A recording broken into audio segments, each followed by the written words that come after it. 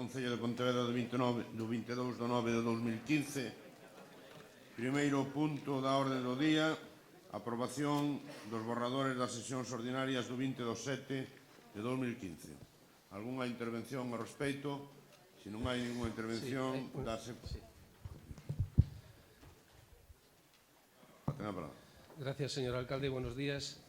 El acta presenta dos pequeños errores. El primero está en la página 1, donde pone que el deportista pontevedrés Jorge Bautista Fernández falleció en la mañana de hoy, debiendo poner que falleció en la mañana de ayer, es decir, el pasado día 19 de julio. Y el segundo error se ubica en la página 15, donde en el cuadro existente pone adquisición de aplicaciones informativas y debería poner adquisición de aplicaciones informáticas. Simplemente eso. Moitas gracias, señor concelleiro. Xa se recollen esas indicacións por parte do señor secretario no que se poida, corresponda. E... Se a ata responde o que se dixo, a ata é correcta. Entón, o que se pode facer é unha aclaración a mesma, que conste por aclaración. Pois facemos unha aclaración. Por lo tanto, recollidas esas aclaracións, sométese a votación, votos en contra ningún, abstención ningunhas, e votos a favor, apróbase por unanimidade dos concelleiros e concelleiras presentes. Punto número 2, xa na parte resolutiva, Economía e Facenda, modificación da ordenanza fiscal reguladora do imposto sobre bens inmobles, aprobación provisional. O señor secretario ten a palabra para ler o dictamen da Comisión Informativa correspondente.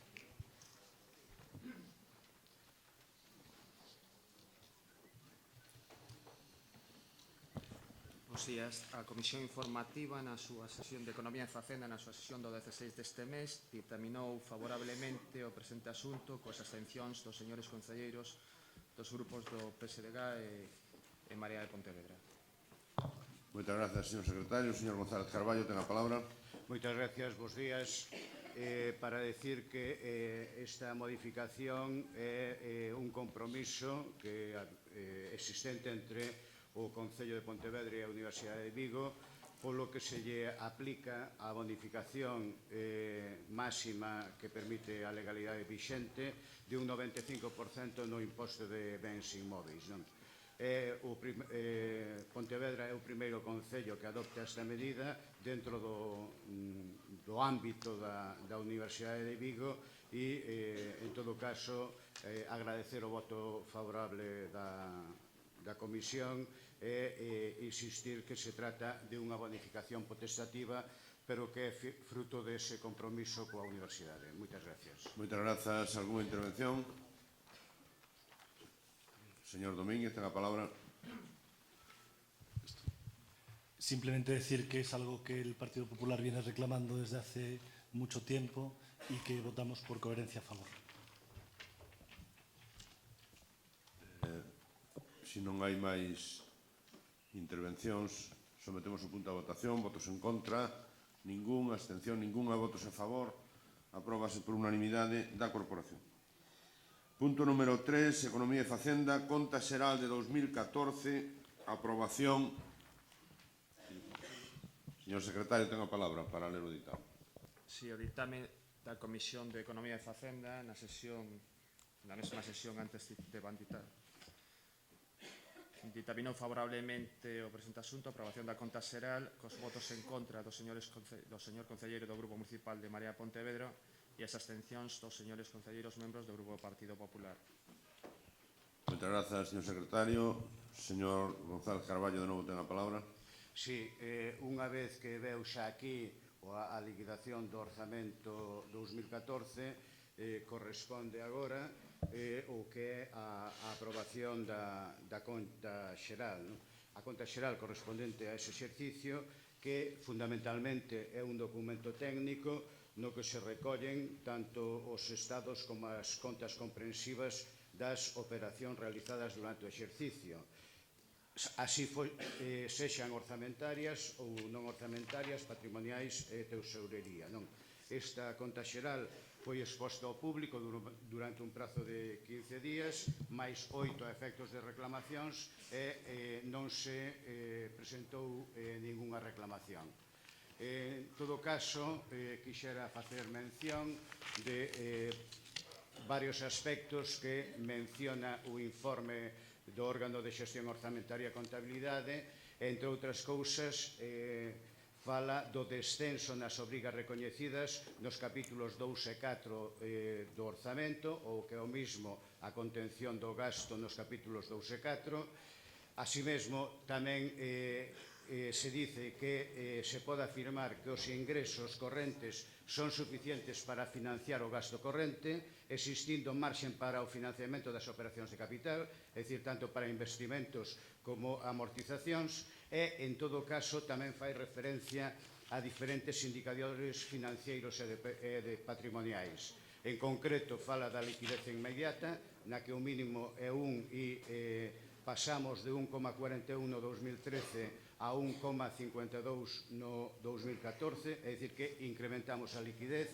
A solvencia a curto prazo pasou de 4,11 a 4,65, disminuiu de maneira sustancial o endebedamento por habitante, antes no 2013 eran 267 euros e pasou a 210, ou outras cuestións como pode ser o período medio de pago ou a execución de orzamento dos ingresos. Por tanto, decir que aquí se recollen todas esas cuestións e é o obxecto do debate. Moitas gracias. Moitas gracias, señor González Carballo. Alguna intervención? Señor Domínguez. Pideu alguén máis? Señor Rei, ten a palabra. Bueno, bo día, moitas gracias. De novo está o Concello de Pontevedra e o seu goberno encabezando o ranking de levantamento de reparos.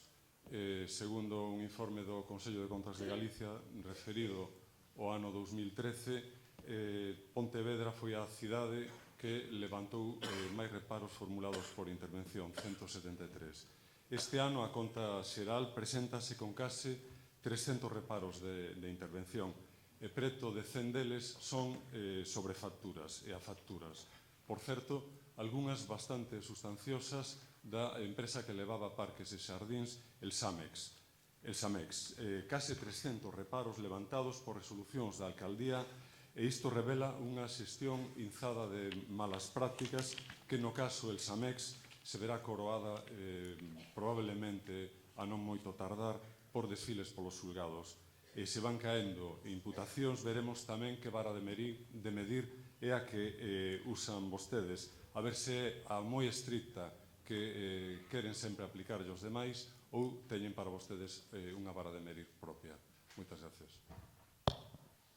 Algunha outra intervención? Señor Domínguez, ten a palabra. Buenos días. A conta xeral es un resumen elaborado por técnicos que pone de manifiesto la situación del patrimonio, de bienes y de derechos del Concello, su financiación, sus préstamos y sus deberes financieros a final de año. Viene a ser una memoria económica del Concello y así la voy a tomar. Voy a dar unas breves pinceladas para no ser reiterativo porque los próximos puntos del día prometen ser extensos. Pero la situación se resume con una palabra: despotismo. Durante el año 2014, así como se venía haciendo los años anteriores, el alcalde y su xunta de gobierno han hecho y deshecho a su antojo, saltándose todos y cada uno de los avisos de los técnicos.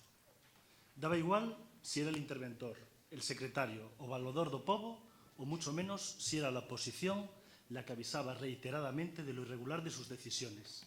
Estas se llevaban a cabo. El punto culminante es el tristísimo episodio del contrato de jardines. Se da una prórroga irregular contra criterio de intervención. Posteriormente se da una segunda prórroga irregular contra criterio de intervención. Aquí el criterio de urgencia ya es difícilmente entendible. Pero para colmo de los presentes, vemos con incredulidad que en contra de todos, y repito, todos los técnicos del Concello, se siguen a día de hoy abonando facturas por valores superiores a 35.000 euros sin que exista ninguna relación contractual entre el Concello de Pontevedra y la citada empresa. Esto se ha hecho contra los principios de transparencia, de equidad, de justicia y de publicidad mínimamente exigibles para cualquier contrato público y para cualquier funcionario público. Se ha tomado una resolución injusta a sabiendas, no pudiendo ser admitida la negligencia o la ignorancia como disculpa.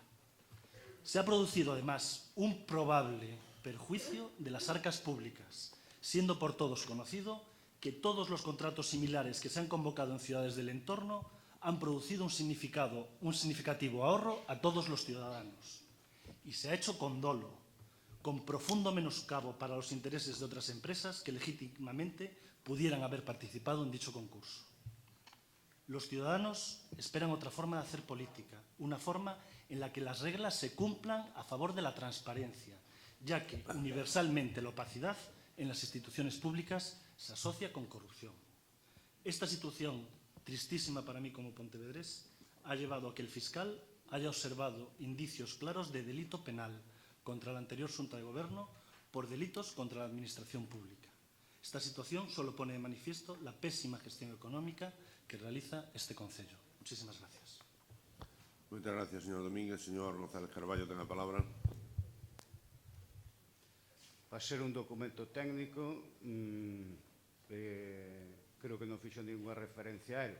É dicir, tratan outro asunto que ven na orden do día, como xa moi ben informou o secretario en comisión, que o tema de dar conta dos reparos é un tema que vai despois. Pero, bueno, non teñen nada que dicir da conta e, entón, agardo o seu voto favorable.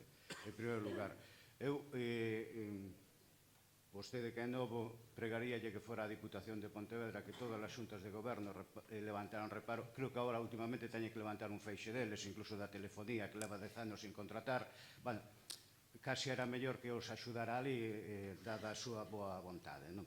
De todas maneiras, tamén ven na orden do día, digamos, o pago de facturas no segundo trimestre, non? O pago de facturas no segundo trimestre foron exactamente 2.615 facturas e, tendo en conta que no último trimestre do ano se paga como un 50% máis de un trimestre normal, podemos estimar que se pode pagar ao cabo do ano do orden de 12.000 facturas, non?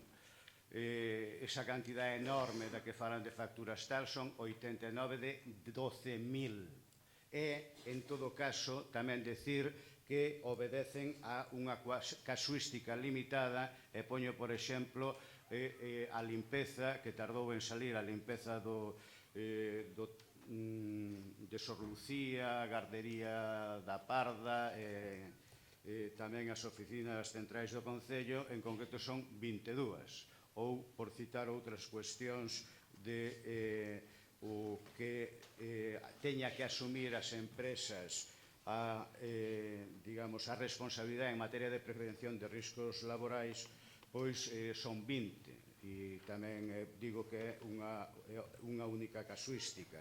Ou determinados campeonatos do IMD, ou produción de determinados eventos culturais ou reposicións de mobiliario.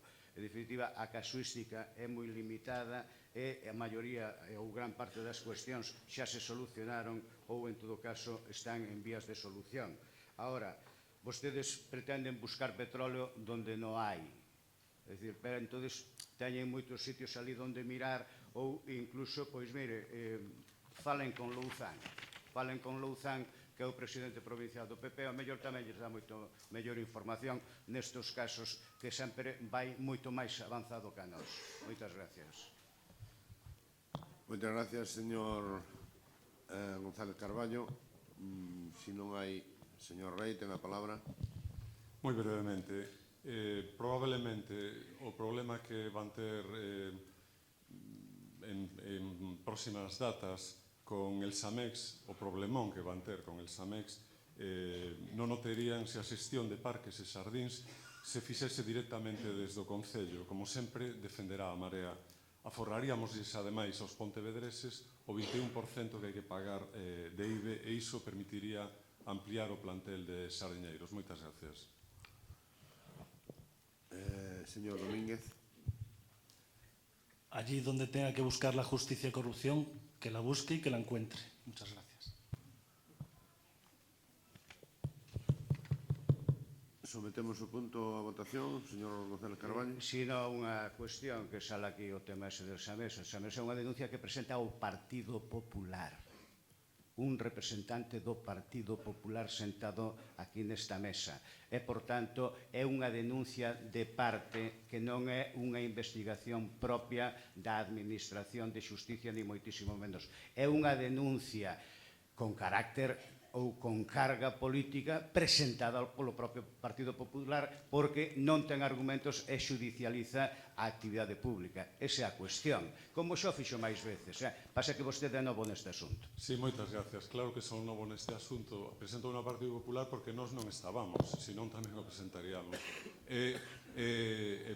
Por certo, a Fiscalía remitiu eso ao xulgado e é probable que teñan que desfilar vostedes por a lei. Agardo que, se as cousas van como deben dir, o señor Rei pida disculpas a este alcalde e a esta corporación no futuro. Moitas gracias.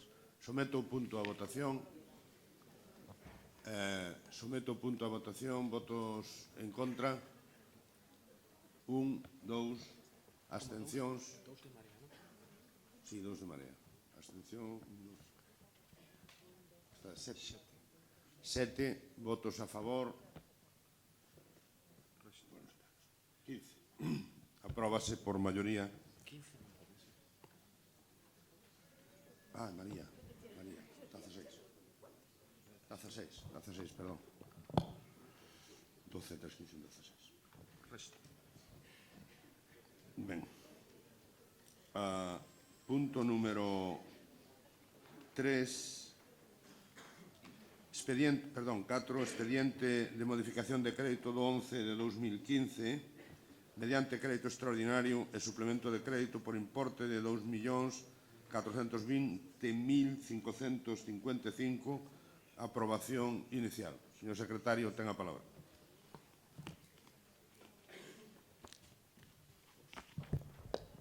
Na devandita comisión informativa, na sesión da Comisión de Economía e Facenda, ditaminouse o presente asunto favorablemente coas abstencións dos señores concelleiros dos grupos do PP, do PSDG e de María Pontevedra.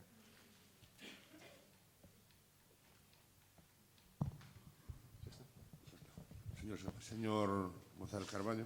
Moitas gracias. É unha modificación de crédito de 2.420.000 euros.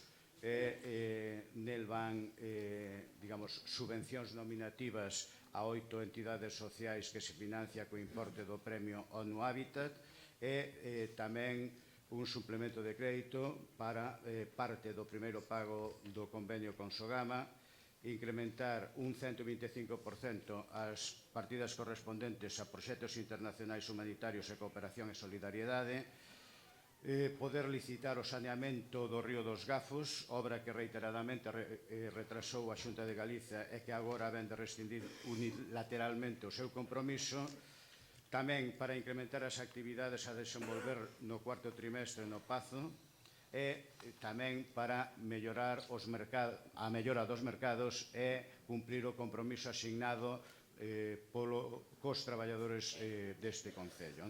Entón, é unha modificación que se financia co superávit ao que facíamos referencia na conta xeral e que, aínda así, unha vez, digamos, utilizado parte deste superávit, aínda así quedarían no Concello de remanente de tesorería máis de 5 millóns de euros.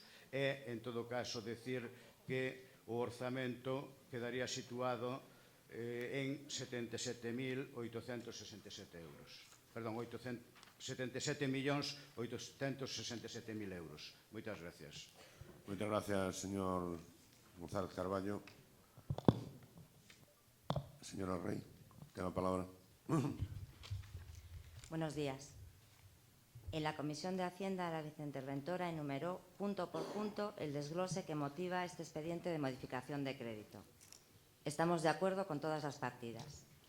Referente al tema de Sogama, la consignación de crédito es más que necesaria para que el Ayuntamiento pueda llegar al acuerdo que Pontevedra necesita. Todos sabemos que el Ayuntamiento está negociando la deuda por los años en los que no se pagó. Una deuda que se contrajo estando en la corporación el Partido Socialista, el Bloque y el Partido Popular. Todo eso lo sabemos, pero ahora, ¿hay que destinar una partida monetaria para que las negociaciones continúen sí. Consecuentemente, debemos votar a favor. Y cuando la Junta de Gobierno cierre la negociación, llegue a un acuerdo y nos lo traslade, Ciudadanos lo aplaudirá si es bueno y lo reprobará si es malo. Muchas gracias, señora Rey. Señor Rey, ten a palabra. Bo día de novo e procurarei ser breve. A parte de coar algúns asuntos que o que veñen é adozar a píldora, isto trata basicamente de Sogama, non? E o primeiro que chama a atención é que non vimos de momento ningún documento escrito. Parece que hai un acordo verbal entre a empresa e este Concello, negociado polo señor González e refrendado polo señor Lores, e pídesenos que deamos por bo e por moi proveitoso para os intereses dos pontevedreses o pagamento dun total de 5.051.000 euros. Un montante que sae de sumar a débeda acumulada de 4.700.000 euros máis 300.000 euros de xuros. O moi proveitoso é que deses xuros se condonan ao Concello de Pontevedra $500.000 de euros e que se lle permite pagar o total en módicos prazos, por así decirlo. Apoiar iso sería avalar a incompetencia máis contumaz, porque esta práctica ven de moi atrás. Podemos remitirnos ás facturas do ano 2004. Preiteouse polas diferenzas entre o que pagaba o Concello e o que facturaba Sogama e, finalmente, no ano 2008, unha sentencia firme fixo que o Concello tivese que pagar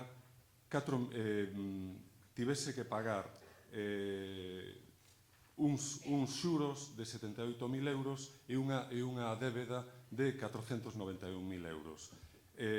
O Concello non tomou nota diso, considerouno unha invitación a teimar nesa práctica e agora atopámonos con que entre o ano 2009 e o ano 2014, por certo, con reparos de intervención, e temos que volver a falar diso, en cada factura mensual que se aboaba desde o Concello, seguiu na mesma e chegamos a acumular esa débeda de 4.700.000 euros, da que colgan 800.000 euros de xuros. Agora, o grande éxito, segundo vostedes, é deixar eses xuros en 300.000 euros. Estamos, pois, ante uns campións da incompetencia que son, ademais, uns campións da contumacia, porque isto o veñen facendo case durante unha década.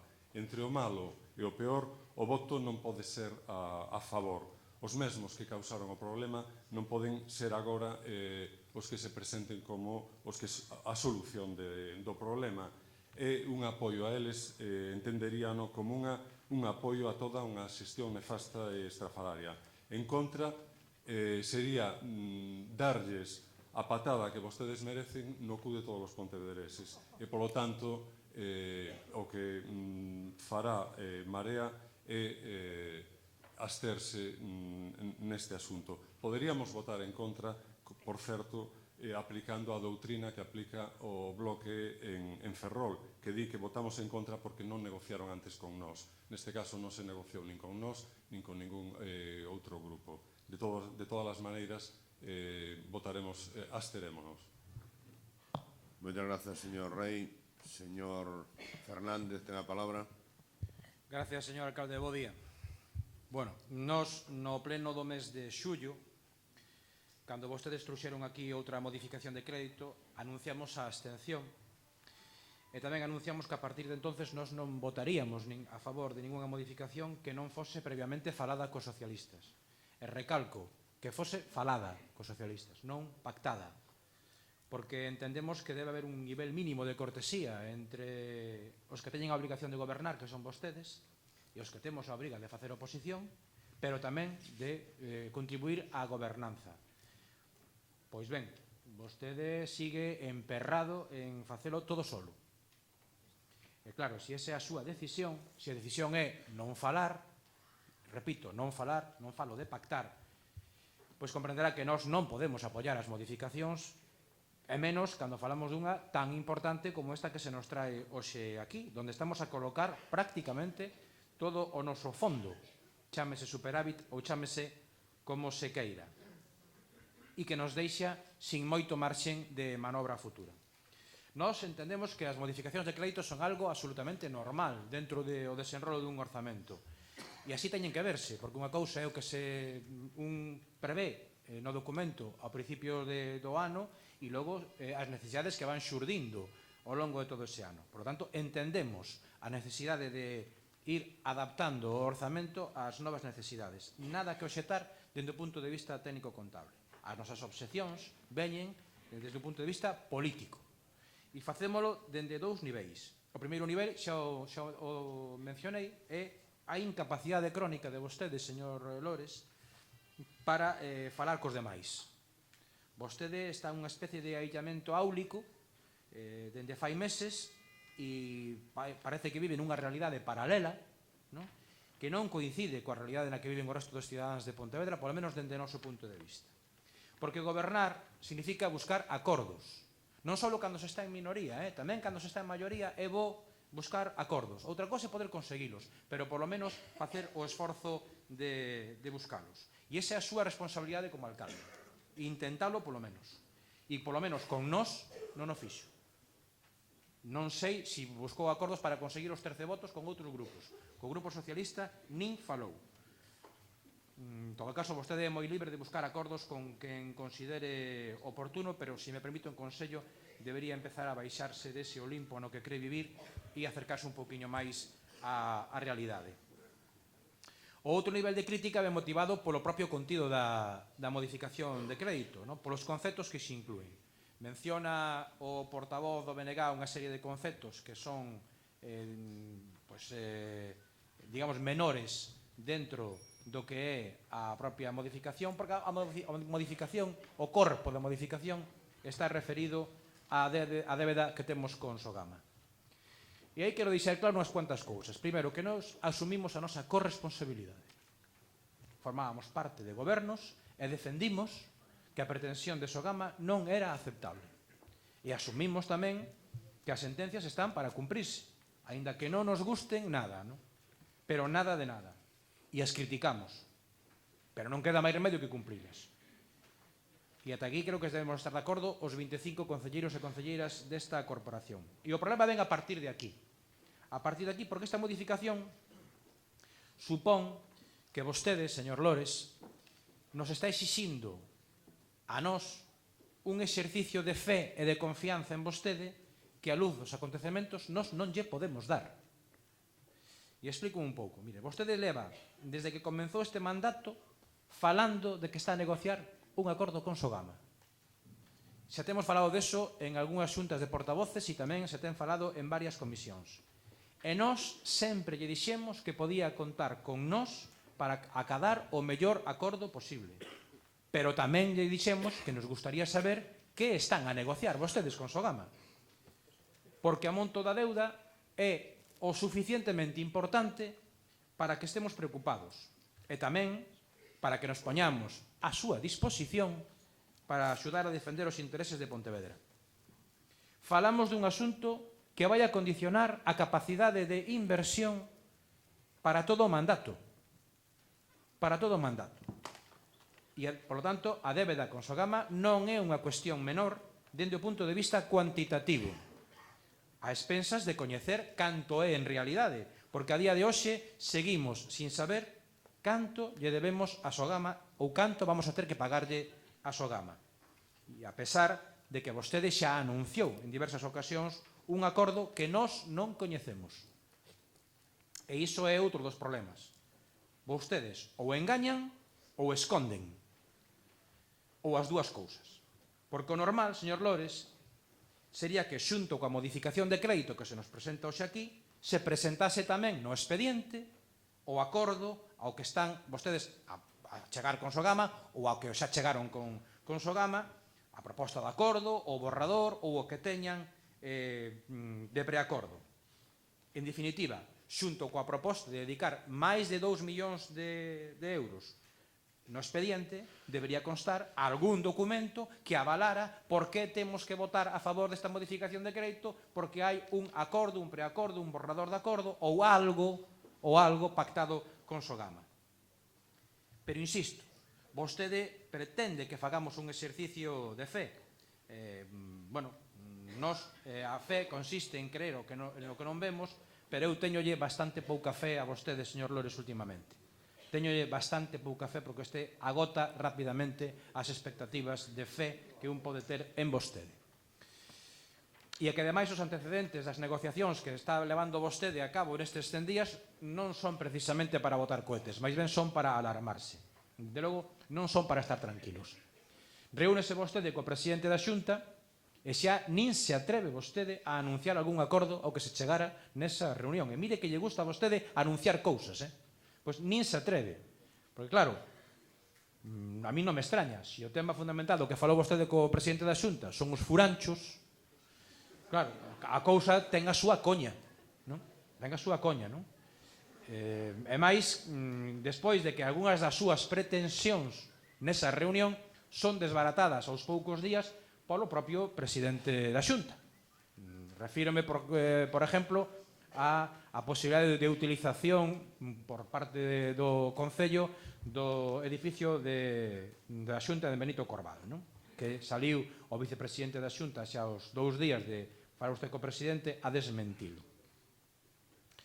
A realidade é que vostede non conseguiu nada. Home, tamén é certo que o PP ou do PP moito non se pode esperar, porque o PP vennos amargando os pontevedreses dende que chegaron ao poder co señor Feijóo. Vennos amargando e ben amargados. Pero creo que vostede saliu igual ou peor do que entrou nesa reunión. Comprenderá que con ese precedente tampouco lle podemos dar moita credibilidade ás súas negociacións con Sogama. E o gallá me equivoque, porque Pontevedra necesita chegar a un acordo que non nos asfixie a nosa capacidade para facer cousas. Tampouco é que salira vostede moi ben da reunión coa presidenta da Deputación. E mire que aí xa xoga en terreno amigo, ou polo menos amigable. Home, non sei se tan amigo como con Louzán. Non sei. Non sei se tan amigo como con Louzán. Pero, bueno, xoga vostede en terreno amigable. Xa yo digo eu, xoga en terreno amigable. Pero nin así foi capaz de facer vostede un anuncio interesante desa reunión. Por lo tanto, se cos amigos ou cos amigables non é vostede capaz de chegar a vos acordos, comprenderá que temos que desconfiar do que se nos presenta hoxe con relación á débeda con Sogama. Vostede, como alcalde, e o Partido Popular, como responsable de Sogama, teñen unha responsabilidade con todos nós. Unha responsabilidade de chegar a un acordo xusto, razonable.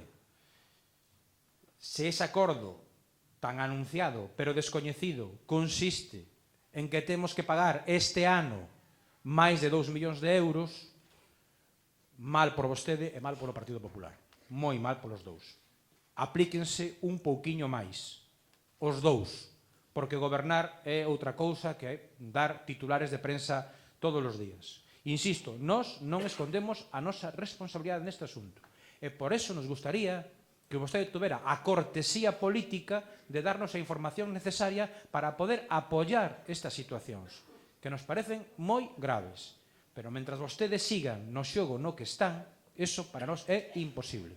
Nós dixemos no mes de xullo que non votaríamos a favor de ninguna modificación que non se farara con nós e vamos a mantelo. Sentindo moito, vamos a mantelo e vamos a votar en contra desta modificación de crédito. Moitas gracias. Moitas gracias, señor Fernández. Señor Domínguez, ten a palabra. Bueno, dos mínimas aclaraciones. Que hay indicios claros de que hay un delito penal contra la administración pública, no lo dice este concelleiro, lo dice el fiscal jefe. Hablan ustedes de judicializar la política. Tenemos aquí un diputado provincial cuya primera decisión ha sido llevar a los tribunales al presidente anterior de la Diputación. Solo se judicializa la política cuando se denuncia al bloque nacionalista gallego. Y ahora una reflexión muy rápida. Espero de verdad que el fiscal jefe, cuyos vastos conocimientos no dudo, se haya equivocado, porque esto solo enmerda un poco la política. El expediente de modificación de crédito nos dice el gobierno local que las cuentas son buenas, que sobra dinero para hacer frente a todos los gastos, incluso para pagar la deuda de Sogama. Y, sin embargo, se hace una modificación de crédito de más de 2 millones de euros para poder pagarla. Para poder pagar la deuda de Sogama, que, por cierto, como han dicho mis colegas, no se ha entregado ningún borrador como se ha prometido, no hemos visto ningún acuerdo de pago, solo nos tenemos que fiar de la palabra de un concelleiro, que no dudo, y que va a ser muchísima más cara para todos los pontevedreses, pues para eso se ha hecho modificaciones de crédito, pero no una, se han hecho dos. Esta que se discute aquí es la segunda. Hay una modificación de crédito de más de 1 millón de euros que no se ha llevado a la Comisión de Facenda, podía haberse llevado, no era obligatorio, pero podía haberse llevado en aras de la transparencia, en la que el Concello retira fondos de elementos tan sensibles como educación, como colaboración con la cultura, como contenedores. ¿Y esto para qué? Para poder tener liquidez para pagar la deuda de Sogama. Se retiran fondos de cultura y de educación para pagar basuras, porque se ha realizado una incompetencia muy grande en los últimos años con este tema. ¿Querían ustedes ocultar que hay que recortar para pagar esta deuda? Si tan bien van las cuentas, ¿por qué decirlo? Y en lo que respecta a esta segunda modificación, se recorta, sí que se recortan elementos tan importantes como el fondo de contingencia, 160.000 euros. Dios no quiera que tengamos una contingencia en los próximos meses, porque ese dinero de emergencias se habrá usado para pagar la deuda de Sogama. Y mi duda, y ya abordando otros puntos que vienen después, ¿no es una contingencia lo que está pasando con el pueblo sirio? ¿No vendrían bien ahora esos 180.000 euros para poder ayudar a los refugiados?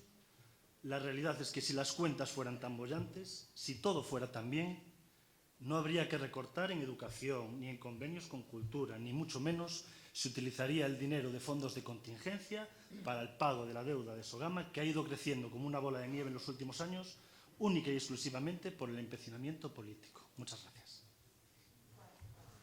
Moitas gracias, señor Domínguez. Señor Moitas veces. Señor González Carballo, ten a palabra. Sí. Vamos a ver. Home, de verdad, non entendo moito, porque se o señor César Aval nos dice que ese convenio resulta ventaxoso para os intereses de Pontevedra, o señor Domínguez non o sabe. Home, poñanse de acordo entre ustedes, poñanse de acordo porque están, digamos, lanzando mensaxes diferentes e contradictorias, non? Entón, en primeiro lugar, eso, non? Con relación ao tema, porque parece ser que non é a modificación, que é a Sogama, bueno, pois falamos de Sogama, ese é o problema, non? O 2 de xuño do ano 1997 se asina entre don Juan Luis Pedrosa e Sogama un contrato de adhesión. Posteriormente, o 31 de marzo do 99, pouco antes das eleccións, o alcalde asina unha adenda que modifica o acordado no pleno e non pasa por pleno esa adenda cando tiña que ter pasado. Bien, nese contrato, o precio que se estipula fixa unha fórmula de revisión, que estará en función de dous factores. Por un lado, o precio da enerxía e, por outro lado, en función do IPC. De tal xeito que sería a cláusula de revisión inversamente proporcional ao precio de enerxía, é dicir, se Sogama produce enerxía, sube a enerxía, baixa o que nos cobraría o Concello. Sería inversamente proporcional e directamente proporcional co IPC. Bien, Sogama incumple esos condicionantes. E non os cumple hai 10 anos, os incumple desde o ano 99, para que quede claro, e vende máis alá ainda. Entón, incumple esos condicionantes e ten unha serie de pleitos, entre eles o tema do IVA, se está incluído ou non, que o perde. Vale? Ao mesmo tempo, pretendía non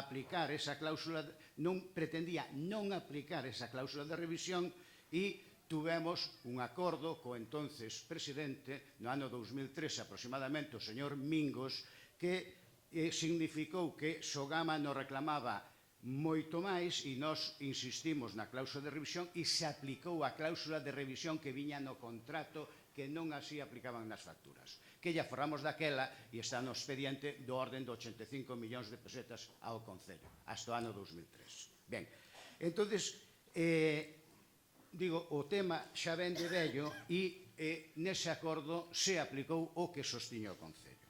Despois veu, digamos, aquel famoso plan de Sogama que fixaba unha tasa cun suposto estudio económico e, efectivamente, pois esa é a unha sentencia que se facía referencia que o Concello perdeu, porque supostamente había ese estudio económico. Pero o Concello seguiu defendendo a capa e espada a cláusula de revisión do precio. E tanto é así que o Tribunal Superior de Xusticia nos dou a razón. Outra cousa é que Sogama recurre en casación, que non era posible, según a asesoría xurídica do Concello e según a propia sentencia, e resulta que lle admiten o recurso de casación e entonces resulta que botan abaixo a sentencia do propio Tribunal Superior de Xusticia de Galicia. Ao mesmo tempo, tamén o Sogama pois presentou unha reclamación polos anos 2004 en adiante que perdeu, que o principal era de 2.031.000 euros. Co cual, pois, inda que efectivamente hubo que pagar 60.000 euros de intereses no ano 2004, outros como consecuencia dunha sentencia de 2008 e outra como consecuencia deste acordo, pois resulta que no haber do Concello hai 2,5 millóns de euros e, por tanto, inda facendo as contas pola baixa, este Concello, en todo este período, aforroulle aos ciudadanos 2 millóns de euros no tema de Sogama. Esa é a realidade do asunto. Entón, ese é o que queda no haber dos veciños e é o que queda no haber do Concello. E, por tanto, dado que o último recurso non foi admitido a trámite polo Tribunal Constitucional, entendemos que xa a cláusula, e o que entende a asesoría xurídica do Concello, a cláusula de revisión non ten validez. Pero hasta ahora estivemos defendendo hasta o último momento que se poido. E a partir de aí é cando se chega ou se intenta chegar a un acordo. E se financia con remanente, fundamentalmente. E con sobrantes do contrato de recollida de lixo e do propio tratamento del lixo de Sogama que estaba, digamos, era unha partida máis incrementada. Esa é a realidade dos feitos. Por tanto, aquí estuvemos defendendo un acordo asinado no seu día por un alcalde que era do Partido Popular, pero que era un acordo do Concello e o estuvemos defendendo hasta o último minuto que foi posible. Se non, seguiríamos defendendo, de ser posible outra situación. E, por tanto, por eso agora vai a esta modificación. Tanto é así que este acordo que se vai a asinar, que efectivamente non está rematado, pero hai unha cuestión obvia, é dicir, para poder asinar un convenio é evidente que debe haber consignación orzamentaria, senón non se pode asinar o convenio, senón vendría outro reparo que dentro dun ano non lo volverían a recordar aquí. Entón, a cuestión é esa e, por tanto, creo que queda suficientemente claro que este goberno estuvo defendendo a capa e espada os intereses dos veciños e das veciñas de Pontevedra. Por alusións. Moitas gracias, señor González Carballo. Por alusións, moi curto, señor Mosquera. Extremadamente curto, non? Aquí hubo unha referencia a unha actuación, ou suposta actuación miña na Diputación, polo tanto, creo que merece unha aclaración. Vayamos ao fondo moi breve. Mire, eu son, ou como grupo do BNG da Diputación, son perfectamente coñecedor que na Diputación había moito máis recoñecimentos extrajudiciais que no Concello e os reparos que ali chaman de observacións bastantes máis e de bastante máis calado. Sabía que hai contratos que levan 10 anos, 12 e algún que non sacou nunca como o de comunicacións. Correcto. Ahora, non fomos nós quen levamos eso ao Fiscalía ou aos xulgados porque nos parece unha barbaridade. Cada un que faga o que teña que facer. E se Fiscalía ou a Xusticia descubre o que ten que descubrir, que o descubre. E nos andar denunciando cousas deste tipo que na administración hai que recortar, pero que é prácticamente imposible poñer a cero, prácticamente imposible por erros de funcionarios, por facturas que mandan, por exemplo, de telefonía o ano seguinte, cando son de exercicio pasado, mil cousas destas que non casa ben a realidade con cada vez. E non o levamos. E non tiven nada que ver con levar eso ao xulgado. Non tiven nada que ver. É unha cuestión de presidencia. Pero sí o aceptei, porque pactamos todo. Sí o aceptei. E sí o aceptei porque hai que ver a conduta súa aquí e a conduta súa do seu portavoz de Pollo, que agora é na Diputación. Levando unhas facturas por pagar o gasóleo dos colexios, o alcalde de Pollo, a Fiscalía e vostedes aquí co contrato. Eu non tuve unha autoridade moral como para dicir, mire, non e non. Isto non se fai, porque a resposta está clara. Dicir, oiga, se o PP está facendo, vos está facendo a vos aquí.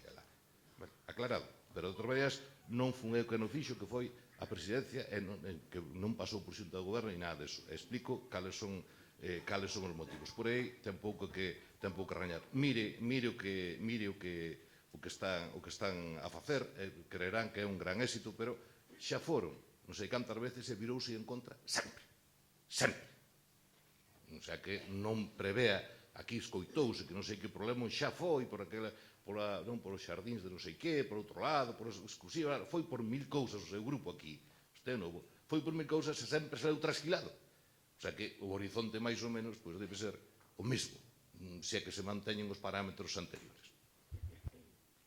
Ben, algunha outra intervención? Señora Rey, en primer lugar.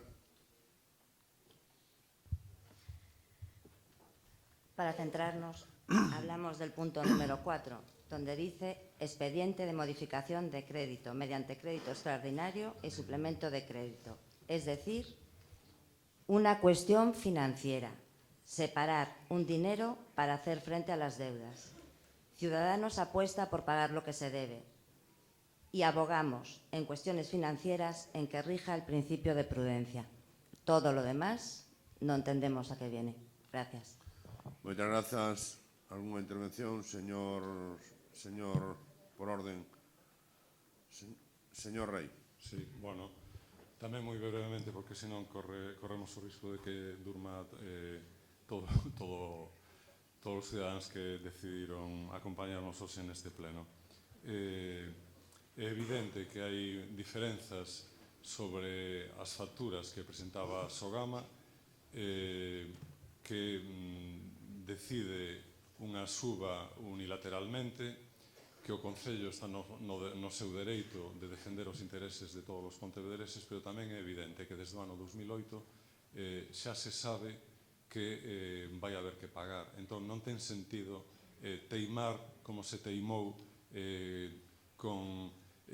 neste asunto para chegar a acumular o que agora temos diante de todos, que resolver un problema que suma 5 millóns de euros. Moitas gracias.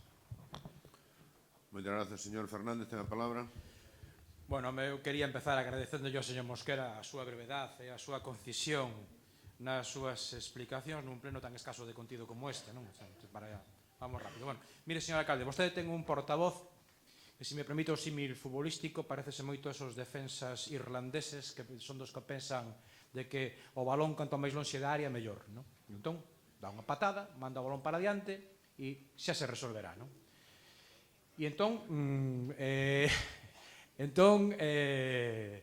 nos fala e nos fai aquí un recorrido por a historia do contrato de Sogama, que, bueno, que está moi ben, que é certo, que nós polo menos non o discutimos, o compartimos, somos corresponsables, entendimos todo eso está moi ben.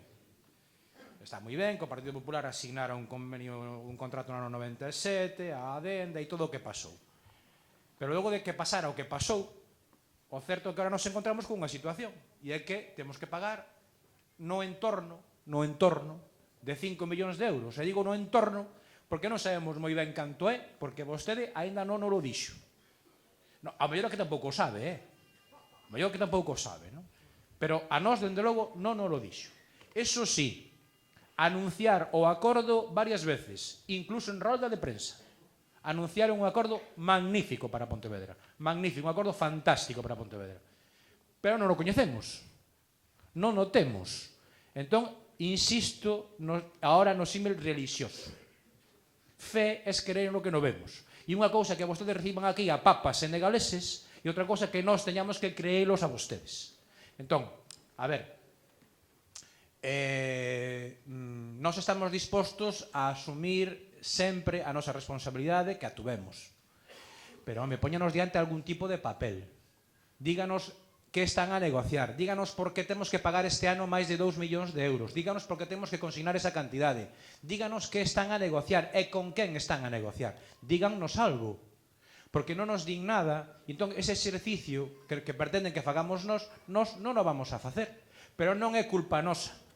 É culpa da súa propia incapacidade para falar cos demais. Insisto, para falar. Xa o de chegar a acordos a vostede xa lle queda moi longe. Pero polo menos para falar. Entón, bueno, eu felicito ao seu portavoz por esa capacidade defensiva que ten, pero tamén se necesita en todo equipo de fútbol e en todo grupo de goberno se necesita alguén que construa. E iso debería tocarlle a vostede. Parece que vostede tampouco está nesa situación. Ben, nós vamos a manter o noso voto en contra porque isto non son formas, señor alcalde. Moitas grazas, señor Fernández. Señor Domínguez, ten a palabra. Señor Mosquera, non me quedou claro. Dice que non tiene nada que ver, pero que votó a favor. Non me quedó que consensuó a favor, que está usted... Non me quedó moi claro si está a favor ou en contra, sinceramente. Simplemente, lo que dice aquí el bloque nacionalista es todo muy bonito, es una historia, un cuento muy largo, pero no tiene ninguna razón porque no se le ha dado el juzgado en ningún momento. ¿Por qué pagan ustedes ahora? Pactan ahora porque si no, como han perdido todos los recursos, les va a llegar una cantidad de 5.500.000 euros que tienen ustedes que pagar inmediatamente, que pondría al concello en inestabilidad financiera porque habría que pagarlos impepinablemente. Es por lo que están pagando ahora y pactando ahora. Y muchas gracias que han encontrado con un presidente de Sogama que ha tenido la sensibilidad para este concello de intentar organizar los pagos de una forma que pudiera ser aceptable para este concello, aunque nos ponga en riesgo. Muchísimas gracias. Moitas grazas, señor Domínguez. Señor González Carballo, ten vostede a palabra. Home, eu entendo que non se teña fe, pero, bueno, as virtudes teologales son 3, e tamén debía de haber, inda que sea a última, a de caridad.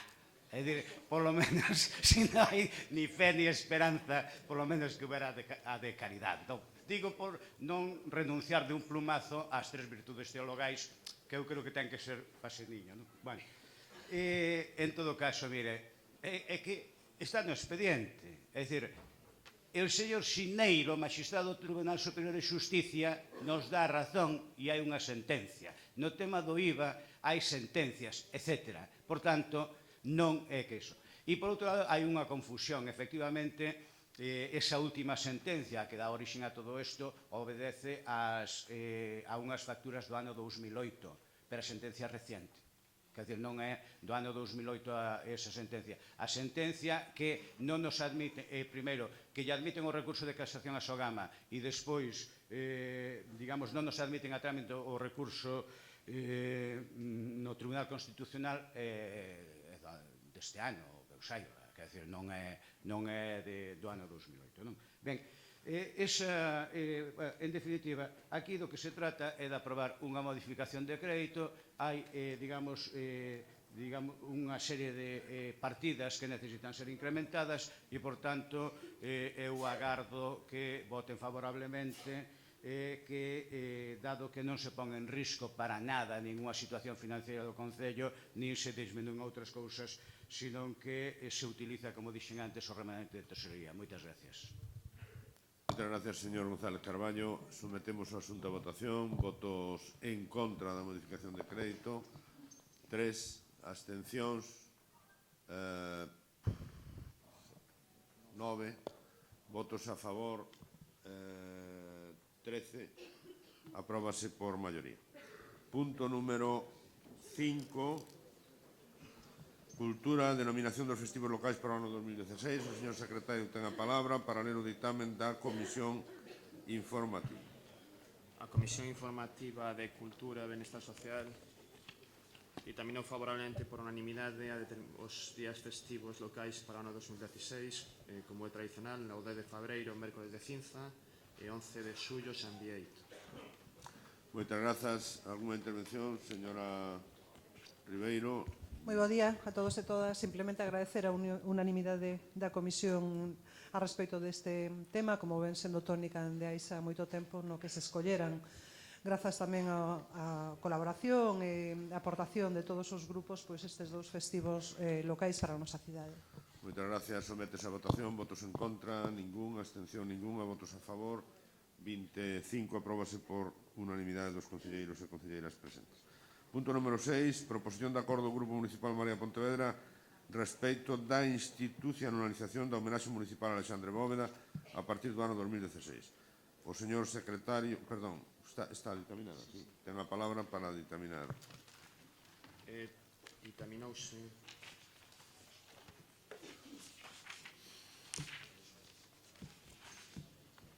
non, isto é que cale Está sin ditaminada. non sei cale aquí está aquí.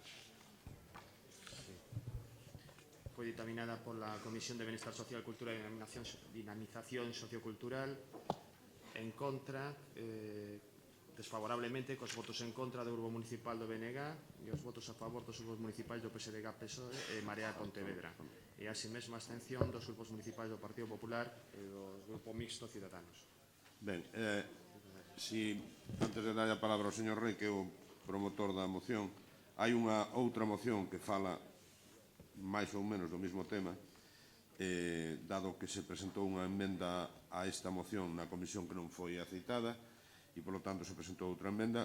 Eu digo simplemente que se debatan os dous temas conxuntamente, logo depois se quere se vota separadamente. Moitas gracias. Señor Rei, ten a palabra. Bueno,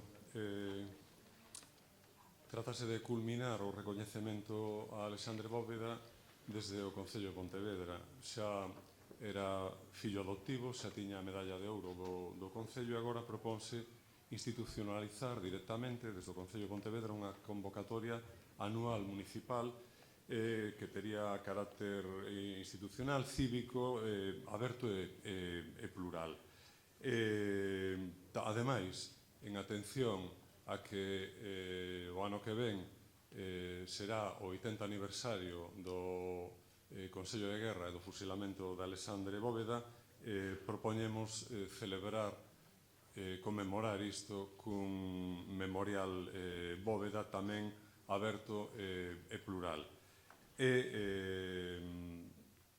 Hai un terceiro punto na nosa proposta que é dotar no necesario camiño de feminización do Rueiro de Pontevedra un espazo público pontevedresco nome de Amalia Álvarez Gallego, a viúva de Alexandre Bóveda. Por certo, congratulámonos que na moción que presentou o bloque sobre este mesmo asunto corrixise a rechamante ausencia dunha moción anterior sobre feminización do Rueiro na que non figuraba o nome de Amalia Álvarez. Simplemente confiamos en que a partir do ano que ven a conmemoración e o recordo de Alexandre Bóveda e de todos os mártires da Guerra Civil poida ser asumido por toda a sociedade pontevedresa a través dun acto plural e aberto a todos, sin patrimonializar por ninguén. Moitas gracias. Moitas grazas. Señor Bará, hai unha cuestión, non digo porque son dúas e logo despois se debate, inicia. Hai unha cuestión que hai que aprobar a urxencia da segunda moción porque non estaba ditaminada. Si non hai ningún problema por parte de ninguén, dase por aprobada a urxencia e ten a palabra o señor Bará. Moi bons días, moitas grazas, señor alcalde. Efectivamente, o Grupo Municipal do BNG na discusión con comisión intentou consensuar mediante unha serie de enmendas un acordo unánime, como por parte do Grupo de Marea Pontevedra non se accedeu a que se incluísen esas emendas, pois vímonos un pouco obrigados a presentar unha moción alternativa que, ademais de centrarse na cuestión do Día de Galiza Mártir, aborda tamén outras cuestións a respecto da celebración no ano 2016 dunha grande homenaxe institucional do Concello de Pontevedra non só á figura de Alexandre Bóveda, senón a todas as víctimas da represión e nomeadamente as víctimas máis silenciadas e as mulleres. E tamén nos referimos á cuestión da homenaxe a Amalia Álvarez. Eu penso que, non sei se con boa intención ou non, pero a iniciativa do Grupo da Marea é froito dunha certa precipitación, tamén dun certo descoñecemento e tal vez tamén dunha certa obsesión que caracteriza punto por punto cada unha das súas intervencións. Penso que isto pódese correxir, pódese correxir falando, pódese correxir estudando tamén un pouco que foi a trayectoria deste Concello a respecto da recuperación de memoria histórica e da figura de Alexandre Bóveda e da súa compañeira Amalia Álvarez Gallego. E pódese correxir tamén falando coa Fundación e coa familia, porque me consta, porque falei coas dúas partes, que o Grupo da Marea non consultou nin a Fundación nin a Marea para propoñer esta iniciativa. E claro, por iso se equivocan, non? Lamento ter que dicir isto, pero equivócanse porque a celebración institucional que hai neste momento do Día de Galiza Mártir, o 17 de agosto, é froito dun acordo e dun consenso entre todas as partes implicadas na organización dos actos.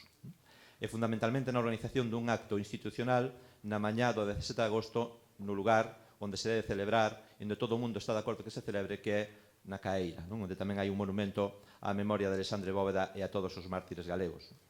Esa celebración é froito dun acordo entre tres partes: o Concello de Poio, o Concello de Pontevedra e a Fundación Alexandre Bóveda. E a Fundación Alexandre Bóveda está de acordo en que se siga celebrando aí a homenaxe institucional. E despois, ao longo do día, hai outra serie de actividades arredor desta data. Hai un xantar e a entrega dun premio promovida pola Fundación Alexandre Bóveda, hai un acto cívico no cemiterio, hai actos relixiosos e hai un acto político que se celebra desde fai moito tempo na cidade de Pontevedra e que agora se celebra na Praza de Curros Enriquez, onde hai tamén un monumento a Alexandre Bóveda. Por lo tanto, toda esta conmemoración é froito do consenso e de acordo entre todas as partes.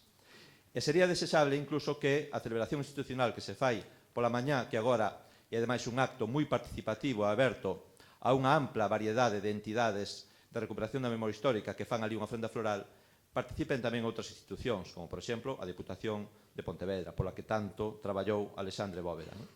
O mesmo a Xunta de Galiza, que nos estaría ademais tamén que algún día participase, como xa participou fai uns anos, nesta homenaxe institucional. Pero non tería sentido que no mesmo día se celebrase un acto institucional en Poio, un acto institucional organizado polo Concello de Pontevedra, outro acto institucional organizado non sei, pola Deputación Provincial, supoño que agora tamén estarán interesados, ou pola Xunta de Galiza. O lóxico é que haxa un único acto conxunto, como hai xa, que sexa froito do acordo e do consenso. Por lo tanto, eu creo que aí as cousas están como están ben feitas. En todo caso, que hai que potenciar aínda máis esa celebración.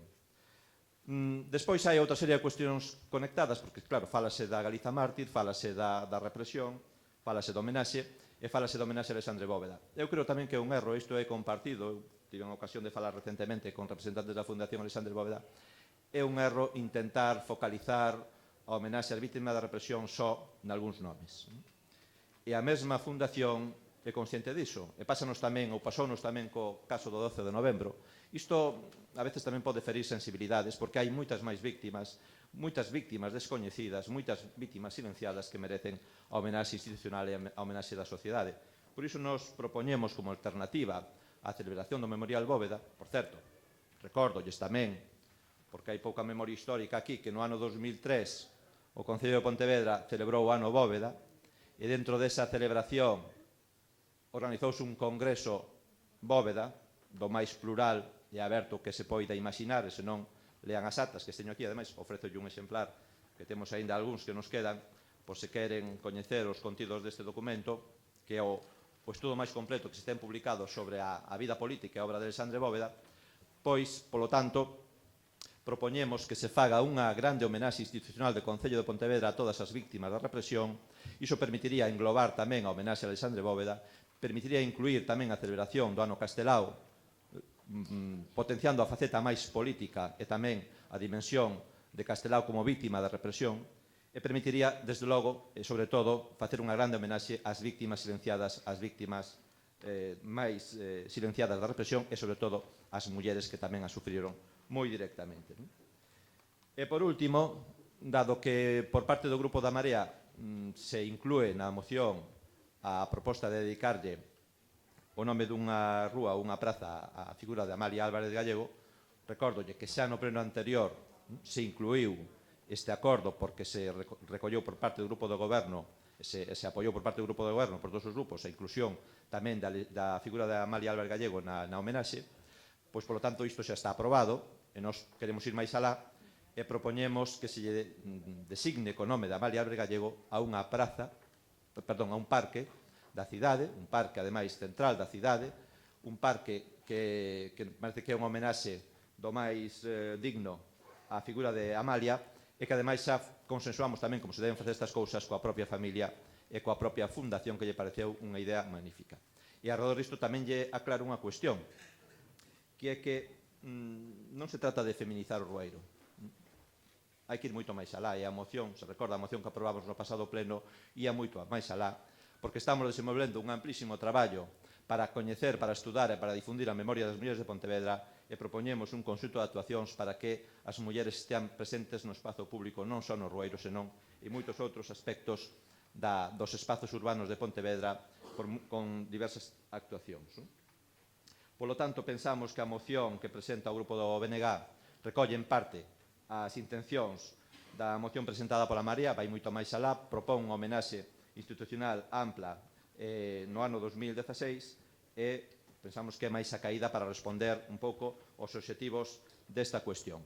E tamén, como o Partido Popular presentou un escrito a respecto da moción presentada polo BNG, tamén faría unha breve referencia a esta cuestión para decir que a fundamentación e a exposición que fai o Grupo do Partido Popular está nas antípodas do que defende este grupo político. Está no lado contrario. Eu non sei se está inspirado un pouco na lectura dos libros de Pío Moa, pero a verdade é que o que pon aquí é inasumible por parte deste grupo de goberno. Primeiro, porque aquí falase no punto 1 de que Alexandre Bóveda fora pasado polas armas en Galicia. E Alexandre Bóveda non foi pasado polas armas. Alexandre Bóveda foi fusilado. E as palabras non son inocentes. A terminoloxía pasado polas armas era a terminoloxía que usaban os militares golpistas.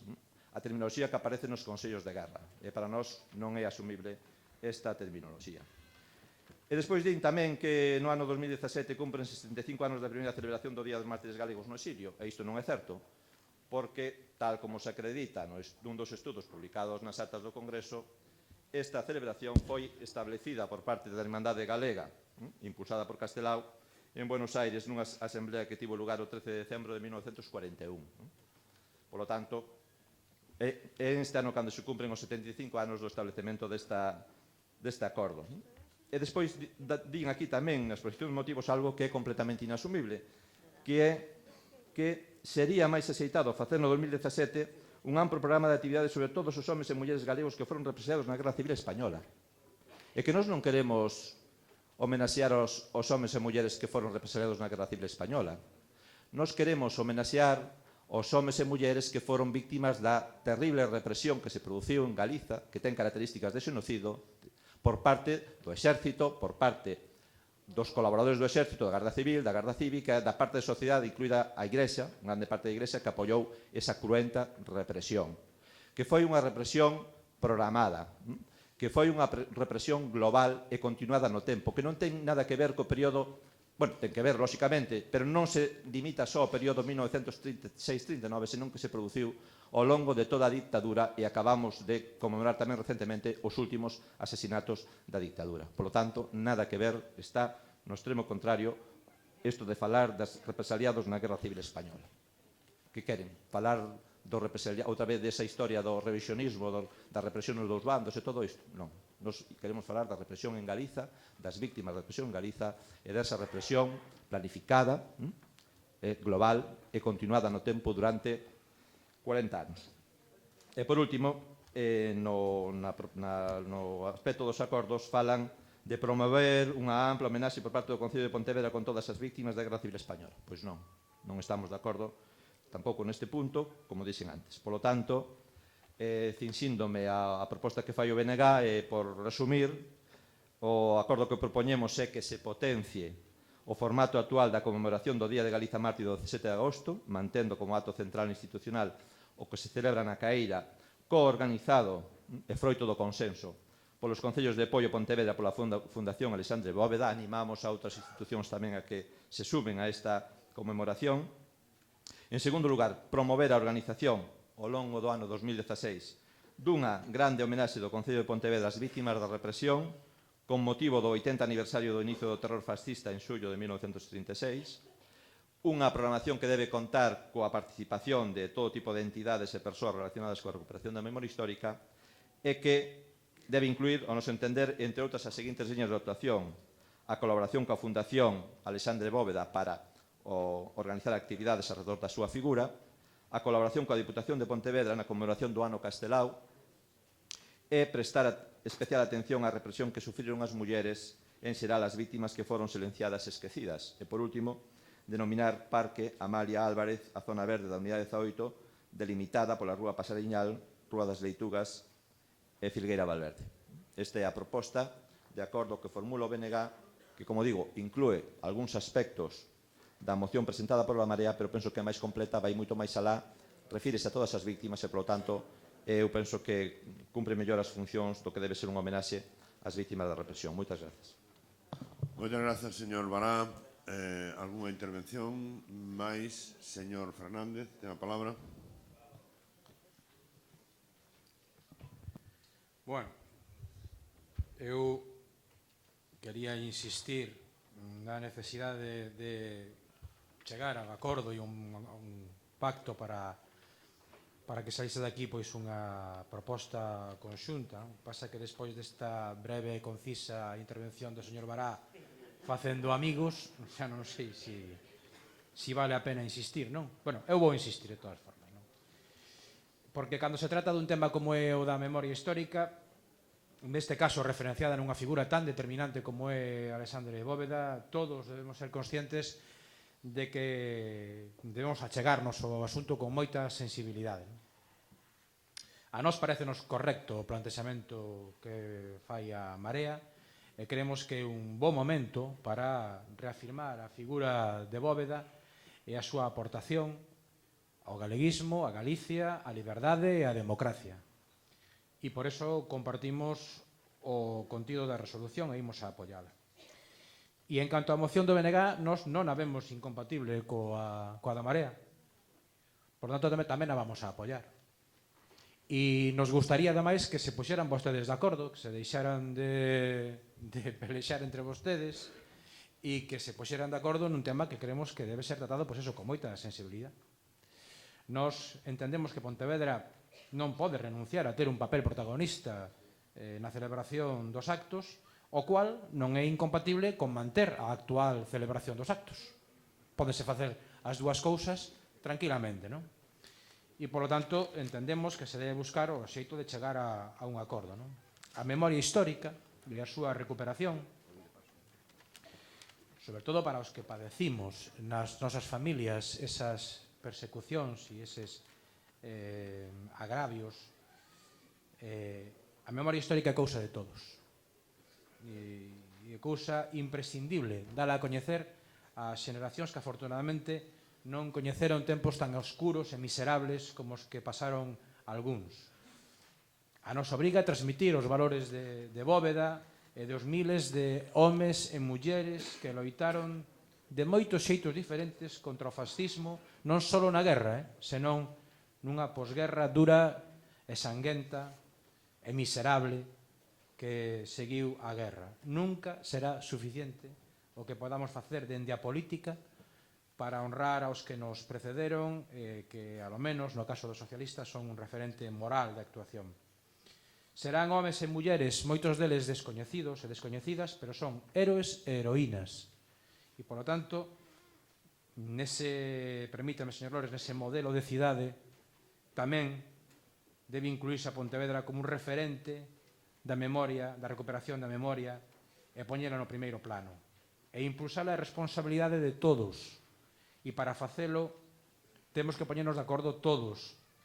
E non estar facendo estes exercicios florais e fogueteiros de itumás que a veces non nos levan a ningún lado. Nós seguiremos instando a que se poñan vostedes de acordo e facer unha única votación que inclúa as propostas das dúas mocións, porque faríanos un flaco favor a todos chegar aquí e ter que votar dúas veces por algo no que todos creemos e todos compartimos. Moitas grazas, señor Fernández. Señor Abad, ten a palabra. Moitas gracias, señor alcalde. Bon día a todas e a todos, en especial os veciños que hoxe se acercaron hasta o pleno de Pontevedra.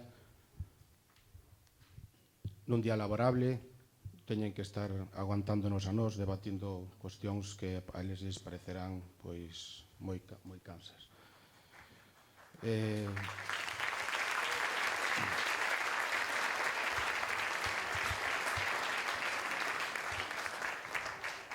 Deberían saber que a moción de ENCE foi das primeiras en entregarse e case sempre é das primeiras en debatirse. En este caso, vostedes puseron ya a moción que lles afecta, puseron ya nos últimos puntos. Todo isto que están observando é para cansados.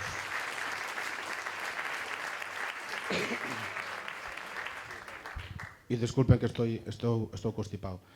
Miren, ainda non falei, e xa me mencionaron dúas veces en dous puntos distintos. Se nota que hai moito nerviosismo na bancada dos nacionalistas do BNG, hasta tivo que falar o señor Mosquera, cousa inaudita. Eu ainda non falei e vostedes xa me mencionaron varias veces. Non sei se por el SAMEX, o caso del SAMEX que está na Fiscalía.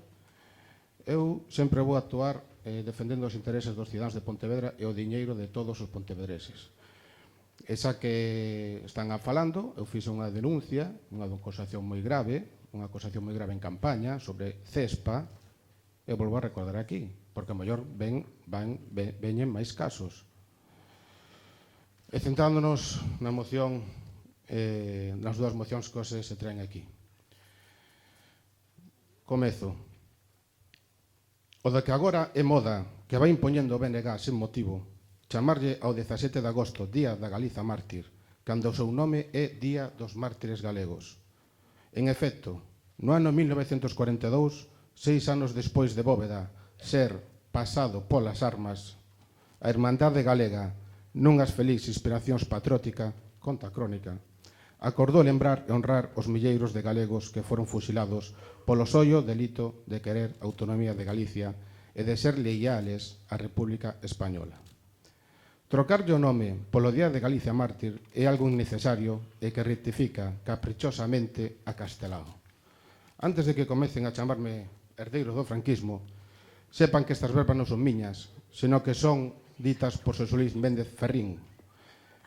E se pensa o señor Bará todo o que dixo a palabra pasado polas armas, pense que yo dixo a Xosé Luis Méndez Ferrín, que creo que de franquista non ten ninguna sospeita.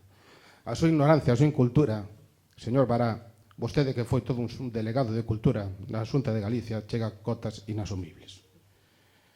En efecto, vostede sigue insistindo no Día de Galiza Mártir con argumentos baladís.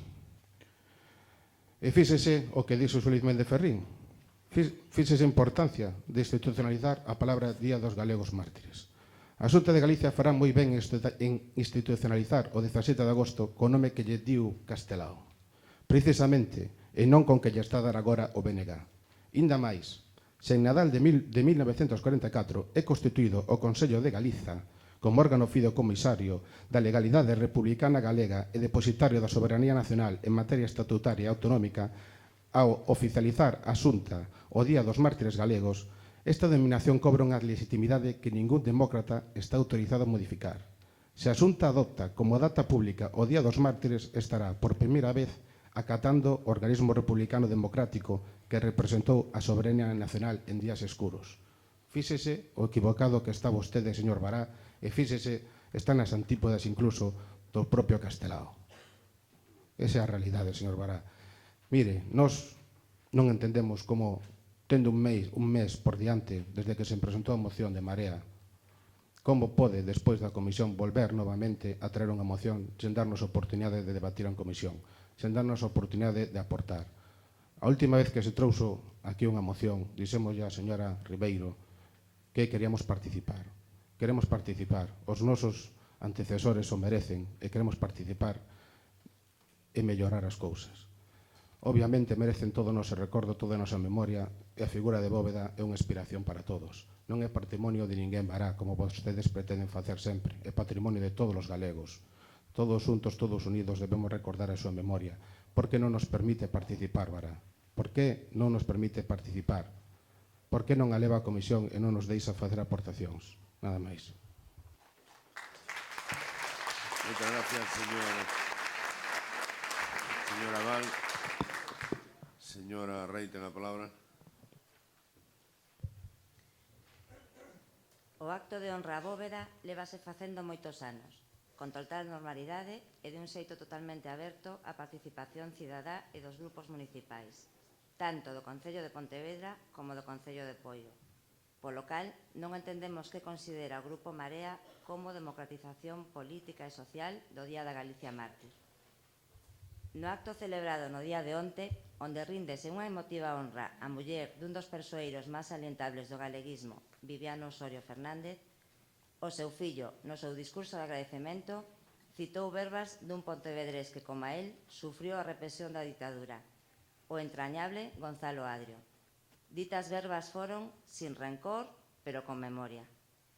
Debemos lembrar a todas as persoas que morreron pola súa ideoloxía política, pero debemos avanzar.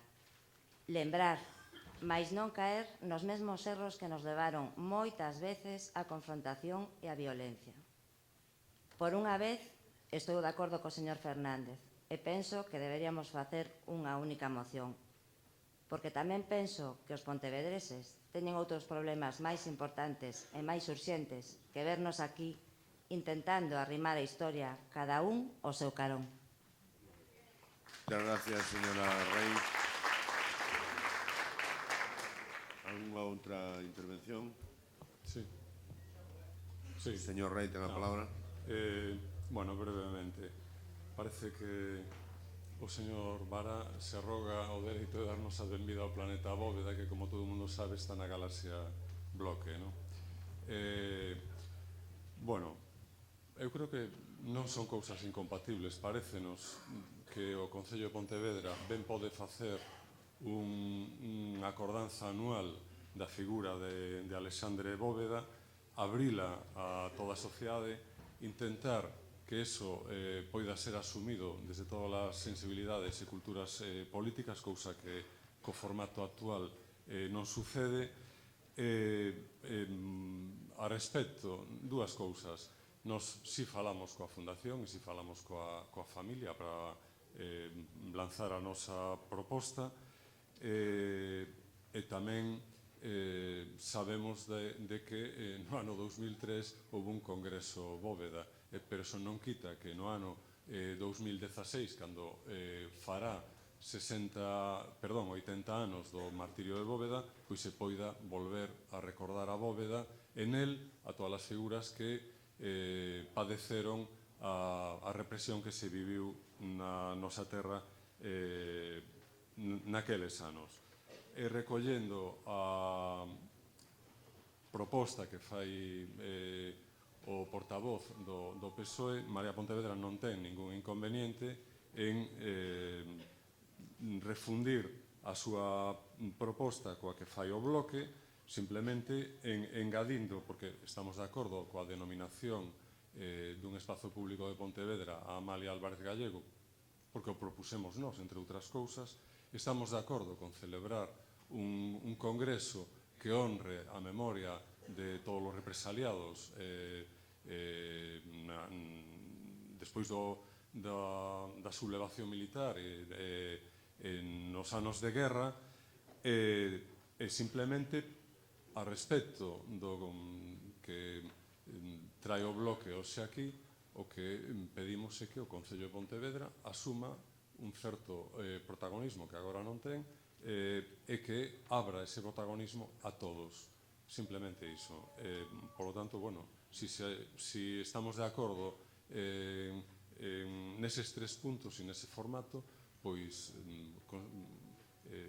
Marea Pontevedra non ten ningún inconveniente en asinar co bloque, cos partidos e cos outros grupos municipais que así o queiran. Entendo que Ciudadanos e o PSOE o asumirían, non sei o caso do PP, pois que saia daqui un acordo a poder ser unánime. Moitas gracias. Está el señor Rey, señor Bará, ten a palabra. Sí, eu recordo que o grupo do BNG xa na comisión intentou presentar unha serie de emendas á iniciativa de Marea que naquel momento non foron aceptadas, non? Por lo tanto, foi por iso que presentamos unha moción alternativa que ademais vai máis alá do que é a celebración do Día de Galiza Mártir.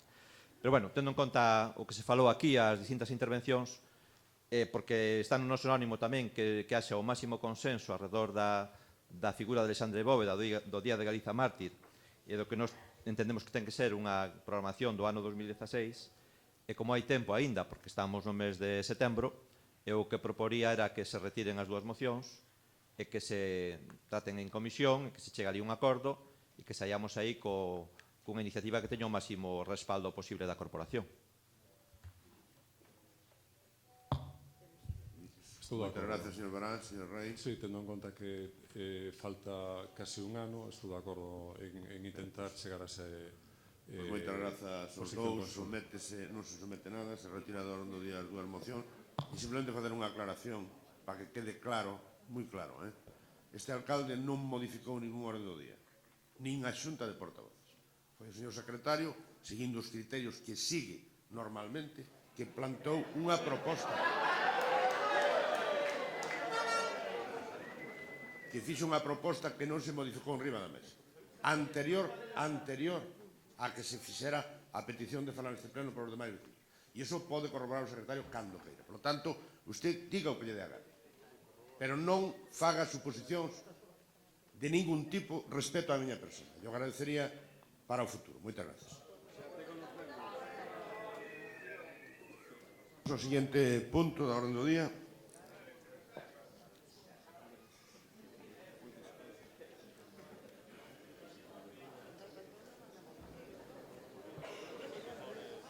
Proposición de acordo, punto número 8 da orde do día. Proposición de acordo do Grupo Municipal Marea Pontevedra en defensa dos afectados polas participacións preferentes e obligacións subordinadas. O señor secretario ten a palabra. A Comisión do Pleno de Benestar Social, Cultura e Dinamización Sociocultural dictaminou favorablemente o presente asunto cos votos a favor, cos abstencións do Grupo do Partido Popular e Ciudadanos. Moitas grazas, señor secretario. Señor Rey, ten a palabra. Vou falar eu, Carmen Moreira. Grazas. Señora Moreira, perdón. Señora Moreira, ten a palabra. Na actualidade, máis de 22.000 persoas de toda Galicia están pendentes de recuperar os seus aforros, investidos en participacións preferentes, obrigacións subordinadas perpetuas e obrigacións subordinadas con data de vencemento. En setembro fará 4 anos do inicio desta estafa. A solución dada pola Xunta consistiu nun proceso de arbitraxe que resolvía a contratación do Instituto Galego de Consumo para o apoio á tramitación de expedientes de arbitraxe de consumo relacionados coa comercialización destes produtos cun prazo de execución de 9 meses sen prórroga. 116.000 afectados solicitaron arbitraxe e tan só se tramitaron 20.000 casos en toda Galicia. 2.830 millóns de euros, tan solo se devolveron 496 millóns, sendo un 27% según a plataforma de afectados por las preferentes e subordinadas de Pontevedra. Pola vía judicial se recuperaron aproximadamente 400 millóns, quedando pretos de 1.000 millóns por recuperar. A situación é especialmente grave porque a imensa maioría dos atrapados teñen máis de 65 anos ou son menores de edad, persoas sin formación, incluindo analfabetos, nin coñecementos en materia bancaria. Destacamos que os clientes da nacionalizada banca que solicitaron a liquidez ao FROP pero non acudiron ao mesmo tempo á vía xudicial non van a recuperar os seus aforros. É primordial difundir e dar a coñecer a estas persoas que se queren recuperar a totalidade dos seus aforros deben presentar xa demanda xudicial. A banca non ten intención de devolverlle os cartos. Preto a de prescribir e tendo en conta que no 2016 o FROP deixará de existir, quedando sen opción nin posibilidade de recuperar a totalidade dos seus aforros. Por esta moción solicitamos ao Concello que inste a Xunta de Galicia e a banca a que fagan público o número de persoas afectadas de produtos híbridos pendentes de recuperar a totalidade dos seus aforros e, a súa vez, lles comunique a cada unha das mesmas o feito de que se non presentan demanda xudicial non van recuperar os cartos sustraídos nas quitas. Tamén requerir a Xunta que faga pública a resolución da Comisión de Investigación do Parlamento Galego polo funcionamento das caixas, xa que se cumpren 2 anos desde que fixeron as comparecencias e aínda segue pendiente o ditame correspondente. Grazas. Moitas grazas, señora Moreira. Señora Rey, ten a palabra. No entendemos que esta moción se presente en el Pleno. No entendemos que se utilice de forma partidista un tema que tanto sufrimiento ha provocado en nuestra comunidad. El único fin que parece tener esta moción es la de conseguir réditos políticos. Ciudadanos está en contra de la comercialización de productos financieros con los que se engaña a los ciudadanos. Aún así, no vamos a votar a favor por miedo a un mal titular. Votaremos las mociones que ofrezcan soluciones a los ciudadanos, no mociones que ofrezcan portadas o titulares a los políticos. Moitas gracias, señora Rey. Ten a palabra o señor Fernández. Bueno, dúas cousas. Ou, primeiro unha, en relación co punto anterior.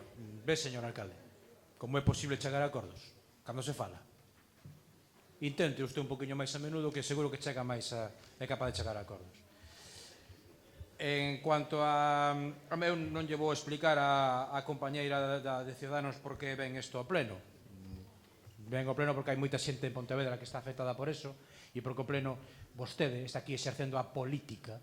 Non denigre vostede o que vostede mesma exerce aquí. Vostede co seu discurso antipolítico está facendo política.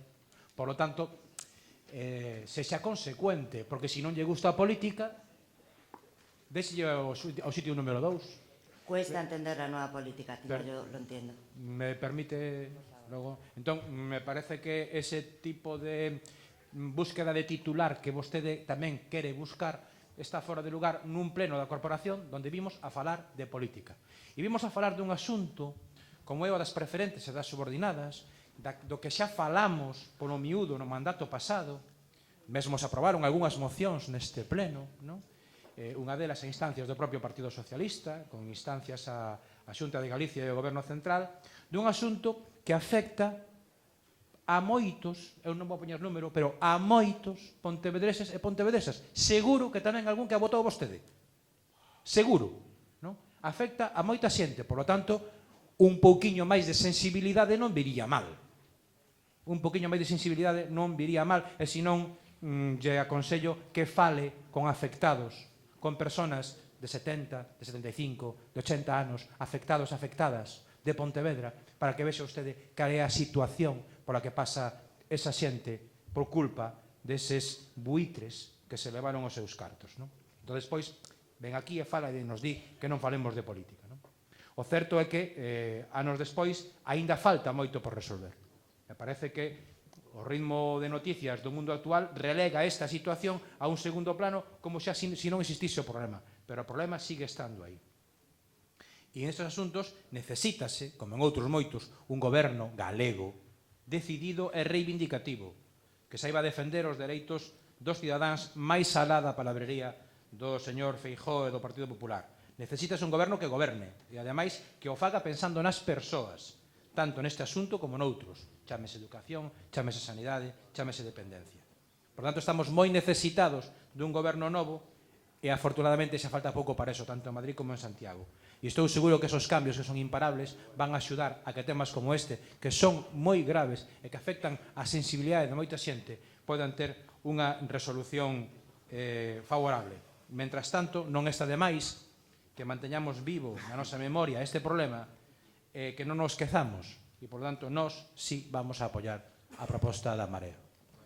Moitas grazas, Fernández. Señora Díaz, ten a palabra. Grazas, señor alcalde. Bo día a todos e a todas. A postura do Grupo Municipal do Bloque Nacionalista Galego non pode ser outra que seguir apoiando as persoas afectadas por unha das maiores fraudes da historia, coa complicidade, eso sí, do Goberno da Xunta do Partido Popular e do Goberno do Estado tamén do Partido Popular. Así se fixo xa no Concello no pasado mandato con varias liñas de apoio e en diversos sentidos. Apoio económico para as movilizacións e todo o que fixese falta, cedendo espazos e incluso con xestos significativos que visibilizasen ese problema que tiñan pontevedreses e pontevedresas, como a colocación de pancartas ou incluso interceder e ofrecernos a acompañalos a Madrid e solicitar as entrevistas que fosen necesarias. Pero todo será pouco para o exemplo de dignidade e movilización que deron as persoas afectadas por esta fraude, como digo, por esta estafa organizada. Unha gran movilización social, pero tamén política. E digo política porque o BNG sempre estuvo apoiando e sempre estuvo ao lado da plataforma de preferentistas, xa que dende a Xunta de Galiza non se fixo como se tiña que ter feito. Por certo, todas as demandas de transparencia e de información serán apoiadas sempre polo Bloque Nacionalista Galego.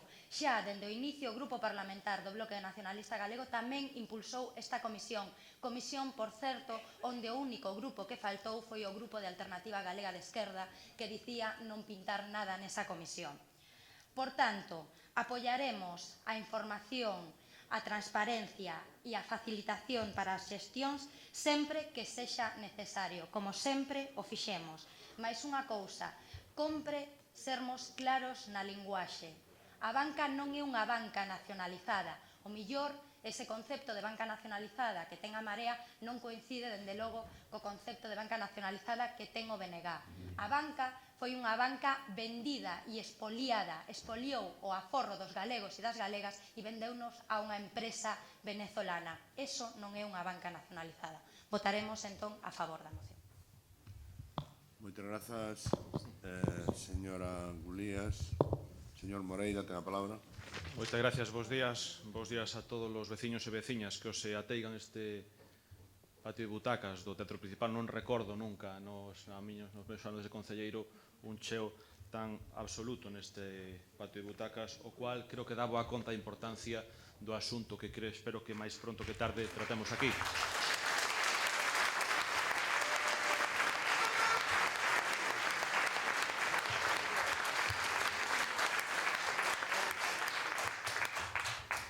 E indo ao asunto da proposta que trata aquí hoxe presenta o Grupo Marea Pontevedra, hai dous puntos. Primeiro, empezaré polo segundo. Pide que se requira a Xunta de Galicia que faga pública a resolución da Comisión de Investigación no Parlamento de Galicia polo funcionamento das caixas. Ben, neste punto hai que salientar que a Comisión todavía non está pechada, está en fase de ponencia, elaboración do ditame coas conclusións, polo tanto non se pode facer pública a resolución porque polo momento non existe. En todo caso, entendemos que cando se adopte esa resolución haberá que requerir ao Parlamento Galego e non a Xunta que adopta o Parlamento que adopta esta resolución que a faga pública e non nos cabe a menor dúbida de que así se vai facer. Indo ao primeiro punto no que se solicita a Xunta de Galicia e a Banca que fagan público o número de persoas afectadas por produtos híbridos que todavía non recuperaron os seus aforos e advertilles do feito de que se non presenta demanda judicial non va a recuperar os cartos sustraídos. Nós temos constancia de que sí se está notificando ás persoas que non recuperaron os seus cartos. En todo caso, sí que quero poñer en valor todo o que se fixo desde a Xunta de Galicia neste asunto, que creo que foi exemplar no resto de España. De feito, foi unha iniciativa que foi copiada por outras comunidades autónomas con ocasión de outros bancos, entidades bancarias e caixas como Cataluña Banco ou Bankia, no que tamén ocorriu esta estafa das preferentes. Neste sentido, hai que recordar que a Xunta de Galicia puso en marcha un sistema novedoso de arbitraxe a través do Instituto Galego de Consumo, se reforzaron con 2 xulgados específicos en Galicia para analizar estas reclamacións. É un feito tamén sin precedentes, que se crearan 2 órganos específicos para canalizar todas as reclamacións. E Galicia, como acabo de dicir, foi a primeira das comunidades en asumir como propio o problema das estafas das preferentes. Aínda que non foi quen originou o problema, si tratou de solucionalo. De feito, o éxito está aí porque a grande meirande de persoas afectadas por esta estafa recuperaron os seus cartos. Se puseron en marcha o servicio de arbitraxe, se puseron as instalacións da GAP que albergaron ata 17 equipos específicos de arbitraxe, pusose en marcha, xunto co Consello Xeral do Poder Judicial e o Tribunal Superior de Justicia, un plan especial para garantir a máxima celeridade nas demandas judiciais, un feito sin precedentes. O Goberno galego, polo tanto, efectuou un incremento de medios e puso recursos en alerta e preparados para dar resposta ao previsible incremento de recursos en vía judicial. Moitas máis medidas que non vou estender aquí agora explicando todo o que se fixo, pero o importante é que houve un goberno que sí estuvo ao lado dos afectados e, en vez de buscar culpables, púsose a buscar solucións. Me tivera gustado moitísimo que o Concello de Pontevedra actuara no mesmo sentido. Eu recordo perfectamente, porque fui un testigo en primeira persona da utilización, e agora se pode dicir, porque está o tema arreglado, noxenta, que por parte do alcalde de Pontevedra se fixo de todos estes afectados para uso partidista. Nos fomos a reunións co preferentistas con solucións en rima da mesa, con propostas. Unha delas era que se pusera ao seu servicio asesores jurídicos para que lle axudaran a tramitar as súas reclamacións, que se lle dera unha axuda, e a regañadientes se lle deu unha pequena axuda que contribuiu a mitigar esa situación que estaban pasando estas persoas. Pero, desde logo, que aquí o Concello de Pontevedra polo único que se preocupou foi por sacar un pouco de rédito político á desgracia allea. Nos estivemos ao lado deles desde o principio e así non o recoñeceron en privado. Por lo tanto, nos estivemos con eles, hoxe non podemos apoiar esta moción de Marea polas cuestións, polos motivos que acabo de expoñer, pero sí que lle quero dicir, señor alcalde, que eu recordo perfectamente que usted daquela se pusera a camiseta e hoxe ten aquí unha oportunidade formidable para poñerse outra camiseta. Nada máis e moitas gracias. Moitas gracias, señor Moreira. Señora Rey, tiene la palabra. Nosotros sí estamos en la calle y sí estamos al lado de los preferentistas. No creo que nadie pueda acusarnos de lo contrario.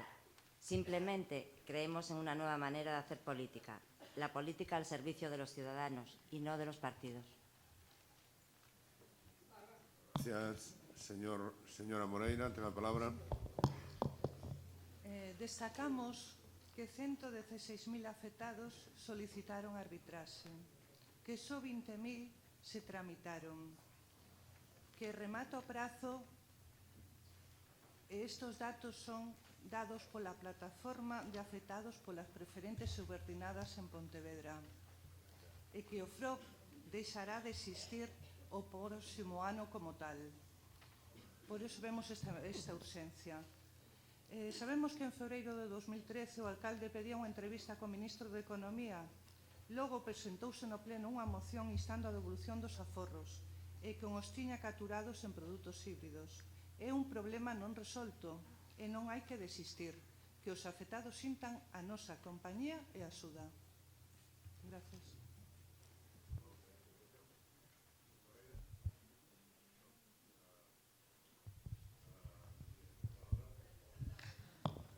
Grazas. Simplemente unha cuestión. Si esa práctica exemplar do Partido Popular que tan fantasiosamente Jacobo Moreira relatou aquí fose tan brillante, pódeme explicar como é posible que a plataforma de afectados visitara o Parlamento Europeo en Bruxelas demandando solucións para aqueles centos de persoas que siguen a día de hoxe sin recuperar os seus aforros? Sería magnífico que ese conto de fantasía que relatou con moitísimas medidas que, por certo, siguen sin estar aplicadas, porque o que se solicita simplemente na moción é que se lle informe aos afectados que insistan pola vía xudicial. Eu non encontro ningún motivo para que o Partido Popular non vote a favor desa demanda. Moitas gracias, señora Gulías. Sometemos o asunto a votación. Votos en contra. 7. 8. Abstencións. Ninguna. Votos a favor. 17. 17, está ben, señor secretario? 17. Ben, pasamos ao seguinte punto.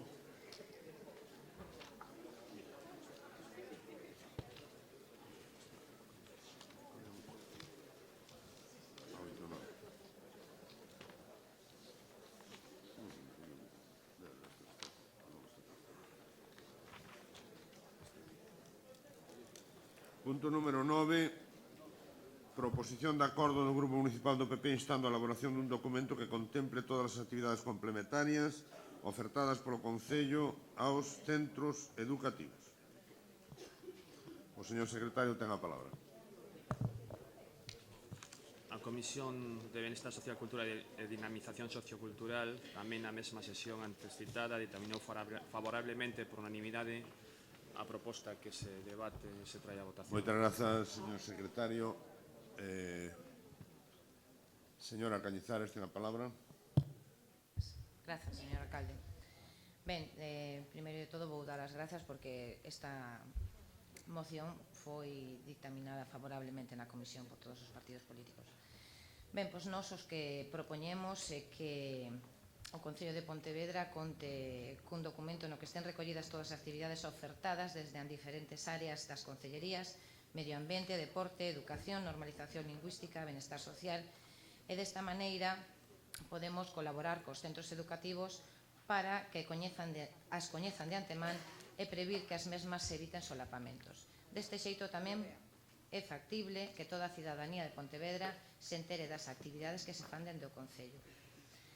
E por outra banda, nesta mesma moción, aínda que xa a señora Carmen Foce xa me informou na comisión, Pontevedra pertence á Asociación Internacional de Cidades Educadoras e dende o ano 2008-2009, aínda que dende o 2000, o que nos obriga a cumprir cuns principios e compromisos para facer un servizo integral ás persoas residentes no Concello, que están recollidas dentro desa Carta de Cidades Educadoras. Por todo isto, o Grupo Municipal do Partido Popular presenta a seguinte proposta de acordo: instar a Xunta de Goberno para que proceda á elaboración dun documento para xaneiro de 2016 coa relación das actividades complementarias que se ofertan dende todas as concellerías, determinando, entre outros, a descripción da actividade, obxectivos a acadar coas mesmas, os niveis aos que van dirixidas, as áreas nas que se desenvolverán, etc., sen prexuízo de que aparezan outras actividades pedagóxicamente interesantes para o alumnado ao longo do curso escolar. E como punto 2, dinamizar a participación das diferentes áreas do Concello de Pontevedra na Asociación Internacional de Cidades Educadoras e cumprir coa Carta das Cidades Educadoras. Moitas grazas. Moitas grazas, señora Cañizares. Alguna intervención? Por orden de... Hai alguna intervención? Señor Fernández, ten a palabra.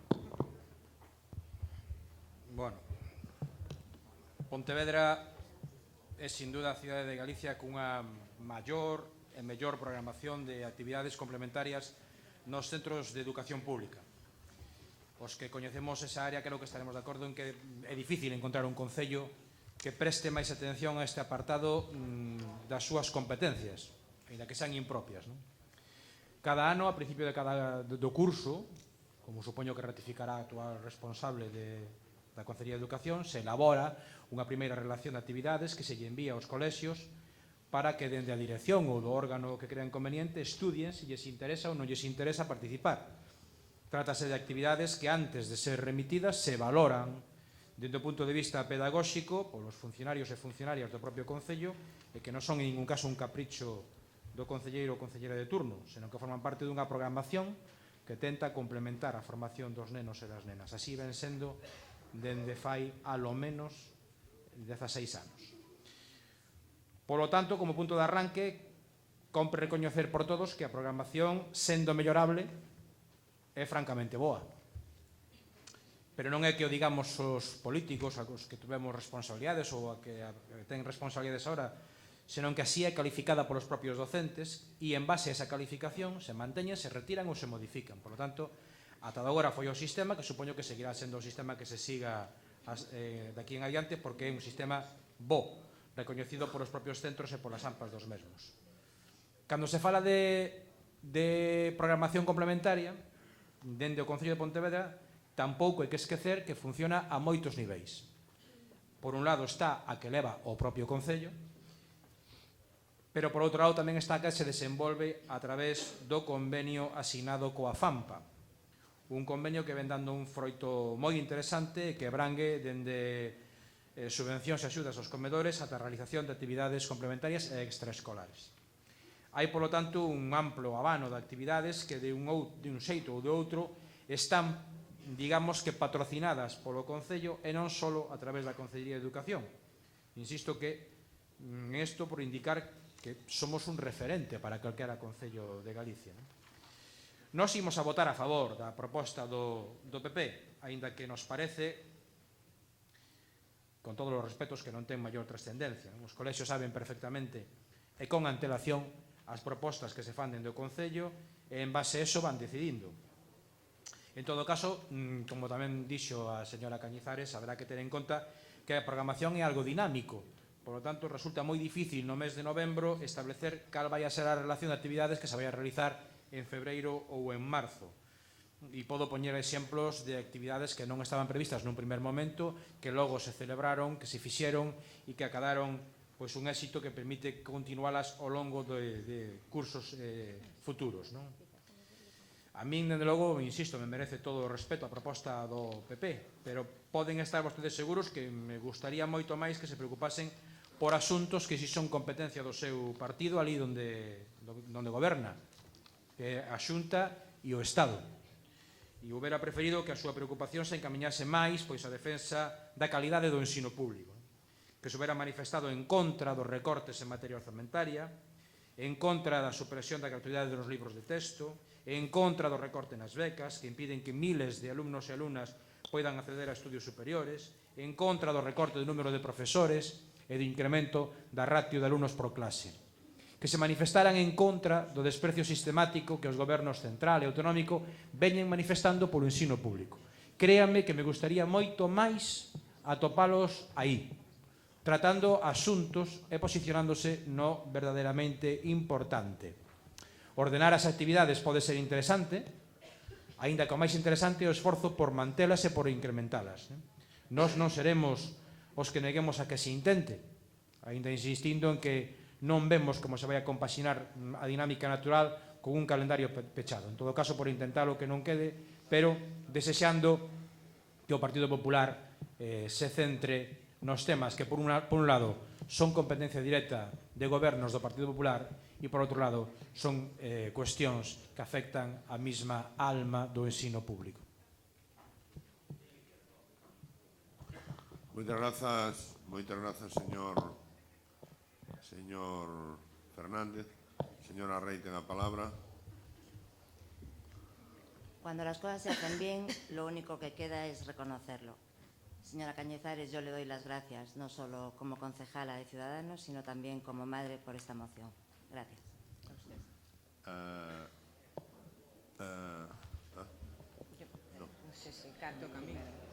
Carmen Fouces, ten a palabra. Bueno, bo día a todos e a todas. Gracias, señor alcalde.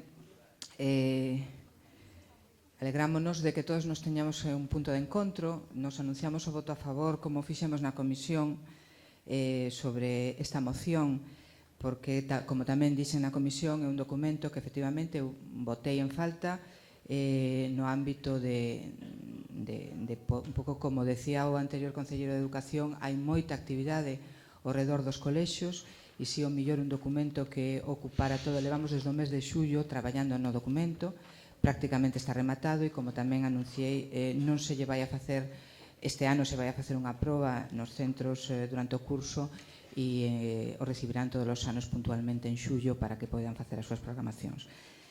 De todas as maneiras, eu, con todos os respetos, creo que o Pleno hai outros foros, outros ámbitos onde isto se pode falar sin necesidade de ter que vir ao Pleno e falar destas cuestións. Na propio seno da Comisión podemos chegar a estes acordos. De feito, se así fora, pois non teríamos por que estar hoxe no punto número 8 dunha orden do día tan longa, non? Simplemente eso, decir que efectivamente ese documento xa se está elaborando, falta moi pouquiño para rematar e que votaremos a favor e moitas gracias.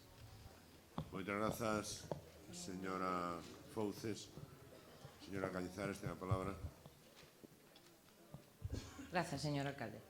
Vamos a ver, señor Fernández, eu xamais puxen en dúbida a calidade das actividades deste Concello. Xamais. De feito, vostede sabe que eu traballo nun colexio e os meus alumnos participan en moitísimas actividades deste Concello.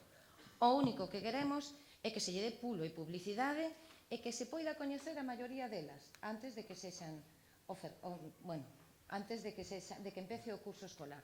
Xa dixo a señora Carmen Fouces que están preparando unha cousa para telo. Os centros educativos lles facilitaría moitísimo o traballo. Por iso, aquí, xa como dixo a señora Carmen Fouces, agradezo o traballo e a cousa que dixo dentro da comisión. Pero que eu poña en dúbida a calidade das actividades non saiu da miña boca. Moitas grazas, señora Cañizares. Se non hai máis discusión, sometemos o punto a votación. Votos en contra ningún, abstención ningún, votos a favor. Apróbase por unanimidade dos concelleiros e concelleiras presentes na sala. Pasamos ao punto seguinte, que é o punto número 10. Proposición de acordo do Grupo Mixto Ciudadanos para a creación dunha mesa local da discapacidade. O señor secretario ten a palabra para ler o ditamen da comisión. A Comisión de Benestar Social Cultural e Dinamización Sociocultural ditaminou a presente moción favorablemente coa abstención do Grupo Municipal Marea de Pontevedra. Moitas grazas, señor secretario. Señora Rey, ten a palabra. Esta propuesta de acuerdo que presenta Ciudadanos entra dentro de nuestra manera de entender la política. Ciudadanos apuesta por construir, por proponer y por consensuar.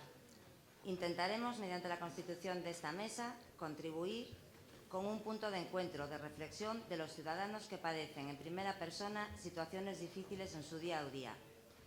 Aunar esfuerzos, canalizar recursos humanos y materiales para normalizar situaciones comunes. Buscamos el diálogo, la concienciación social, la mediación y acercar la realidad de cada uno de los colectivos. Es únicamente el principio, porque la unión hace la fuerza. Y no debemos tener miedo a la hora de hablar de discapacidad, ni a trabajar todos juntos, aunque tengamos ideas diferentes. No debemos tratar este tema con un cuidado especial si lo que todos queremos es lograr la inclusión desde la normalidad. Y no es una cuestión ideológica, es una necesidad. A día de hoy se ha trabajado mucho, pero también queda mucho todavía por trabajar, y de ahí esta propuesta. Porque aunque todos hacemos y todos tenemos buenas ideas e intenciones, nos olvidamos de que lo más importante es escuchar y dar voz a los colectivos, no politizar las soluciones. Escuchemos y hagamos participar a todos los colectivos y construyamos con ellos, siempre con el ánimo de mejorar y desde la seriedad, un instrumento institucional que mejore la vida de todos nosotros. Pongamos una herramienta real en nuestras manos y empecemos juntos a trabajar por Pontevedra. Moitas grazas, señora Rey. Alguna intervención?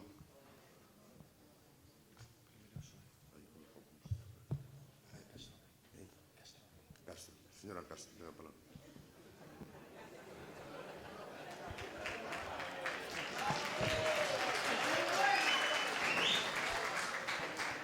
Gracias, señor alcalde. Bos días, compañeros da corporación, bos días, veciños de Pontevedra que se nos acompañan. O Partido Socialista votará a favor desta moción como non podía ser de outra forma.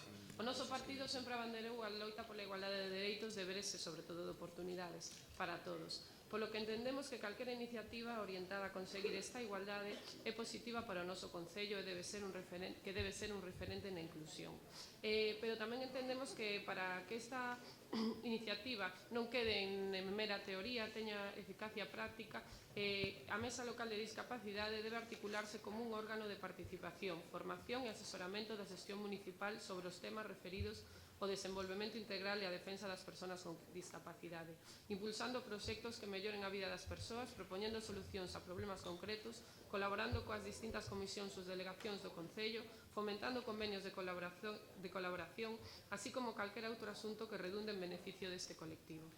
Ademais, debe estar composta por aquelas asociacións e institucións locais de persoas con discapacidade que soliciten, xunto con representantes dos grupos políticos municipais e reunirse polo menos unha vez o trimestre, co fin de que teña unha eficacia a nivel práctico e así poder conseguir o obxectivo de igualdade de dereitos e oportunidades.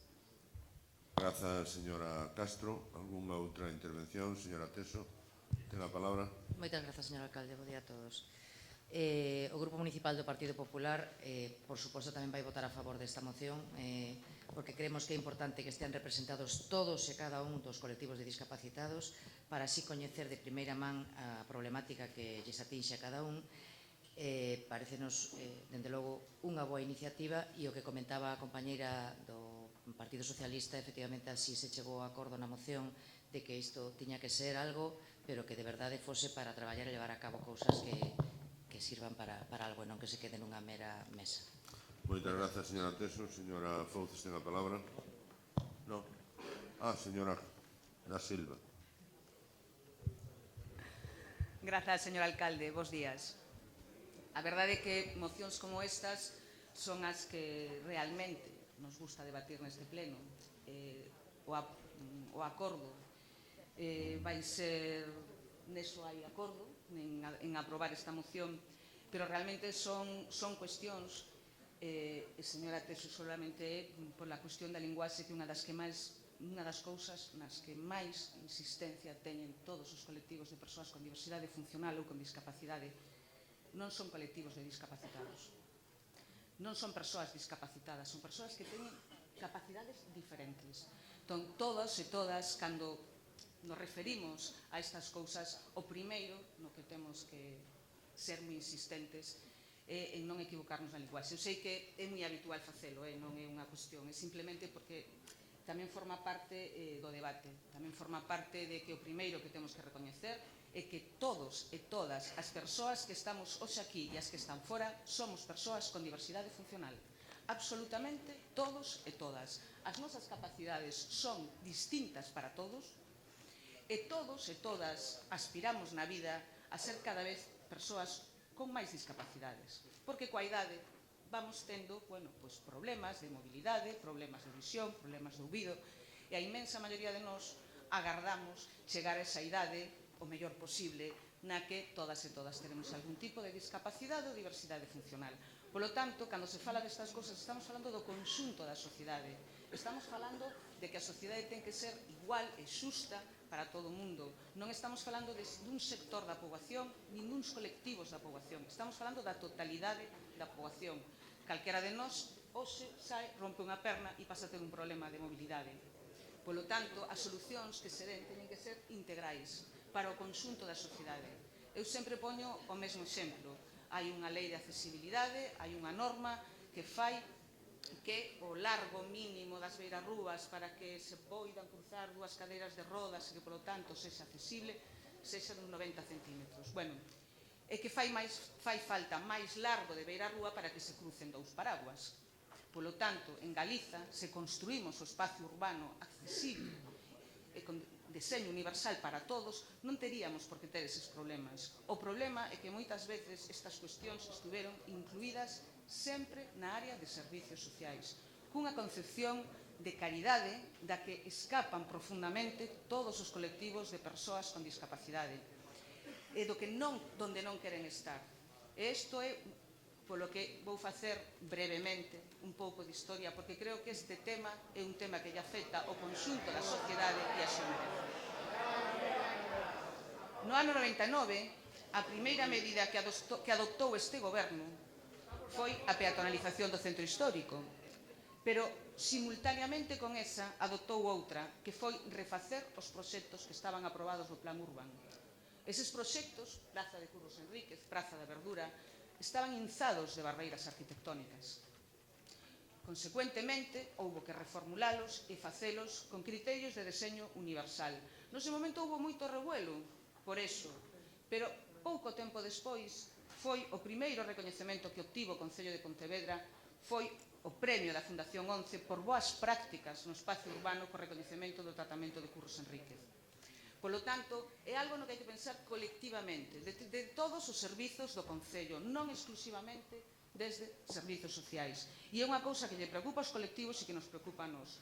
Seguimos avanzando no tempo e fixemos un intenso traballo en accesibilidade no medio, pero con outra decisión que tamén fora das primeira que se adoptou, que foi no reparto de competencias, a accesibilidade urbana está na área de medio urbano, non na área de servizos sociais. Eso levounos a recorrer todo o Estado de Portugal participando en congresos de accesibilidade, en congresos de persoas organizados por persoas con discapacidade, onde nos decían que éramos un pouco raros, porque normalmente íbamos concelleiros de benestar social, de servicios sociais, non concelleiros de medio urbano ou concelleiros de urbanismo.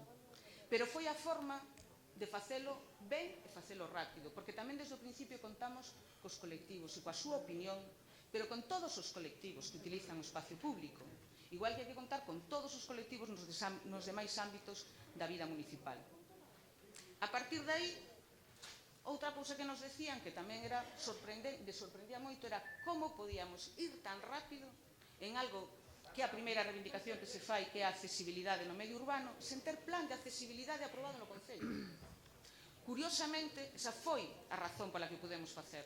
Estivemos en Valencia, iban polo 6º plan de accesibilidade, desde a Concellería de Servicios Sociais, sabe quen era a alcaldesa de Valencia, que foi tantos anos que recordará, e estaba inaugurando un vial, e estaban colectivos en defensa das persoas con diversidade funcional, fundamentalmente de mobilidade reducida, manifestándose porque non tiñan pasos accesibles nese vial de con 2 carrís en cada sentido de circulación.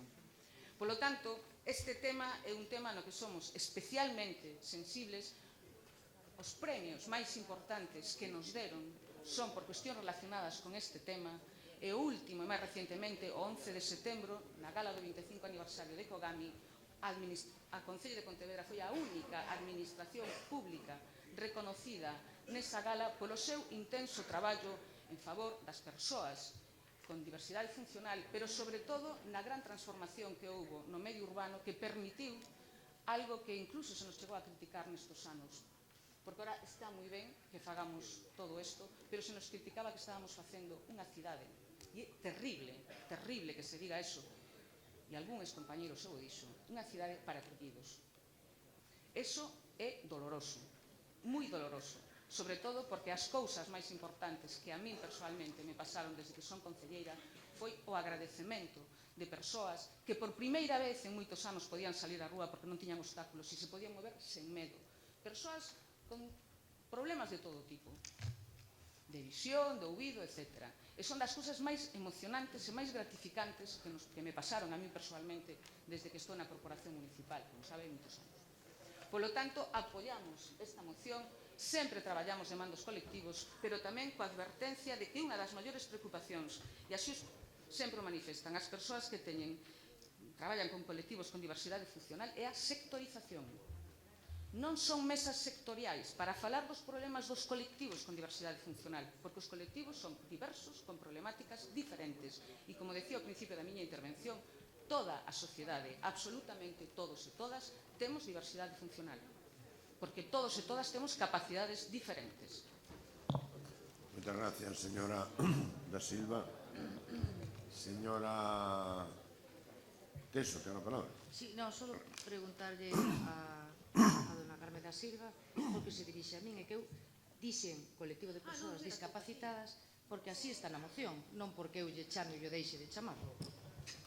É nada máis que eso. Moitas gracias. Votamos, entonces. Sometes o tema a votación. Votos en contra, ningún. Abstencións, ninguna. Votos a favor. Apróbase por unanimidade de toda a corporación. Perdón, alcalde. Sería propoñer unha cuestión de orden. Sí. Visto que estas persoas están aquí que van a intervir por o parecer, eu soino pola prensa, non porque vostede comentara na Xunta de Portavoces, van a intervir no punto 21. Eu propoño que repense vostede a orde que tratemos antes a moción que os interesa les.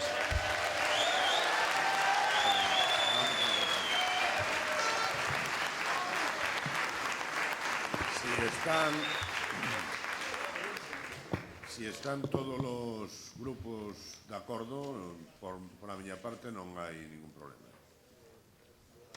En todo caso, como aquí hubo conversas, obviamente, cos responsables sindicais para que poideran falar antes do pleno, tamén en algún momento se lles dixo que o punto era un punto bastante avanzado no pleno, por lo tanto non era imprescindible que hubieran estado aquí ás 10 da mañá, quer dizer que se pudo facer máis ou menos. Se non, vamos a estar ao principio e tal. Entón, si están de acordo todos os grupos, por miña parte non hai problema ningún, acordáramos que interviran dúas persoas, unha persoa que é o presidente do Comité de Empresa da fábrica, señor Pedro Soto, da fábrica de Ence, señor Pedro Soto, e por outra parte, a primeira persona que presentou ademais a solicitude de comisións obreiras. Bueno, eu pido un poquinho de respeto, igual que nós temos con todos ustedes. Agradeceríalle, efectivamente, eso, que tuveran un poquinho de respeto. Bueno, a persona que quere falar no nome do Comité de Empresa das oficinas centrais de ENCE, pois é unha señora que ahora mismo non me acordo do nome. Ana Cedeira. Bueno, pois Ana Cedeira, que foi a que primeiro presentou esa solicitude, ten máis ou menos 10 minutos para facer a súa exposición e posteriormente o señor Pedro Soto falará outros 10 minutos tamén para facer a súa exposición antes do debate do punto do orden do día que acabamos de modificar na orden. Por lo tanto, si fai o favor ao responsable técnico que lle pase un micrófono, que lle pase un micrófono a Ana Cedeira.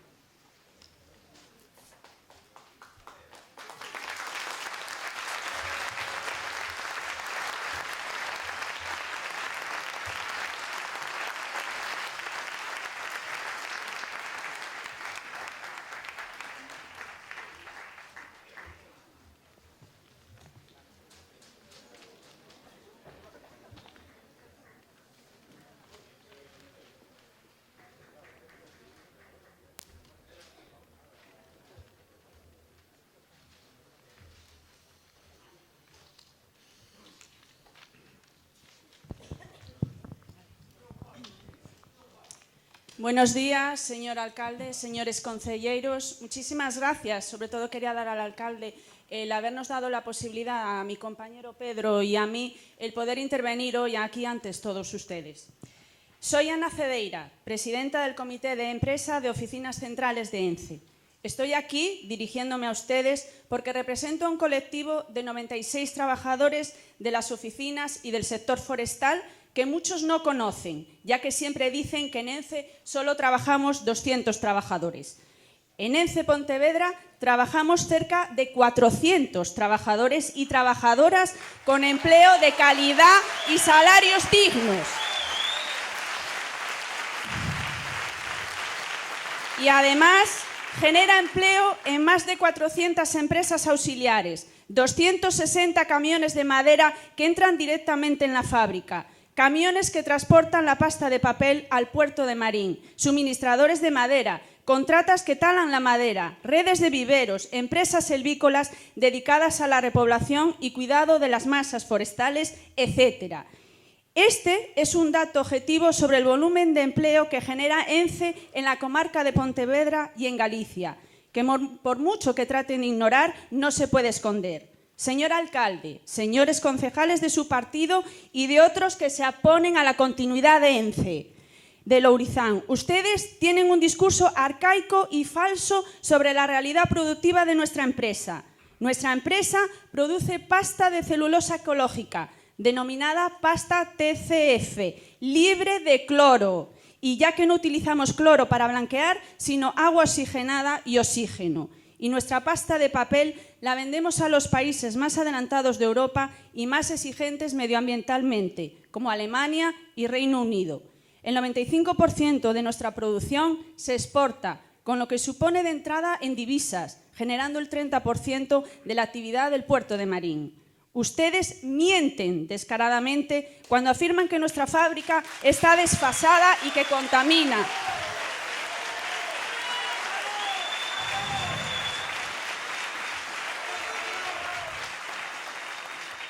Cuando la realidad es justamente la contraria. Nuestra fábrica es tecnológicamente de las más avanzadas del mundo y la menos contaminante. Si su exagerado, malintencionado y falso discurso sobre nuestros niveles de contaminación fuese cierto, podrían haber apoyado medidas para paralizar nuestra actividad cuando el PSOE y el BNG gobernaron la Xunta de Galicia. Pero no hicieron nada.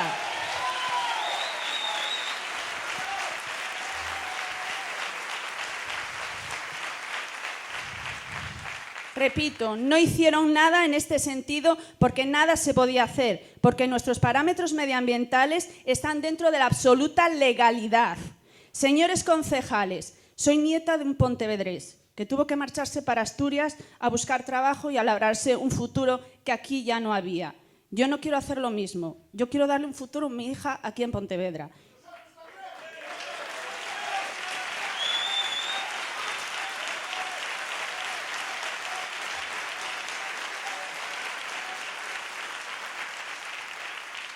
Y como yo, todos los que estamos aquí, ya que somos una plantilla con una media de edad que ronda los 45 años, somos gente joven y tenemos derecho a un futuro laboral aquí en Pontevedra.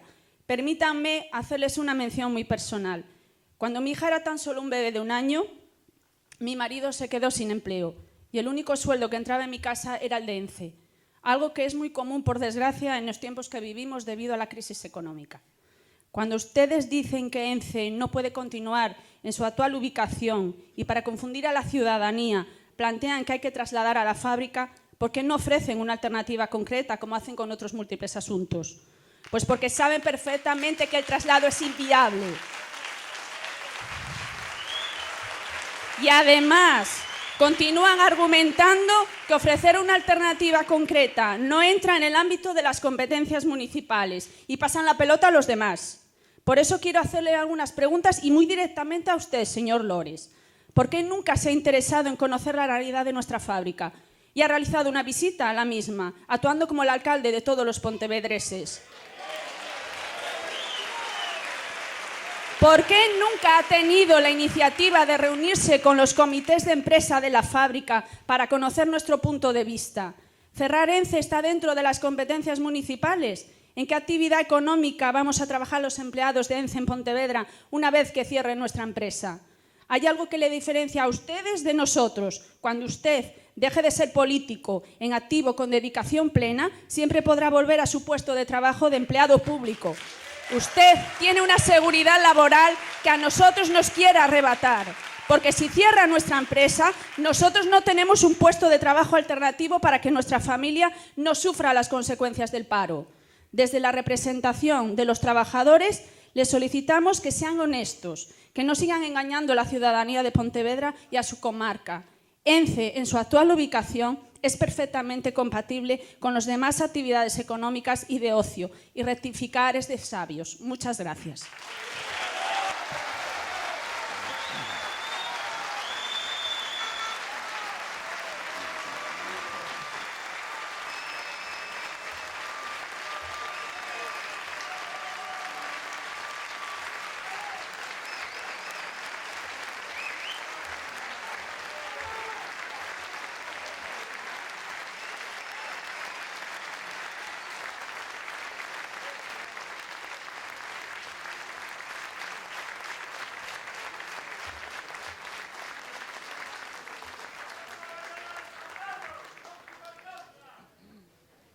Ben, moitas gracias á señora Cedeira. Ten a palabra o señor Pedro Soto.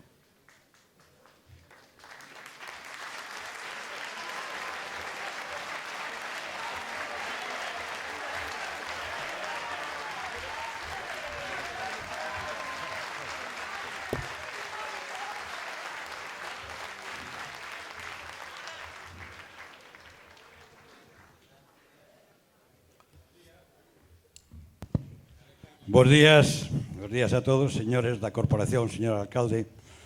Gracias a todos por darnos esta oportunidade aos traballadores de ENCE de expresarlles aquí o que é a nosa gran preocupación. A nosa gran preocupación que nestes momentos é o poder quedarnos sin traballo moitas miles de personas e moitas miles de persoas que están detrás desas familias. Nos vimos non a convencerlles, desde logo, pero sí a facerlles un pouco de remover a conciencia que cando tomen a decisión que van a tomar logo, que o fagan pensando nos ciudadanos que temos aquí, que son todos ciudadanos ou a maioría de Pontevedra. Son persoas conocidas, non son persoas alleas, son persoas que ustedes ven pola calle todos os días, incluso algúns poden ser hasta familiares de ustedes. O drama que pode suceder se pecha ENCE e a cantidad de postos de traballo que vai a levar consigo, que vai a arrastrar detrás, vai ser un drama para esta ciudad. E non só un drama social, sino tamén un drama económico. Pero, bueno, eu antes de nada quería mostrar o meu respeto, e saludei ao alcalde, e lles dixen que éramos traballadores que queríamos traballar, a todos os líderes políticos que representan aquí a Corporación Municipal. E non podía ser de outra maneira, posto que eu tamén me dediquei 16 anos á política municipal. Tuve a sorte de estar 16 anos nun concello, que é o Concello de Pollo, no que incluso gobernei en coalición co BNG. Fixemos grandes cousas, eu entendo eu, polo povo, e é moi satisfactorio a labor municipal. Por iso eu teño un grande respeto pola labor que fan ustedes, que é a labor máis cercana aos ciudadanos. E por iso, digo eu, isto requiere un doble plus de sensibilidade. Vos que estades aquí, ustedes, perdonen, que están aquí representándonos aos traballadores, teñen que ter un doble plus de sensibilidade e tamén de responsabilidade nas decisións que tomen. Porque, como decía antes, non van a ser alleas a nadie. O día que esa decisión que tomen hoxe se faga efectiva, Dios queira que non, ustedes nos van a topar a todos pola calle, nos van a topar por Marcón, por Tomeza, por Salcedo, incluso algún día hasta podemos coincidir xogando a partida de mus. Entonces nos lle recordaremos por que estamos ali e por que estamos ali nas circunstancias que vamos a estar. Isto non é unha cousa menor, como decían en algún argumento aquí algún concelleiro, si é tamén algo que argumentou aquí outro concelleiro, é unha patada no cu aos cidadáns que traballamos aí en ENCE. Nós non queremos que se nos dé unha patada no cu que nos bota a calle a engrosar as listas do paro. Queremos que ustedes mediten ben a decisión. Mire, eu botei 16 anos no goberno municipal, o sea, uns cantos na oposición, por suposto, e deixei a política municipal, que é unha das cousas que máis me satisfacen e máis me enchen, porque creo que é unha bonita labora, para prestarlle atención aos problemas que tiñamos de emprego na fábrica. Os compañeros me pediron, en aquel entonces, que participara con eles en salvar os postos de traballo de ENCE. E unha das laboras máis difíciles que tuvemos, ou que por menos tuve eu, non foi o convencer aos políticos, que tamén, que creo que tivemos moi pouco éxito con algúns, sino convencer a propia empresa para que fixera inversións que levara a que a fábrica fora atractiva cos veciños. Nós non queremos molestar aos veciños, queremos convivir cos veciños. Eu creo que o emprego industrial e a vecindade pode convivir, e ademais creo que é necesaria.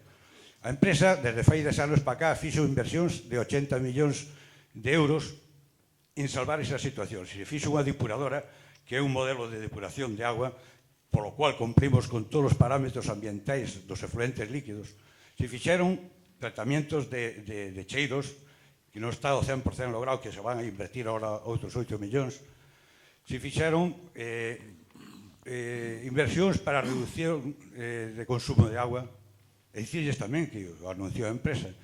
Próximamente se fará unha depuradora que é unha innovación a nivel de Europa, na cual se vai a aproveitar o 90% da agua que utilizamos para reutilizala outra vez.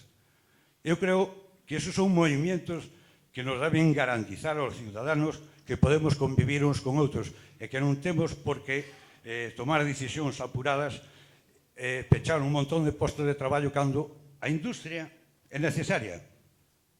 Xa se me está secando a boca outra vez.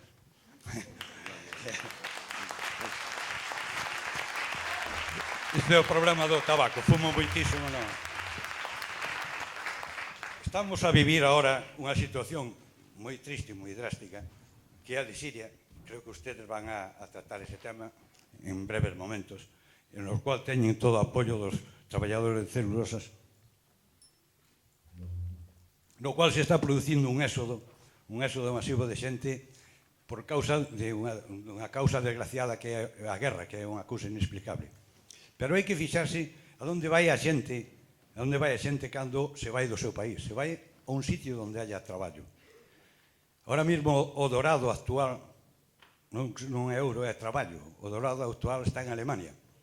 E podemos poñer como exemplo de urbanismo, como exemplo de crecimiento organizado dunha ciudad, Múnich, que ten un montón de empresas, Volkswagen, Audi, Siemens, e ten empleo total. Eu creo que a convivencia que se xenera no desenvolvemento de un concello é precisamente o que garantiza eso. Os concellos teñen un plan urbanístico no cual se tratan temas como acaba de falar a concelleira para facilitar ás persoas con, non sei chamarlle agora, perdona, con minusvalía, xa vou eu, que efectivamente é moi necesario, se fan calles moi bonitas, se manteñen os monumentos, se dan servicios de agua, alcantarillado, pero tamén é necesario, para que teña un crecimiento armónico unha cidade, ten que ter emprego. Eu creo que os concellos son o ente vertebrador do crecimiento socioeconómico de un país. Empeza aquí nos concellos, nas decisións que tomades todos vos aquí, empecen aquí as demandas para xerar emprego e para xerar comodidades para que a xente poida vivir no seu pobo. A xente, unha cidade que non teña veciños non nos valdría para nada, supoño que ustedes non buscarán eso. Tampouco unha cidade de dormitorio.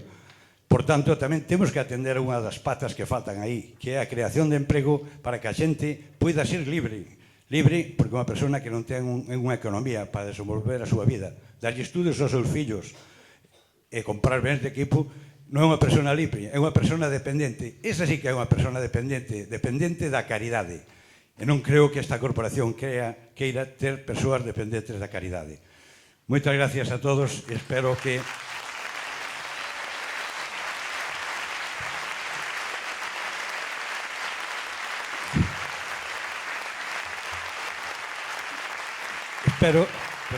Espero que teñan en conta as miñas palabras, ao mellor así un pouco deslavazadas, porque eu teria escrito un pequeno discurso, pero Ana lanzou un discurso tan potente que me pisou totalmente. Pero bueno, eu estou explicando de corazón o que sinto. E o que sinto...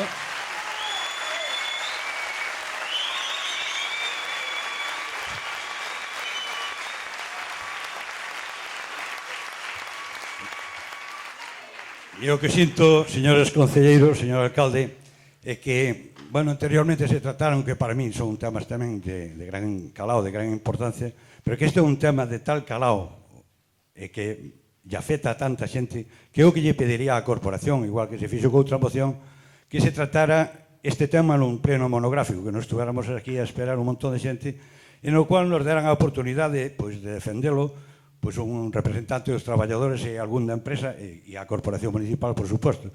Eu creo que ten o suficiente calado para ser tratado nun pleno monográfico e que dai que discutamos cada un cos seus argumentos a posibilidade ou non de que Ence permanezca na ría. Gracias a todos.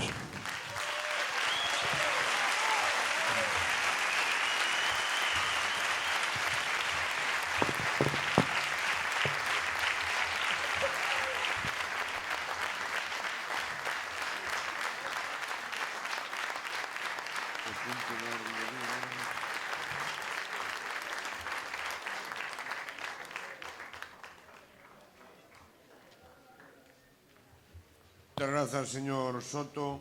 Pasamos ao debate do punto do día, que sería o punto 21, que está dictaminado pola comisión. O señor secretario é unha proposta da alcaldía e o señor secretario ten a palabra para ler o dictamen da comisión informativa correspondente.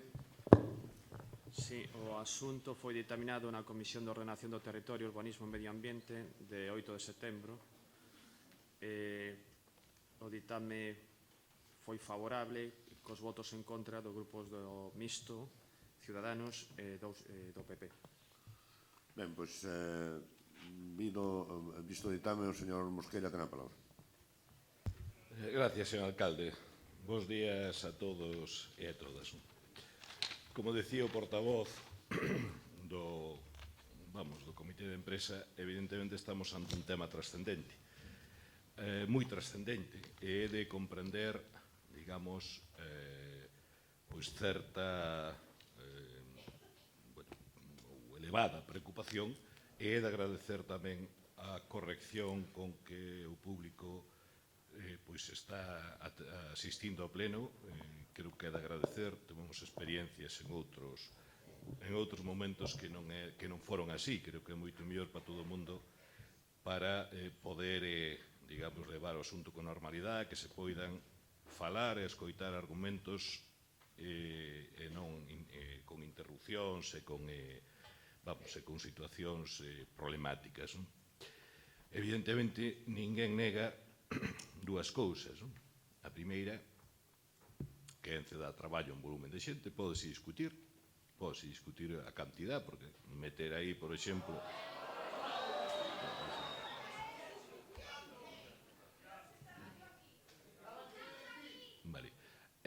pódese discutir no sentido de que se os madeireiros levarían outro lado ou non, se ese traballo é única e exclusivamente para Ence, ou que sexa. Pero que iso non se pode. Si antes digo que está aportando correctamente o público.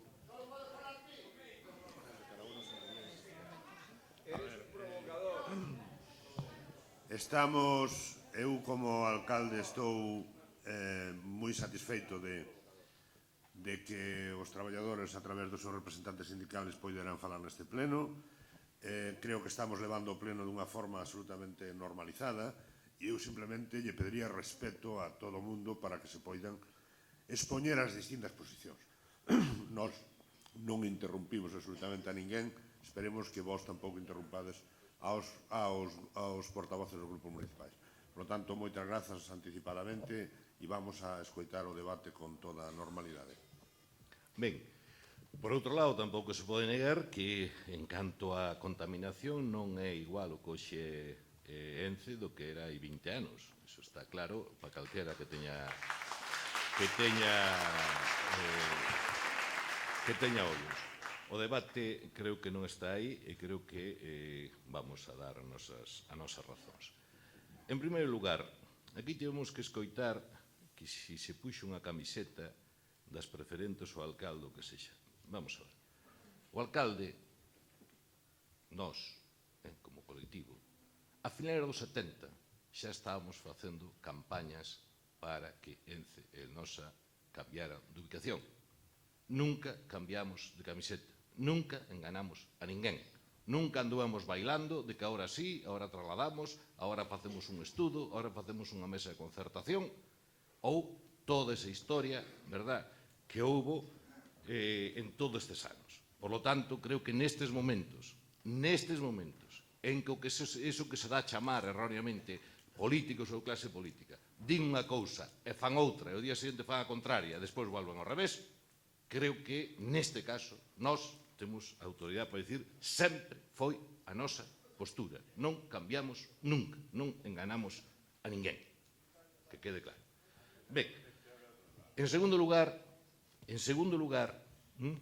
un alto cargo, moi alto cargo en seu momento de Ence, moi alto cargo, aí xa para 12 anos, creo, máis ou menos 13, nos comunicou, así con todas as letras, no despacho da alcaldía, o seguinte: é-nos moito máis barato intentar cambiar a opinión pública que cambiar a fábrica.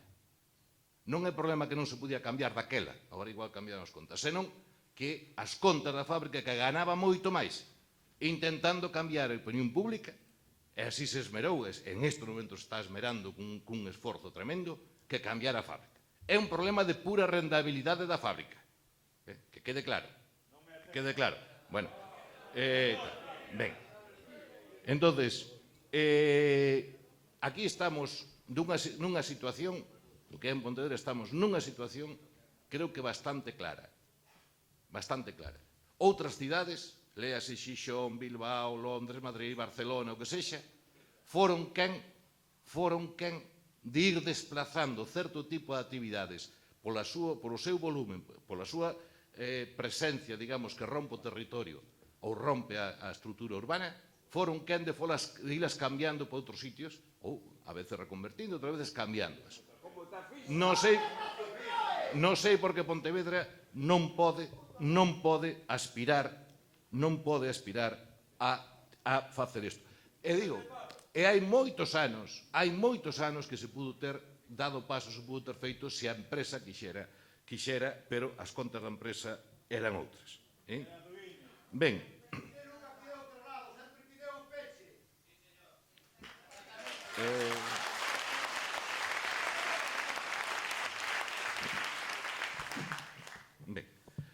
esa empresa, cada unha por separado, foron compradas por capital privado a un prezo, porque tiña que ir o 2018. Evidentemente, si non tuvera que irse, o precio sería totalmente distinto. Estamos falando de beneficio empresarial. Estamos beneficio empresarial. Entonces, aparte de que sempre é moi interesante, é máis fácil meterse con digamos, ca administración, goberna quen a goberne, aquí o que hai é unha responsabilidade clara da empresa, clarísima.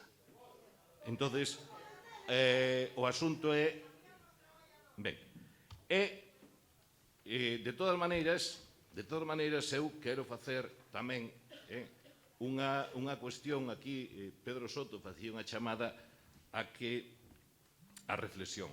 Vale, facemos unha chamada a reflexión todos. A decisión non a vai tomar esta corporación, non a vai tomar, que vai tomar o Estado Central con informe da Xunta, pero quero facer unha chamada a unha reflexión. Acaba de haber unhas eleccións municipais. Cada un tiña un posicionamento sobre Ence moi claro. Todos os grupos.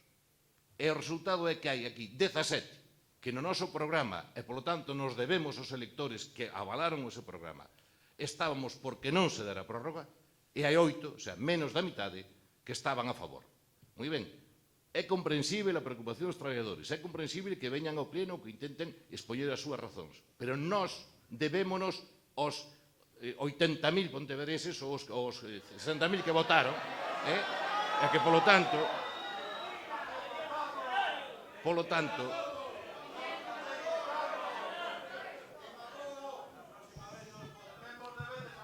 está, pero este tipo de nos escoitamos con toda a argumentación, e repito, se temos toda a sensibilidade, sabemos o que está pasando, e nos gustaría que tuvera outro cauce, pero iso é cousa da empresa, que, repito, lle salta máis barato, e iso dixeron con todas as letras, intentar cambiar a opinión pública, ou incluso a vontade dos gobernos, que... Bueno, podemos rematar a exposición. Creo que sería o máis sensato e despois interveñen outros grupos que farán razonamentos distintos. Pero, por favor, deixen rematar a argumentación. Entonces, repito, que esta proposta que trae aquí a alcaldías para dirixirse, porque nós non tomamos a decisión para, o sea, elevalo a, vamos a elevar ao Goberno Central que Ence remate que non tiña que rematar, non é nosa. No seu momento creo que é un exercicio de responsabilidade, sería máis cómodo evidentemente deixarse ir según como que estede público na sala, pero ustedes, repito, sei que non van a compartir os argumentos, pero teñan en conta a trayectoria de cada quen. Creo que aí non hai nada que achacarnos, sabemos perfectamente, tuvemos sempre unha postura moi clara e saben que contan con noso apoio, excepto en este asunto, que é unha postura avalada polo Estado. Moitas gracias.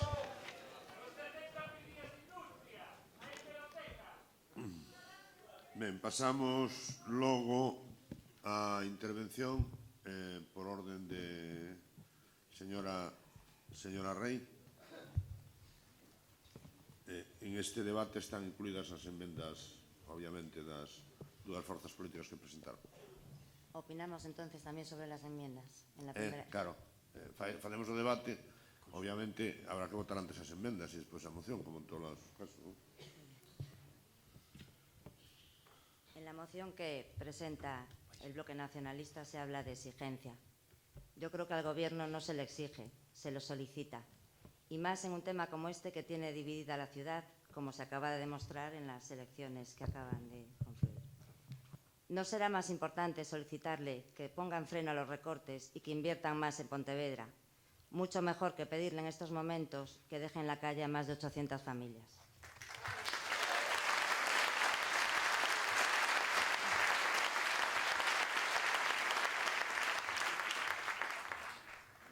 En el punto 2, me gustaría que me explicaran qué significa exactamente instar que la Xunta tenga que informar desfavorablemente.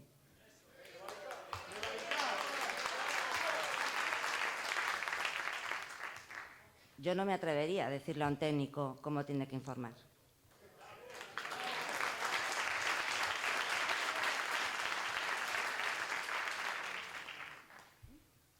Referente al punto 3, tengo entendido que la AAI, Autorizaciones Ambientales Integradas del NOSA, fue emitida durante el gobierno bipartito. ¿Ahora ya no es válida?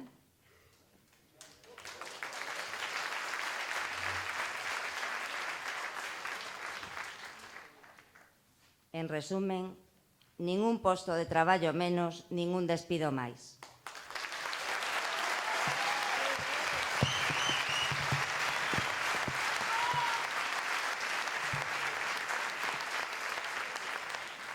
En cuanto a la enmienda de Marea, yo no he encontrado todas esas sentencias judiciales firmes y simplemente sí me gustaría trasladarles una pregunta. ¿Ustedes cerrarían la EDAR hoy?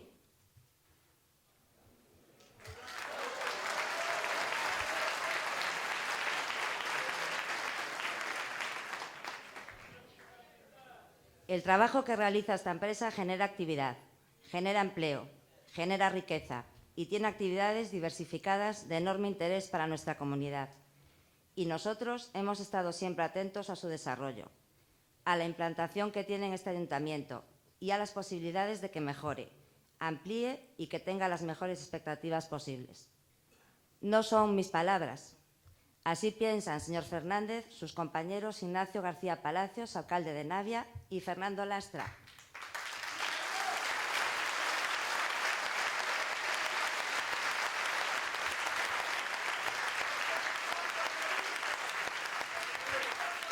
Que, por cierto, es portavoz de la Junta del PSOE en Asturias.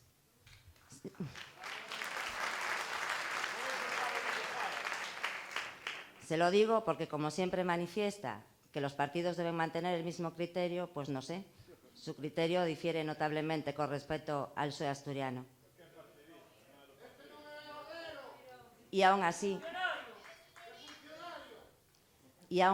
insisto, creo, señor Fernández, que no soy la única que se ha enterado de que ENCE no se traslada. Cierra las puertas.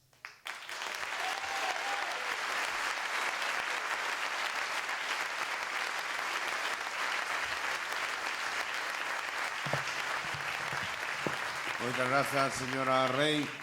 Señor Rey, ten a palabra. Bueno, moitas grazas. Alegrámonos de que neste pleno puidesen expresarse un colectivo importante de ciudadanos de Pontevedra. Creemos que debía converterse en habitual a presencia directa das persoas de Pontevedra expresando as súas preocupacións colectivas no pleno directamente, sen intermediación de grupos municipais. Confiamos en que isto sirva tamén para que no futuro, pois, por exemplo, veñan os colectivos ecoloxistas a defender aquí tamén as súas posicións. Simplemente, na Xunta de Portavoces, onde se ratificou a orde do día deste pleno, non se nos comunicou que ia falar ENCE, que ian falar representantes sindicais de ENCE, estamos a favor diso.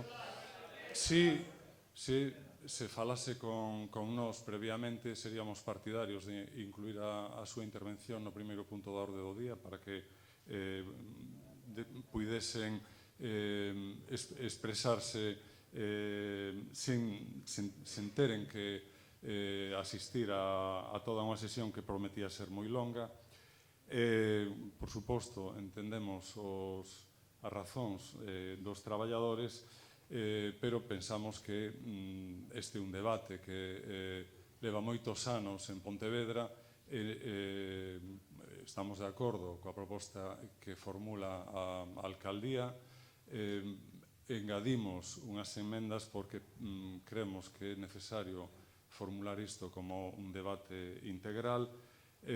Sabemos que houve avances en temas ambientais na empresa, pois na atmosfera ou na auga, pero non só se trata de unha presenza incómoda polo cheiro que emite ou pola contaminación da auga da ría, senón tamén pola ocupación do espazo moi inaxeitado en que a factoría foi emprazada no seu momento.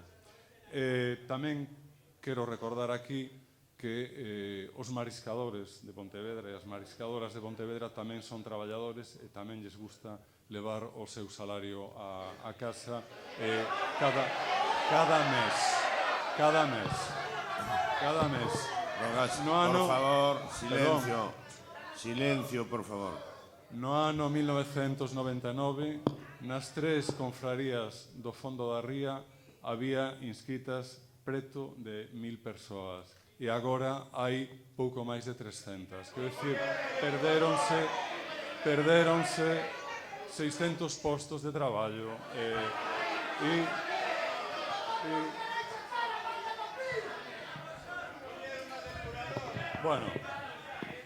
Bueno, a ver, temos un certo compromiso tácito de escoitar todas as argumentacións. Xa sabemos que non nos gustan. A uns non lles gustan uns, a outros non lles gustan outros, pero a vida é así. Entón, vamos a deixar falar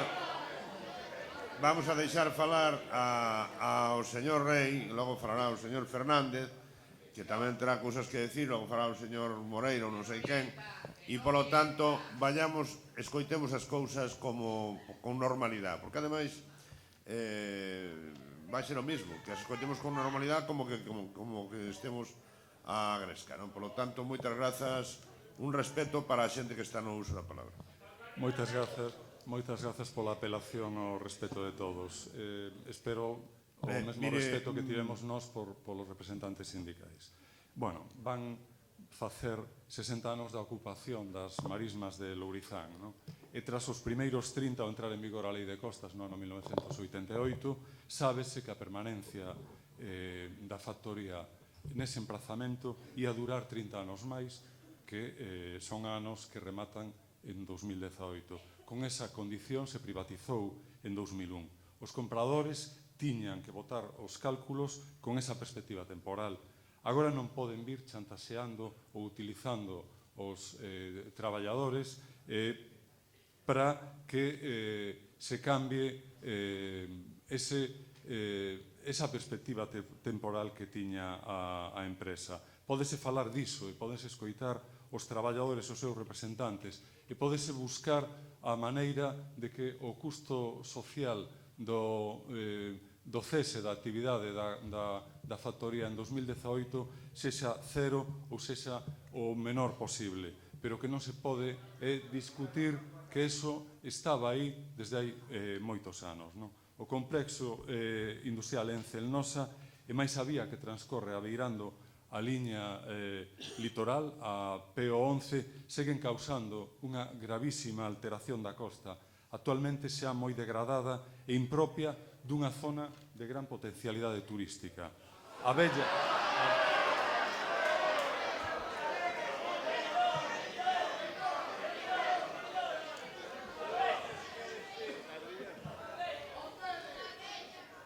A bella concesión Moitas non é grazas. inamovible, senón que pode extinguirse o vencemento do seu prazo o 29 de xullo de 2018. En ese momento poderase recuperar o dominio público e, ademais, é obriga das administracións protexer ese dominio loitando pola súa integridade e pola preservación das súas características naturais.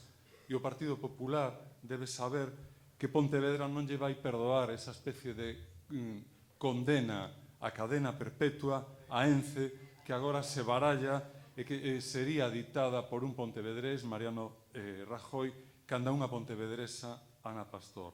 Quero crer que non se atreverán a cargar con iso na súa conciencia. E estamos falando dunha petición á Xunta para que lle dé a negativa solicitude del nosa de prórroga. E hai que apoiar iso. E recollemos unhas palabras do texto de Goberno Municipal na proposta deste acordo. Correspondía á empresa buscarlle saída aos traballadores. Coa mesma liña argumental, Marea vai pedirlle tamén ao Concello que acate as súas obrigas en sentenzas como as da Estación Depuradora de Aguas Residuais, os recheos do Porto e o ramal ferroviario. A Edar dos Praceres, explotada por Viacua, iniciou o seu funcionamento en 1993. En actualidade, esta Edar presenta numerosas deficiencias, porque non depura, senón que expande. Son deficiencias denunciadas en moitísimas instancias. E o 13 de abril de 2013, a Audiencia Nacional deixou dictada nunha sentenza que a estación depuradora e o colector, construídos no seu día pola Xunta, carecen de concesión de dominio público marítimo terrestre. A Audiencia Nacional condenou ademais o Estado a incoar expediente de caducidade da concesión e a adoptar as medidas legais para a paralización das actividades e a suspensión do uso e explotación das instalacións. Esta sentenza acaba de ser ratificada polo Tribunal Supremo. Estamos falando de acatar sentenzas, é dicir, do Estado de Dereito, do principio de legalidade, de que todos somos iguais ante a lei. Proben a acatar sentenzas no canto de declaradas inexecutables. Imaginemos un escenario no que aquí se aprobe este acordo, no que este acordo sexa referendado pola Xunta de Galicia e logo por Madrid, pero a Ence e el Nosa decidan non acatalo. Con que autoridade se lles podería facer cumprir ese acordo? En definitiva, trátase de conseguir que os praceres volvan facer honor ao seu nome, algo imposible despois de tantas décadas de agresións. Os praceres pasaron a ser e son os pesadelos, e queremos que volvan a ser os praceres. Moitas gracias.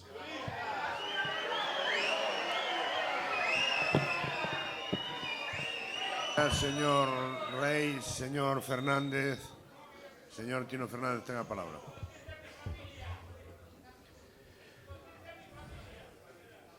Bueno, gracias, señor alcalde. Eu xa teño claro que, amigos, coa miña intervención non vou a facer.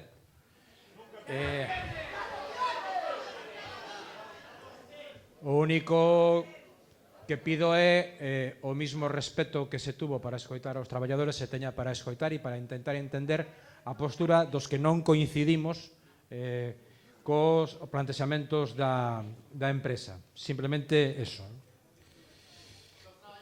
Se fixéramos un percorrido histórico polas veces que veo o tema de Ence aquí á corporación, seguramente nos decataríamos de que é un dos asuntos máis debatidos e máis controvertidos que máis veces aparece no orden do día dos plenos do Concello.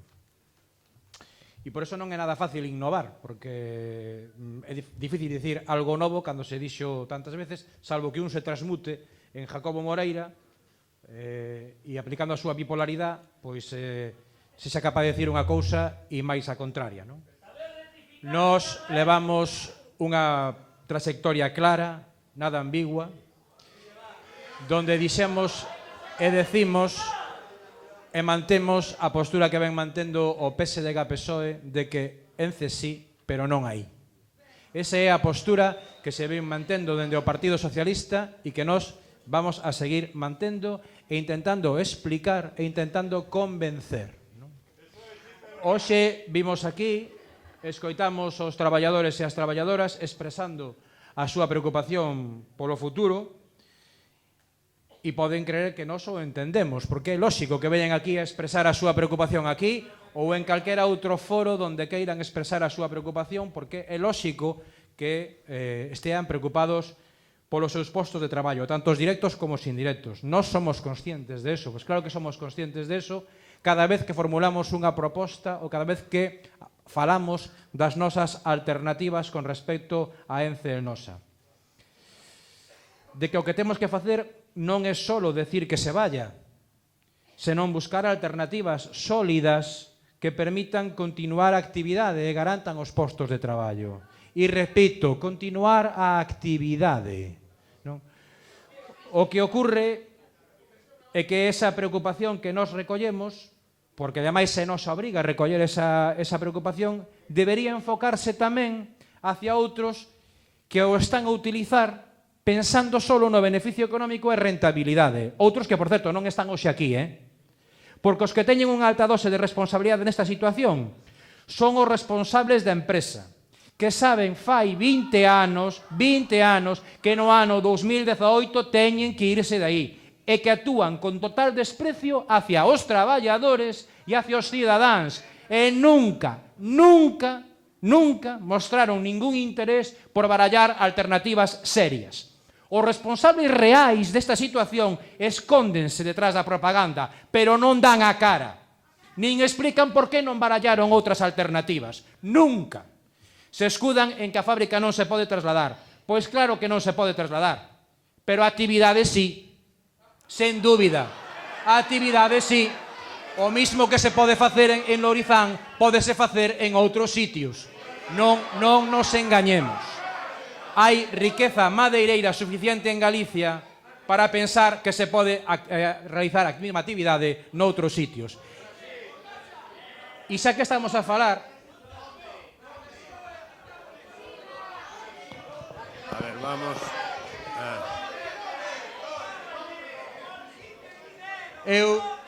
Señor alcalde, eu nacín na Roibal. Moi pertiño da fábrica, moi pertiño da fábrica. Si dialogamos, entón liámola, A ver, de verdad que eu estou encantado de como se vai levando a cousa, porque tuvemos experiencias distintas ao longo dos últimos anos. E eu creo que é así como se teñen que facer as cousas, argumentando cada un e logo, pois, en fin, non se atan os cans con longarizas e a vida é así. Pero, polo menos, escoitarnos, vale? Entón, vos falaba desde que nos descoitarmos. Escoitamos con toda tranquilidade. E este pleno, porque ademais por si sirve de... Este pleno ten o orgullo de que nunca lle puxo pegas a nadie, nin para falar, nin para entrar. Nin para falar, nin para entrar. Outros entran co carné na boca. Entran co carné na boca en Vilagarcía, en Vigo e en outros concellos. Co carné na boca.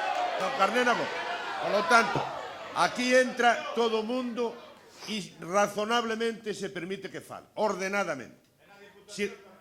Bueno, pois tamén, bien, pero falemos, por lo tanto. Por lo tanto, escoitemos os demais. É obvio que, pois a mí non me gusta o que vai dicir o Partido Popular, pero non vou a estar insultando mentras fala, Non sería normal.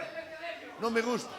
Teño que escoitar. Non me queda máis remedio que escoitar. Hai distintas posicións. Esta é unha sociedade plural. Por lo tanto, nos escoitamos e ogallá puderamos resolver todos os problemas. Pero hai veces que hai que tomar decisións. Deixemos falar aos demais e que opinen e, en todo caso, dixo alguén aquí, nos opinamos, non somos exactamente os que temos que tomar a decisión, pero opinamos claramente. Opinamos claramente. Permítanos opinar porque temos o mismo dereito que ustedes. Por lo tanto, deixen falar a este señor. Moitas gracias. Podo seguir. Bueno, tal vez sería bo comenzar polo principio.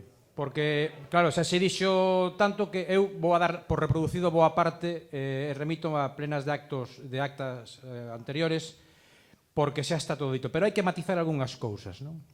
A ver, a concesión da empresa ven de finales dos anos 50, 58, 59. Aí comenzou todo. E en 1988 apróbase unha lei e un regulamento de costas e se establece un período máximo de permanencia que remata no 2018. Non nos podemos facer de novas, Todos sabíamos que nese ano o inquilino, chamémoslle así, debe abandonar os terreos. Uns terreos e un entorno que durante máis de 50 anos ese inquilino desprezou, sin que vira moita preocupación por poñerlle freo a eso. 50 anos aproveitándose do mellor e deixándonos o peor.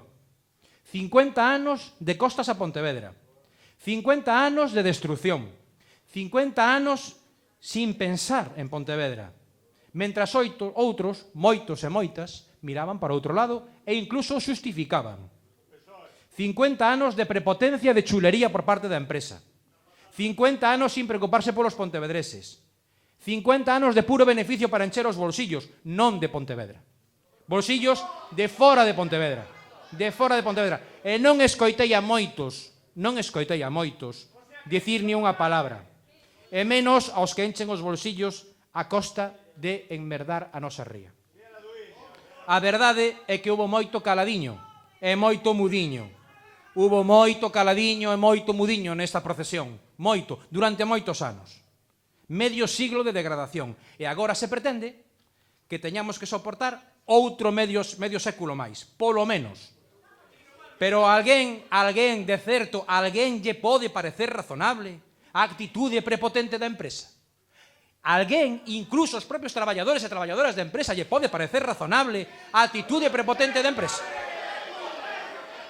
Pero de verdade, alguén cree que a empresa pode estar aí 50 anos máis? Home, por favor.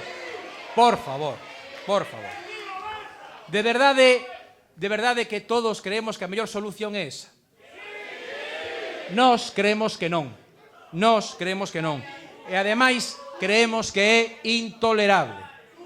É intolerable que eso o pretenda unha empresa que comprou a precio de saldo porque tiña que amortizar a inversión antes do 2018. E agora esos listos pretenden que se lle regale medio século máis, porque morro non lles falta. E agora, despois de 50 anos, nos fan un despliegue e nos anuncian melloras, nos anuncian un despliegue mediático de que van a facer mellor as cousas, e nisso incluso nos anuncian a bombo platillo unha mellora que consiste en reducir o 90% o consumo de agua. Ou sexa, xa non hai ningún problema para que se vaya, porque sempre se puxo en riba da mesa que non se podía ir polo consumo de agua. Bueno, xa parece ser que agora ese xa non vai a ser problema para que se vaya. Xa hai unha desculpa menos. Eu, con todo o respeto para os que están legítimamente preocupados e que tamén nos preocupan a nós, con todo o respeto, a actitude da empresa é absolutamente intolerable. E a mí me gustaría moito que o señor que me dedica cartas abertas na prensa estivera hoxe aquí explicándonos, dando a cara, en vez de estar agochado, por que non queren falar de trasladar a actividade. Por que non quixeron no seu momento, cando se estuvo a punto de chegar a un acordo, por que non quixeron chegar a ese acordo para trasladar a actividade? Porque sí que hubo un momento en que estuveron a un tris de chegar a un acordo, de trasladar a actividade. Por lo tanto, non é certo que non se poida trasladar a actividade. A empresa sabe o que pasa que non lle é rentable. Por lo tanto, hai que acabar con esa falacia. A empresa estivo negociando, ao mellor os traballadores non lle conta, pero a empresa estivo negociando moi seriamente trasladar a actividade, pero non quixo. Por lo tanto, alguén se está forrando e se quere forrar a conta de todos os pontevedreses dunha forma inaceptable. E a eses hai que pedirlle explicacións.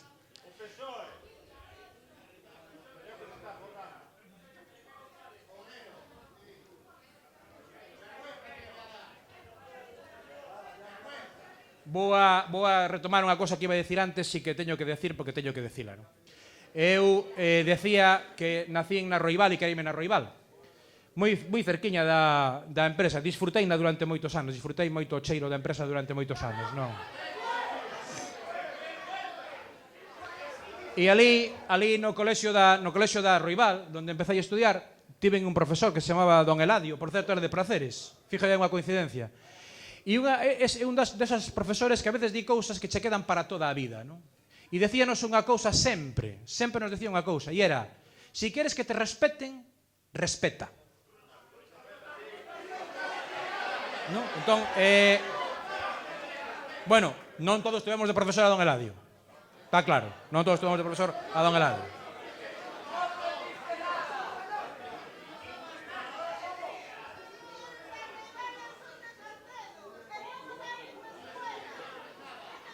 Por favor, silencio, por favor. A ver, señor Fernández, continúe.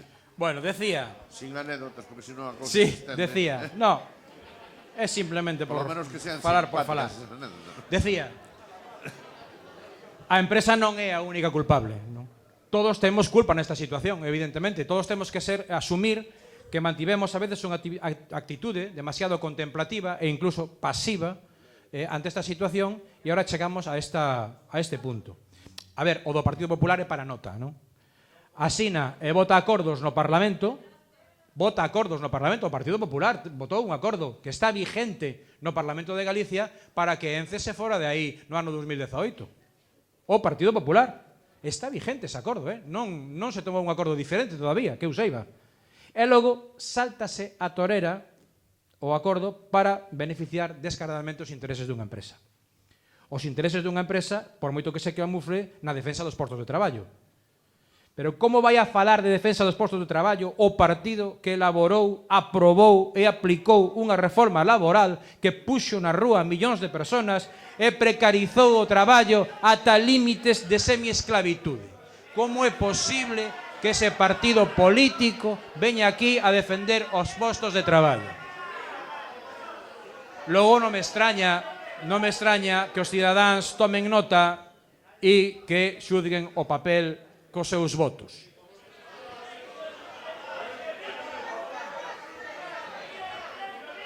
Tamén é posible, e é certo, que dende o Concello de Pontevedra se puderon facer máis cousas. E que a mellor ainda estamos a tempo de facer algunhas.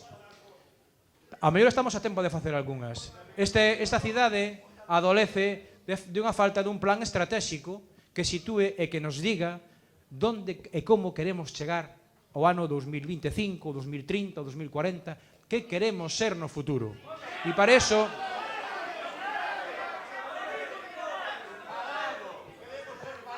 Para eso, señor Lores, vostede ten que liderar máis.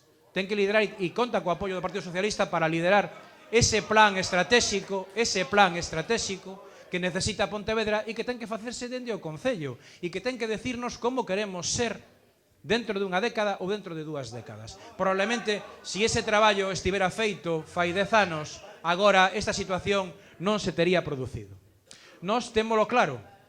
Nós presentamos unha enmenda de adición porque entendíamos que ademais de reclamar ou de acusar ou de exixir as administracións, tamén nós temos que poñer o noso gran de area para intentar buscar unha solución a este problema que satisfaga a todos ou a casi todos. Por eso, o que di a nosa enmenda é tan sencillo como que tanto a Xunta como a Deputación, a través das súas competencias medioambientais, se poñan con carácter inmediato a estudiar as posibilidades de trasladar a actividade, en primeiro lugar, si se pode, á comarca de Pontevedra e, se non, á provincia de Pontevedra. Ese é un traballo que xa tería que estar feito. Xa tería que estar feito o estudio de posibilidades e de viabilidade de trasladar a actividade da empresa.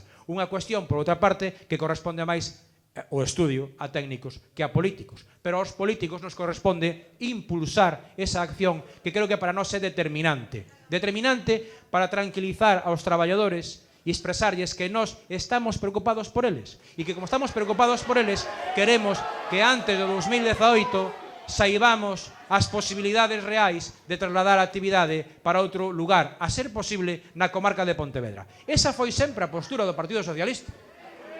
Esa foi sempre a postura do Partido Socialista. Vostede a mellor non a recorda, pero, señora Rei, pero esa foi sempre a postura. Ence sí, pero non aquí. Esa foi a postura, e iso é que nós pensamos que se debe facer dende as institucións. Afortunadamente agora contamos coa Diputación Provincial de Pontevedra, que antes non a tiñamos, porque era absolutamente beligerante con Pontevedra, pero agora xa contamos con ela. E a través dela, seguramente, e a través do responsable da área de medio ambiente, concelleiro en Pontevedra, e además moi preocupado por estos temas, estou seguro de que non tardará en poñerse a elaborar esos estudios que nos permitirán establecer con tempo donde podemos ubicar e trasladar a actividade da fábrica e dar satisfacción así a todo o mundo, aos que queremos que a actividade siga fora de aí e aos traballadores que queren asegurar o seu posto de traballo. Moitas gracias. Moitas gracias, señor Fernández. Polo Partido Popular, señor Moreira. Gracias, señor presidente. Moi bons días, boas tardes. Quero, en primeiro lugar, agradecer a paciencia de estar a estas horas aquí todavía a todos os veciños de Pontevedra, traballadores de ENCE que estamos aquí. Quero felicitar e agradecer a Ana e a Pedro as súas palabras por transmitir o que creo que é a esencia da cuestión. A esencia da cuestión non é outra que o que vai pasar aquí en Pontevedra en canto ao emprego, o futuro que nos espera aos nosos fillos. Entramos no fondo da moción. Señor Fernández, portavoz do Partido Socialista, efectivamente, o Partido Popular votou un acordo no Parlamento de Galicia, pero creo que vostede se perdeu un capítulo en toda esta historia, que se aprobou unha reforma da Lei de Costas que cambia o escenario, que cambia as circunstancias, e agora se permiten as prórrogas ás empresas.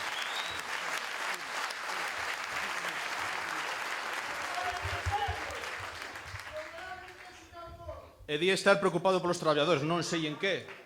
Non sei que, serán arreglar rúas para que poidan pasar e matar o tempo cando estean no paro, porque outra preocupación, sinceramente, non lles vexo.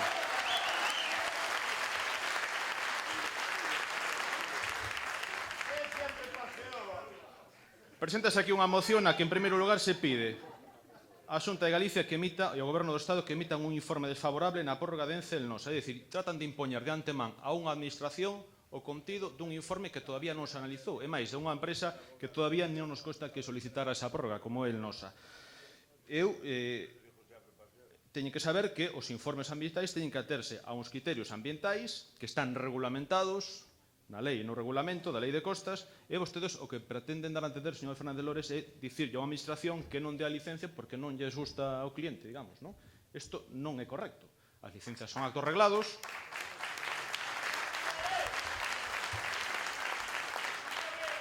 E hai que ser respetuoso coas normas. Lle guste ou non lle guste, se unha persona pide unha licencia e ten dereito a ela, pois haberá que darlle. Se non ten dereito, non se lle pode dar. Pero non se pode impoñer de antemán o contido dunha autorización.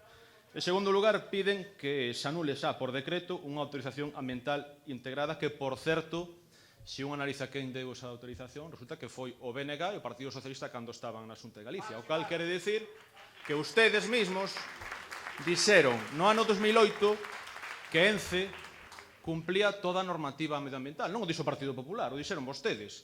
E agora tratan de dicir que non, que aquilo que non era certo é que non cumplía toda a normativa medioambiental. O Partido Popular o único que fixo foi renovar unha autorización que deron vostedes. E vostedes asinaron, dende o Goberno da Xunta de Galicia, BNG e Partido Socialista, que ENCE cumplía toda a normativa medioambiental. Eu non teño motivos para pensar que estaban prevaricando vostedes ao dictar esa resolución. E logo,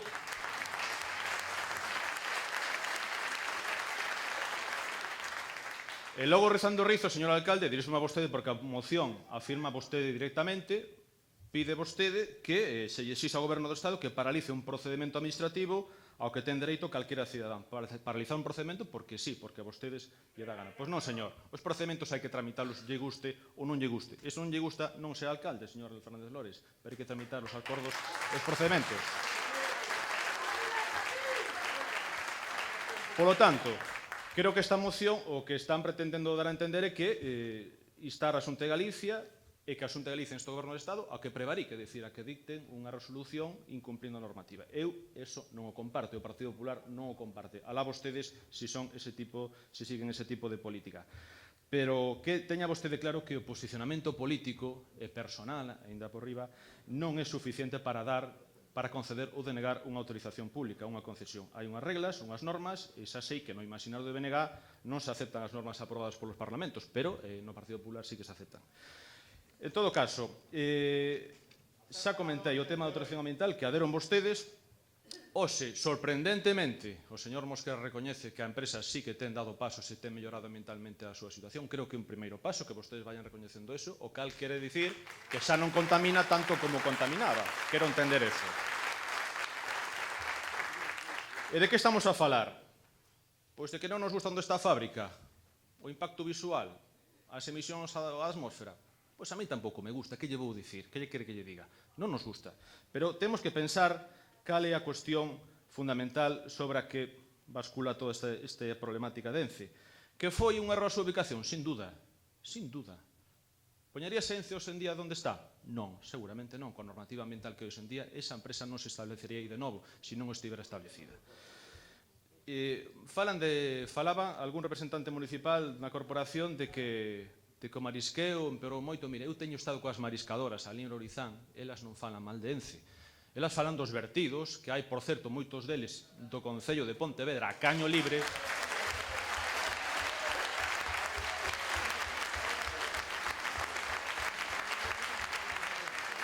inventariados nun documento emitido por funcionarios de Aguas de Galicia. Isto non invento eu, e se quere lle paso o listado que aparece con fotografías e todo, e tamén polas verteduras que ten a estación depuradora, que creo que teñen que estar vostedes de acordo en que esa estación hai que modificala ou ampliala ou buscar unha solución. Pero non me falaban nada, ninguna, mal da empresa. Incluso que eu as pinchei un pouco para apuntar hacia a empresa e dicía, non, con Ence non hai ningún problema. O problema está na depuradora e nos vertidos que veñen río arriba. Polo tanto, non manipulen vostedes a realidade.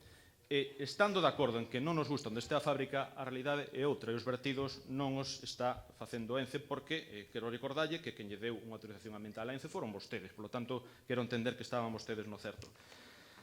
Faríase esa fábrica aí? Dicen que non. Houve un tempo para tentar o seu traslado? Sí, claro que houve. Creo que tivemos tempo de abondo para tentar o seu traslado. Conqueriuse? Non. Non se conqueriu. Estamos no ano 2015, no 2018 remata a prórroga, non hai tempo para facer un traslado. Houve algún partido que propuso algunha alternativa coas risas dos membros do goberno municipal? Sí, sí que houve. O Partido Popular propuso unha alternativa. Sin estar no goberno, propuso unha alternativa que pode gustar ou pode non gustar, pero eu sigo esperando, señor Fernández Lores, cal é a súa alternativa ao proxecto industrial. Houve algún goberno que pechou con el nosa tamén un acordo para a súa reubicación? Sí, o goberno do PP. Ten el nosa dereito a pedir a prórroga? Ten dereito, claro, como todo veciño, como toda empresa. É posible tentar un traslado ahora mismo de cara ao 2018? Se somos francos, non é posible, non hai tempo. Por iso nos dixemos, agora xa non é posible o traslado da actividade. Agora mesmo temos que pensar que ou sigue ou pecha. Engana quen pretende facer ver que ese traslado é posible hoxe en día? Sin duda, está engañando flagrantemente. Os traslados xa non é posible. Por lo tanto, hai dúas opcións en riba da mesa. Unha alternativa sola. Ou segue ou pecha. E, efectivamente, como se comentou antes aquí, un alcalde de Navia, do Partido Socialista, manifestouse encantado de que Ence pechara a súa fábrica en Pontevedra. Ele estaría cos brazos abertos acollendo-a en Navia. E máis, dixo que a polémica ali non é se Ence contamina, se é bonita, se é fea. A polémica ali é como conseguir que entre máis xente a traballar na fábrica. Señor Fernández Lores, hai alcaldes...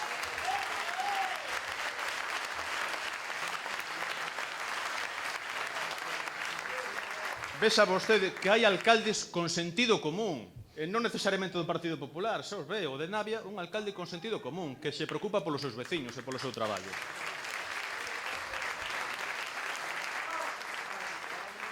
E a cidadanía galega e os pontevedreses agardan que os seus representantes políticos, entre eles os que estamos aquí, nos comportemos de forma responsable, como este alcalde de Navia. E Pontevedra, señor Fernández Lores, sabe vostede que ten unha taxa de desemprego, segundo a enquisa de poboación activa, do 26%. Somos a cidade de Galicia con máis taxa de paro.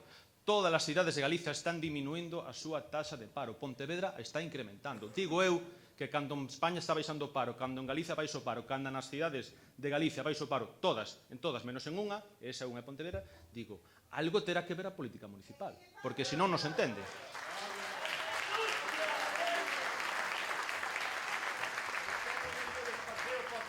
Estando de acordo en que non nos gusta onde este a fábrica, en que nos gustaría que eso fora un vergel precioso para poder todos disfrutar del, pois creo que o responsable é que, segundo o concepto acertado ou desacertado, pero bueno, o concepto que nós temos da responsabilidade política é que nun momento non que unha cidade lidera o paro en Galicia cun 26%, non se debe adoptar unha decisión que agrave aínda máis esa cifra, especialmente nun concello no que o seu alcalde, señor Fernández Lores, refírome a vostede, non xenerou ningunha alternativa ni ningún proxecto industrial para poder absorber ese emprego.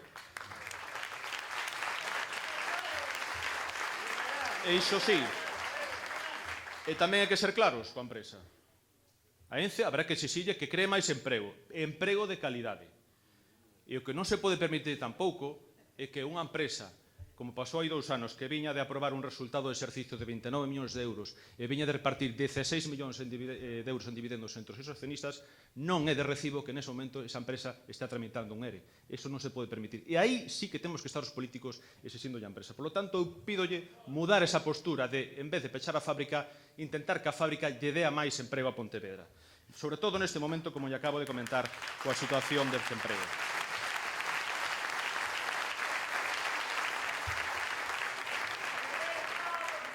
E aparte de crear máis emprego, haberá que exixirlle tamén máximas melloras medioambientais. Eu non me conformo con que ENCE saque un raspado, un aprobado en materia medioambiental. Eu voulle pedir un sobresaliente. Temos que destacar, e a empresa ten que ser puntera, como é agora mismo, pero ainda pode ser mellor todavía, porque hai mellores técnicas disponibles. Cada día hai mellores técnicas disponibles que o día anterior. E temos que exixirlle que este a última nese eido. E a empresa creo que está en boa disposición para facelo. E é verdade que esta empresa, cando se privatizou, efectivamente tiña un horizonte temporal do ano 2018, sin dúbida. Que o viron como un negocio, sin dúbida. E que agora unha prórroga máis alá do 2018 lle vai reportar beneficios, sin dúbida. Xa solamente que se dé a prórroga no primeiro ano poden aforrar 7 millóns de euros en amortizacións, sin dúbida. Que nos toca a nós? Pois nos toca dicir a empresa que se ENCE vai gañar, Pontevedra ten que gañar tamén. Por tanto, queremos ser partícipes, todos os pontevedreses, desa situación.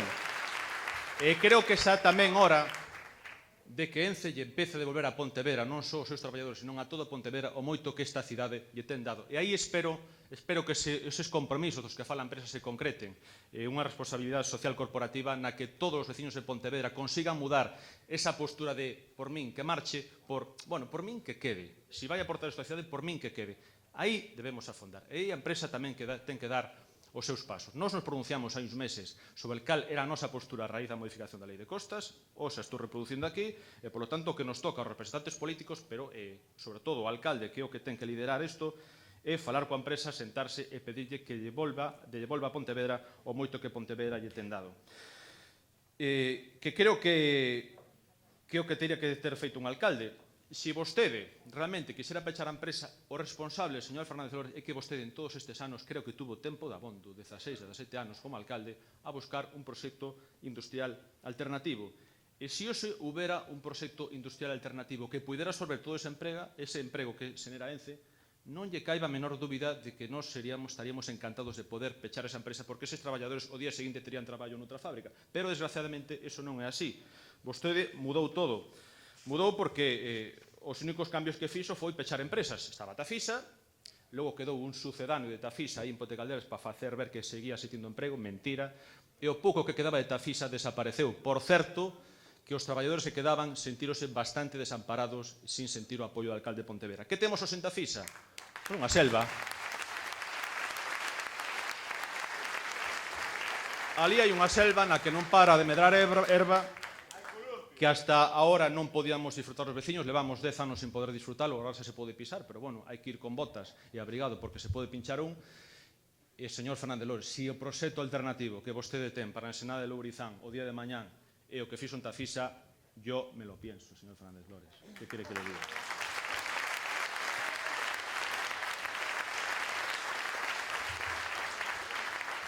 E insisto, non nos gusta onde está a fábrica, pero claro, por que non piden, sendo coherentes, levantar tamén autopista, a ponte autopista, o nudo de Mollabao, co que vostede se mostrou moi de acordo, que é un auténtico atentado que consolida a ocupación de ENCE para toda a vida.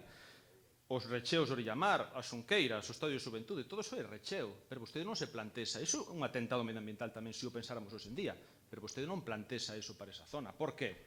Porque non ten sentido. Por señor Fernández Lores, tampouco ten sentido que estas persoas queden sin traballo dentro de uns anos.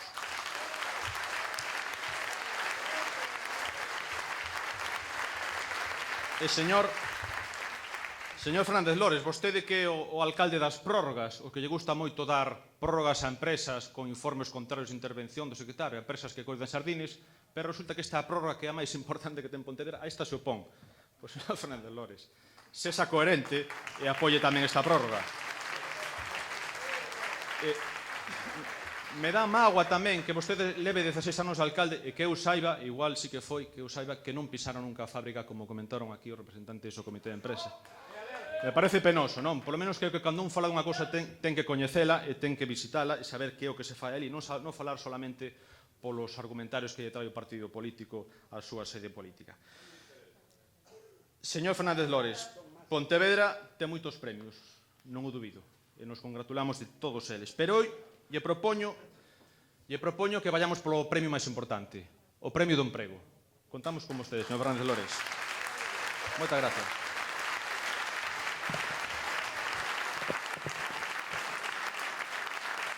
Muchas gracias, señor Moreira. Señor Mosquera, ten a palabra. Gracias, señor alcalde. Señor Moreira, desde logo, a regresión do Partido Popular en Pontevedra é absolutamente espectacular. Espectacular. O primeiro alcalde que fixo todos os esforzos que pudo para que Tafisa se fora de aí foi o señor Cobián. Estamos falando do ano 91, 92. O sea, o seu propio partido, naquel momento, tiña un modelo no que non collen unhas industrias metidas no tecido urbano. Usted agora volve, foi unha desgracia Tafisa, cando daquela non había nin alternativa. A proposta de tal era que se foran para Betanzos e nada máis. Aquí intentouse. Digo, polo modelo que está sí. Obviamente pouco se pode aportar ao debate e vou intentar ser moi breve. Aquí falanos que, claro, cambiou a situación porque houve unha modificación da Lei de Costas e que a modificación da Lei de Costas debemos facer na ONU, en New York, ou se cadra fixo a entidade menor de Benvibre, non a fixo o Partido Popular en solitario e contra todo o mundo. Non, caeu, non sei, se cada antes falaba Raimundo de Fe, Esperanza, eu que sei, por templanza, a saber por que caeu. Non, hombre, non, se foi un diseño, perfectamente a empresa tuvo a capacidade suficiente para que se modificara a Lei de Costas e agora manda os traballadores a presionar socialmente. Punto. Vale. A ver si nos enteramos. Ahora, ten unha serie de erros de bulto. Que terá que ver unha concesión, unha prórroga, que é un acto discrecional e facultativo da administración cunha licencia arreglada? Que terá que ver? Ahora, da igual, evidentemente, igual é cando que nos poñemos a confundir todo, está. Pero este debate está sendo moi clarificador, non exactamente nos términos do fondo, porque estaban as posturas bastante claras e todo o mundo é un tema que ten moi analizado, pero en outras cousas sí. Por exemplo, todas esas pancartas e cartéis que tivemos na campaña electoral sen asinar, que eso de, como era, menos premios, máis traballo, non sei que, xa sabemos onde saliron. Xa sabemos onde saliron, cousa que sempre é bo coñecer a verdade. Verdad? Sempre é bo. Como tamén sabemos de onde sale a historia esta de Pontevedra, a cidade con máis paro. O sea, vamos a castigar a opinión pública para dicir que o traballo é importante, da eguence e demais. Mire esa expansión é do mesmo grupo que El Mundo, relacionado co Financial Times, co Wall Street Junior, o sea, a ortodoxia económica. Mire usted, e mire,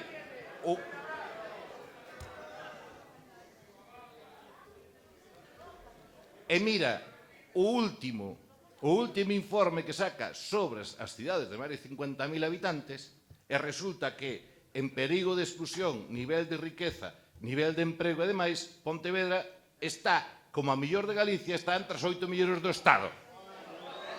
Vale? Moi ben.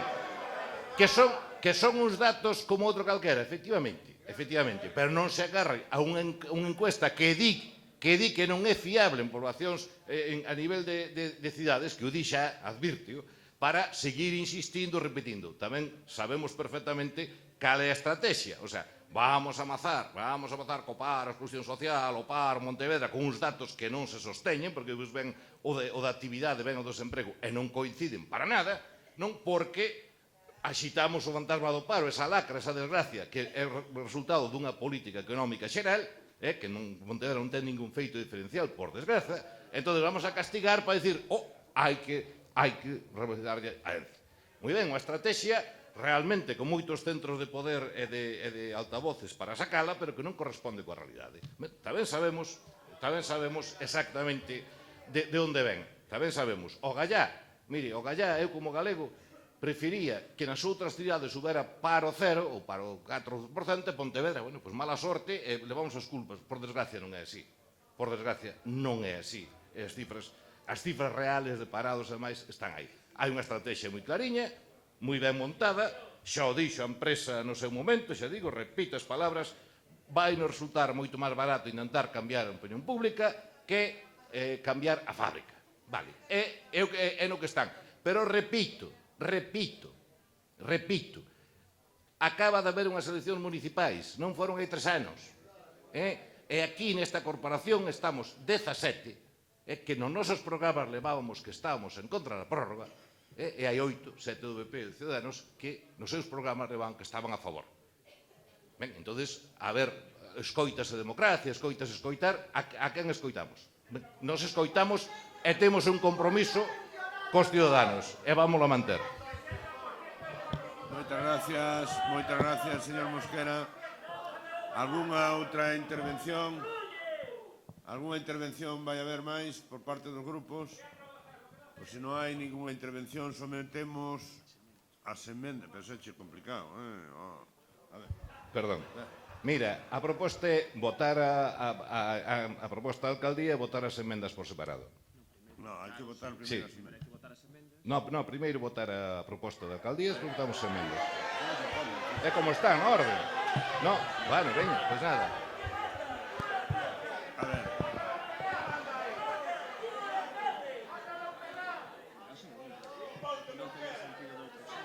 Vamos a ver, hai dúas emendas. Hai dúas emendas que se presentan a esta proposta. Unha emenda do Partido Socialista e outra emenda de Marea Pontevedra. É bueno a saber porque...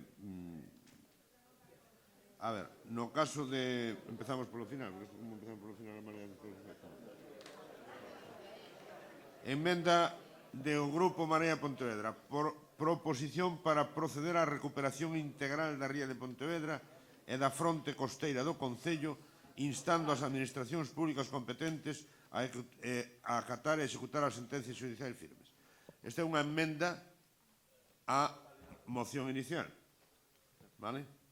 E, polo tanto, someto a votación esta emenda. Votos en contra da emenda. En contra da emenda 8. Abstencións, ningunha. Votos a favor da emenda.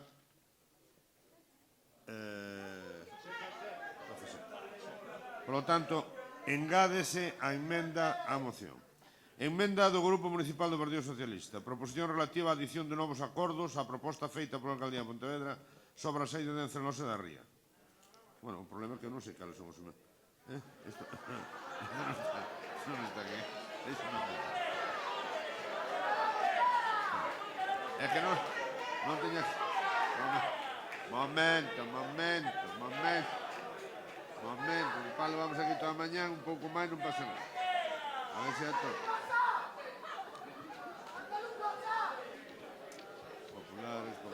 Populares.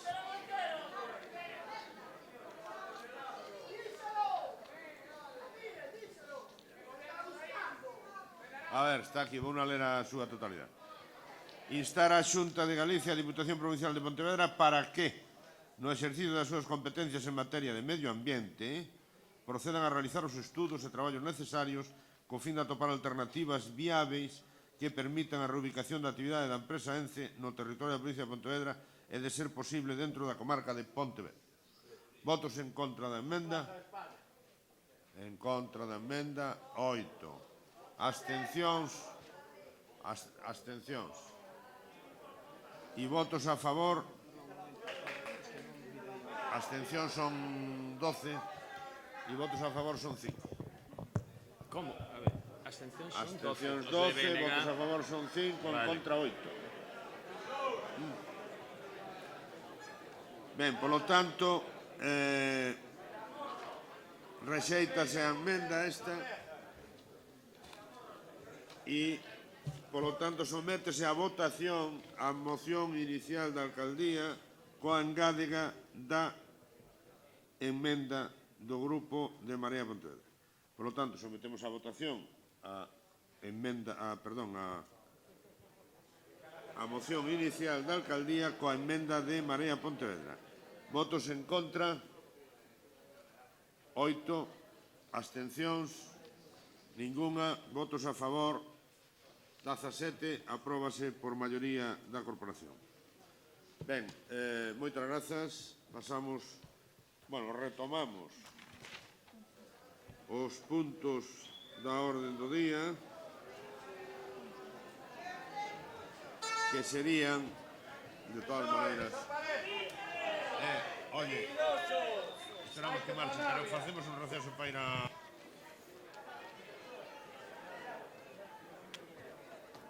Facemos un receso para facer un receso.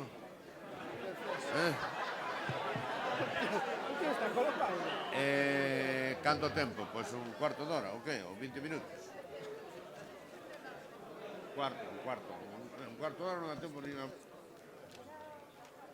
Cuidado con los cables.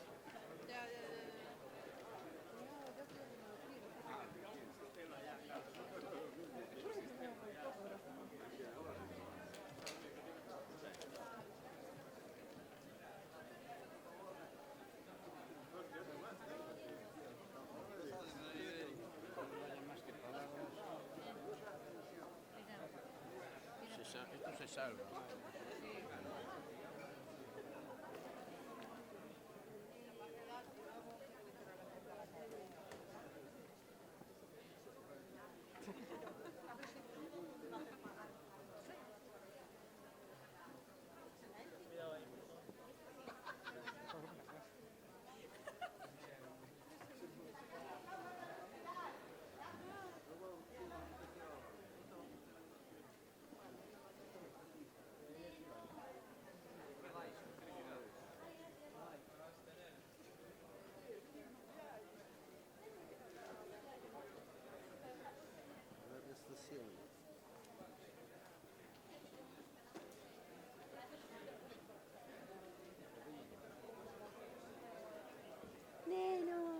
Che dai? Dai, lì cumple, eh? Che bella va. Ojalá como bello tú. Joder, che bella va. Perdón.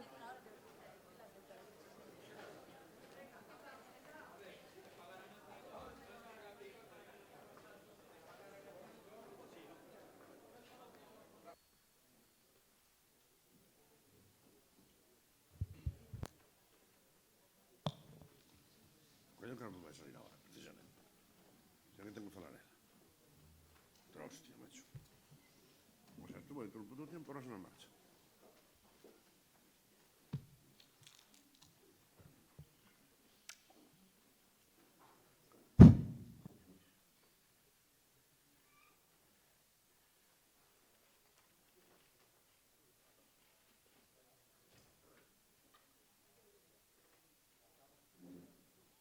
Estamos casi todos, ¿no? Sí.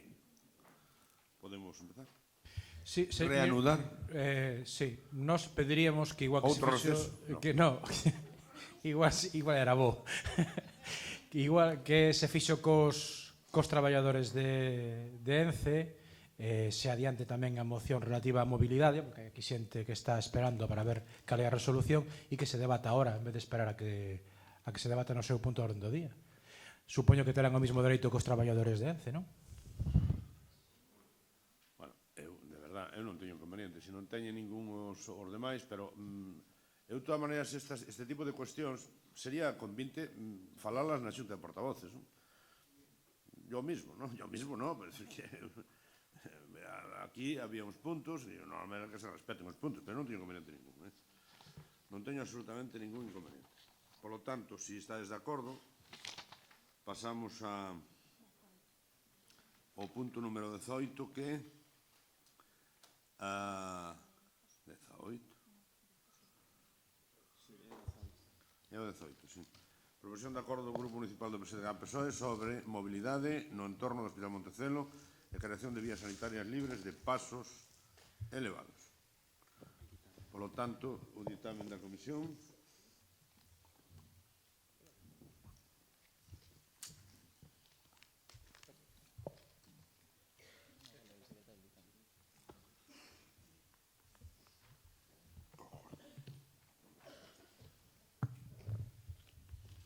o asunto foi dictaminado na sesión da Comisión de Mobilidade, Infraestructuras, Obras e Servizos do 15 deste mes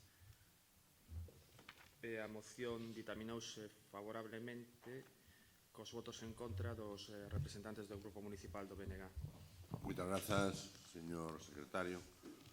Señor Iván Puentes, ten a palabra.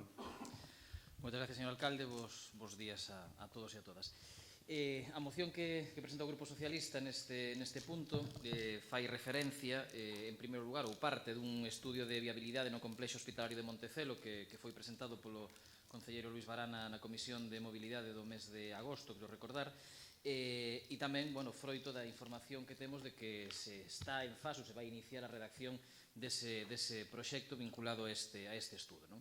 Vaya por adiantado que nós, que o Partido Socialista, considera necesario ese proxecto, como xa ten dito na Comisión Informativa, para múltiples cuestións, pero entre elas para mellorar efectivamente a accesibilidade ao complexo hospitalario, para reordenar a mobilidade de peóns e de vehículos que transitan pola zona, para incrementar a seguridade de uns e de outros, para mellorar a frecuencia e o acceso tamén ao complexo hospitalario en transporte público, ou para aproveitar tamén o proxecto e facer melloras varias no entorno de Montecelo que levan sendo reclamadas polos veciños e veciñas desde hai anos, non só na avenida de Montecelo, sino nos viais que hai na contorna.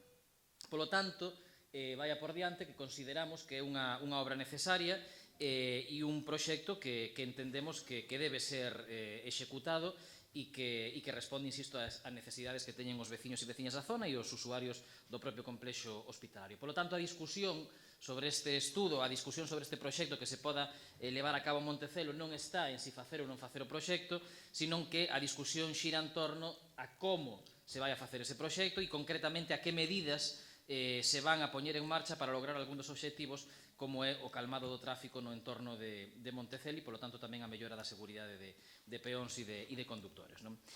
E parte, ademais, algo que non se pode valorar ailladamente, porque parte, ademais, dun problema que ven desde hai anos, que é o problema que ten o propio complexo hospitalario de acceso por a cantidade de lombos, de pasos elevados que nos últimos tempos se teñen instalado na cidade de Pontevedra. Para ter algúns datos que se mencionan nesa moción e da afección destes lombos aos traslados e a propia, en definitiva, atención sanitaria que os cidadáns de Pontevedra e de fora de Pontevedra necesiten recibir nese complexo hospitalario, pois algúns datos son que, por exemplo, o traslado de infartados desde o Hospital de Montecelo ao Meixoeiro, pero concretamente o traxecto entre Montecelo e a AP9 ten pasado de 6 a 11 minutos precisamente debido a estas estructuras. Ou, por exemplo, os traslados urbanos, é dicir, a asistencia domiciliaria por parte das ambulancias no casco urbano de Pontevedra ten pasado de 6 a 9 minutos. Estamos falando en algún caso de case duplicar os tempos de resposta. Se ten tamén, por suposto, case duplicado os tempos de traslado desde os domicilios hasta o hospital. Pero non só é unha cuestión de velocidade, é unha cuestión de tempo de de resposta, que en casos como o que decía dos infartados, pois uns minutos poden ser vitais na atención a eses cidadáns. E que as condicións sanitarias nas que se producen eses traslados son tamén precarias. Os constantes lombos provocan que haxa serias dificultades para que os sanitarios, fundamentalmente enfermeiros e enfermeiras, e médicos e médicas podan traballar no interior das ambulancias, e tamén as condicións nas que son trasladados os doentes. Estamos falando de fracturas, falábase na prensa de fracturas de cadeira, pero tamén de outro tipo de fracturas e de afeccións para as que, evidentemente, as subidas e baixadas continuas dos lombos non é que non sean recomendables, é que provocan dores importantes a quen é trasladado nesas ambulancias. Falamos de mareos, falamos de dores, falamos de contracturas, de complicacións, en definitiva, que se producen nese traslado ao centro hospitalario.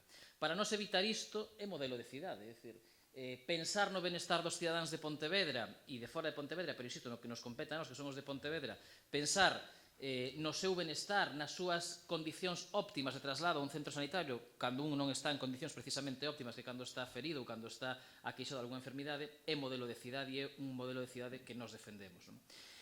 O problema, dito así en abstracto, bueno, a mí non me parece menor xa, non? Pero se ademais consideramos que en Pontevedra temos 3 ambulancias que teñen base aquí, que das medicalizadas non só prestan servicio en Pontevedra, senón que lle prestan servicio a todo o norte da provincia, que as asistenciais atenden a 8 concellos, máis o Concello de Marín polas noites, e que entre todas elas estamos falando dunhos 7.000, 8.000 servicios ao ano, pois ao mellor o problema xa adquire unhas dimensións considerables. E claro, con todo este caldo de cultivo, con todo este contexto que, insisto, ven sendo denunciado desde hai anos, agora resulta que o goberno municipal, en vez de solucionalo, o goberno municipal, en vez de aportar algún tipo de solución a isto, o que fai é complicalo precisamente con este estudio e con este proxecto que pretende poñer en marcha en Montecelo, porque contempla a construción de 11 novos lombos nese entorno do hospital, uns na avenida de Montecelo, outros nos accesos a aparcamentos, pero en total 11 lombos no entorno do hospital. Nos entendemos que esas estructuras, esa solución, non se justifica precisamente porque o que faría sería empeorar esa situación da que falaba eu hai un momento, porque ademais non o queren os pacientes que acuden a Montecelo, non o quere a propia xerencia do complexo hospitalario de Pontevedra, non o queren os médicos e médicas de Montecelo, non o queren os enfermeiros e enfermeiras, non o queren os técnicos de ambulancias que prestan servicio todos os días alí e, por suposto, tampouco queren os veciños e veciñas de Pontevedra. Entón, eu cando escoito ao goberno municipal falar en moitas ocasións de participación cidadá, de consenso, de escoitar aos veciños e veciñas, eu me pregunto con quen se falou neste caso para optar por esta solución. Onde está aquí a participación cidadá da que o goberno se gaba? E falando de veciños e falando de participación cidadá, eu, en fin, teño por aquí varios escritos, vostedes supoño que os terán, se non os teñen extraviados, pero concretamente un escrito de 29 de abril no que se apuntan unha serie de obras de mellora a facer en Montecelo que non ten resposta, outro escrito de 9 de xuño dirixido ao señor Bará pedindo unha reunión con el que tampouco ten resposta, outro escrito do 5 de agosto remitido ao señor Fernández Lores pedindo unha nova xuntanza que tampouco ten resposta, outro escrito tamén do 5 de agosto dirixido ao señor Oubiña que para máis simbre o Concello de Participación Cidadá que tampouco ten resposta, outro escrito tamén do 5 de agosto dirixido ao señor Bará pedindo unha nova xuntanza que tampouco ten resposta. Estes escritos, e probablemente haberá máis, seguro, non o dubido, se confiara na súa vontade para respostar aos escritos, en todo caso son unha pequena mostra, pero eu acabo de poñer aquí 5 escritos en aproximadamente 3-4 meses que non teñen ningún tipo de resposta. E escritos que non están dirixidos ao Concello por un grupo de veciños, creo que foi a palabra literal que expresou o señor Bará na prensa, restándolle representatividade incluso, están dirixidos por unha asociación de veciños, que podían ser un grupo de veciños tamén, non hai absolutamente ningún problema, porque creo que haberá que escoitar a todo o mundo esa súa responsabilidade. Pero, en todo caso, escritos que, como sabían que non lle iban a decir o que vostedes queren escoitar, non foron respostados. Nin siquiera foron recibidos os veciños tampouco para poder expresarlles as súas queixas. Polo tanto, non hai justificación técnica para adoptar esta solución. A velocidade na zona está, e non o digo eu, está aquí neste estudio elaborado pola Policía Local de Pontevedra, está próxima aos 30 km/h legais, é dicir, 41 km/h nun punto, 28 noutro punto, é dicir, estaríamos falando dunha necesidade prácticamente de reducir a velocidade media na zona en 5 km/h, tendo en conta que eses puntos de verificación pois tamén contan ou contabilizan o paso de ambulancias, o paso de vehículos de emerxencia, como é lóxico nunha zona próxima ao hospital. Por iso, o que pedimos nesta moción os socialistas é que, efectivamente, se rectifique, se modifique, aproveitando, ademais, que todavía está sin concluir e que está iniciándose a súa redacción, ese proxecto anunciado para Montecelo. E que, polo tanto, no punto 1, se elimina o proxecto definitivo para do proxecto definitivo para a mellora da seguridade viaria e da mobilidade na contorna do Hospital de Montecelo os lombos previstos, eses 11 lombos contemplados no entorno do hospital, incluir en dito proxecto obras como a recollida das augas pluviais da Avenida de Montecelo, así como os da Rúa Paralela a Urxencias, renovar a sinalización vertical e horizontal en toda a área de actuación e instalar marquesiñas nas zonas reservadas para a parada dos autobuses, que son estas obras que eu decía que non quixeron escoitar, pero que os veciños lles levan intentando transmitir desde hai bastante tempo. Terceiro, contemplar tamén nesa rúa o ensanchamento de accesos desde a Avenida de Montecelo á mesma Rúa Paralela a Urxencias, mellorando a seguridade dos vehículos que circulan por esta avenida, e que se incorporan á mesma, ademais de canalizar cunetas nos primeiros metros da mesma, a fin de habilitar beirarrúas ou sendas peonís que tamén melloren a seguridade dos numerosos peóns que acceden ao hospital desde as zonas de aparcadoiro habilitadas nas inmediacións. E habilitar, neste caso, 3 vías sanitarias, serían 3 arterias de acceso ao hospital de Montecelo que estivesen libres das dificultades que, como digo, desde hai tempo se veñen detectando para poder acceder con comodidade e con condicións sanitarias mínimamente decentes hasta ese hospital. Serían 3 vías sanitarias, saben que o Partido Socialista inicialmente plantexou 5, pero precisamente nós escoitamos, falamos, intentamos chegar a acordos e escoitados o resto de grupos da corporación, vostedes non quixeron facer aportación ninguna, e escoitados tamén os veciños, técnicos de ambulancias e sanitarios, consideramos que precisamente para afectar o menos posible a eses lombos que non recoñecemos que teñen calmado o tráfico en Pontevedra e que compartimos, ademais, como solución xeral, pero creemos que teñen que existir excepcións e esta é unha delas, pois reducir esas vías sanitarias de 5 a 3. A vía norte, que é a que nos propoñemos, que daría acceso desde a Nacional 550 desde a rotonda de Médico Ballina e polo novo acceso a Monte Porreiro chegaría a Montecelo. A vía sanitaria oeste, que parte do nó de Bombeiros, Paseo Domingo Fontán e pola Ponte dos Tirantes tamén accede posteriormente a Seca, Santa Margarita, Pomba e para chegar xa á Avenida de Montecelo, e a vía sanitaria sur, que a que partiría do nó do Pino e por Conde de Bugallal, Pintor Laxeiro, Camposanto e Rúa San Mauro e Moldes, pois chegar tamén definitivamente á Avenida de Montecelo. Propoñemos, aínda así, no punto 5, que no caso destas rúas de titularidade municipal sexa o Goberno o que convoque os axentes implicados, a Asociación Galega de Técnicos de Emerxencias Sanitarias, o Colexio Oficial de Enfermería, o Colexio Oficial de Médicos, a xerencia do CHOP, aos veciños e veciñas, pero fundamentalmente aos técnicos, para que eses 35 pasos elevados que estarían afectados por esta moción podan incluso ser avaliados e analizados un a un e, ao mellor, en algúns casos, en vez de suprimilos, bastaría simplemente con correxir a súa pendente, con adaptalos e facelos algo máis accesibles para que as ambulancias, en función da velocidade que poda existir na rúa, podan salvalos sin necesidade de eliminalos completamente. En definitiva, nós o que pedimos é que o señor alcalde e que o goberno municipal escoiten a vontade maioritaria deste pleno, que teñan en conta que a maioría de cidadáns de Pontevedra, os que esta oposición representa, non están a favor de que se adopte esa medida de lombos no entorno do hospital e teño que pedilo, lamentando moito tamén o señor alcalde, que desautorice ao concelleiro de mobilidade que tivo a desfachatez de dicir na prensa facendo eu creo que un exercicio bastante irresponsable e, desde logo, nada sano en términos democráticos, dicindo na prensa que dixera o que dixera este pleno, a él prácticamente lle daba igual, que os lombos iban ir adiante e que o proxecto se iba a facer. Polo tanto, non escoitando a vontade, insisto, da maioría de cidadáns de Pontevedra que representa esta oposición. Para min isto, desde logo, que evidencia é un talante democrático bastante deficitario e, desde logo, non é o xeito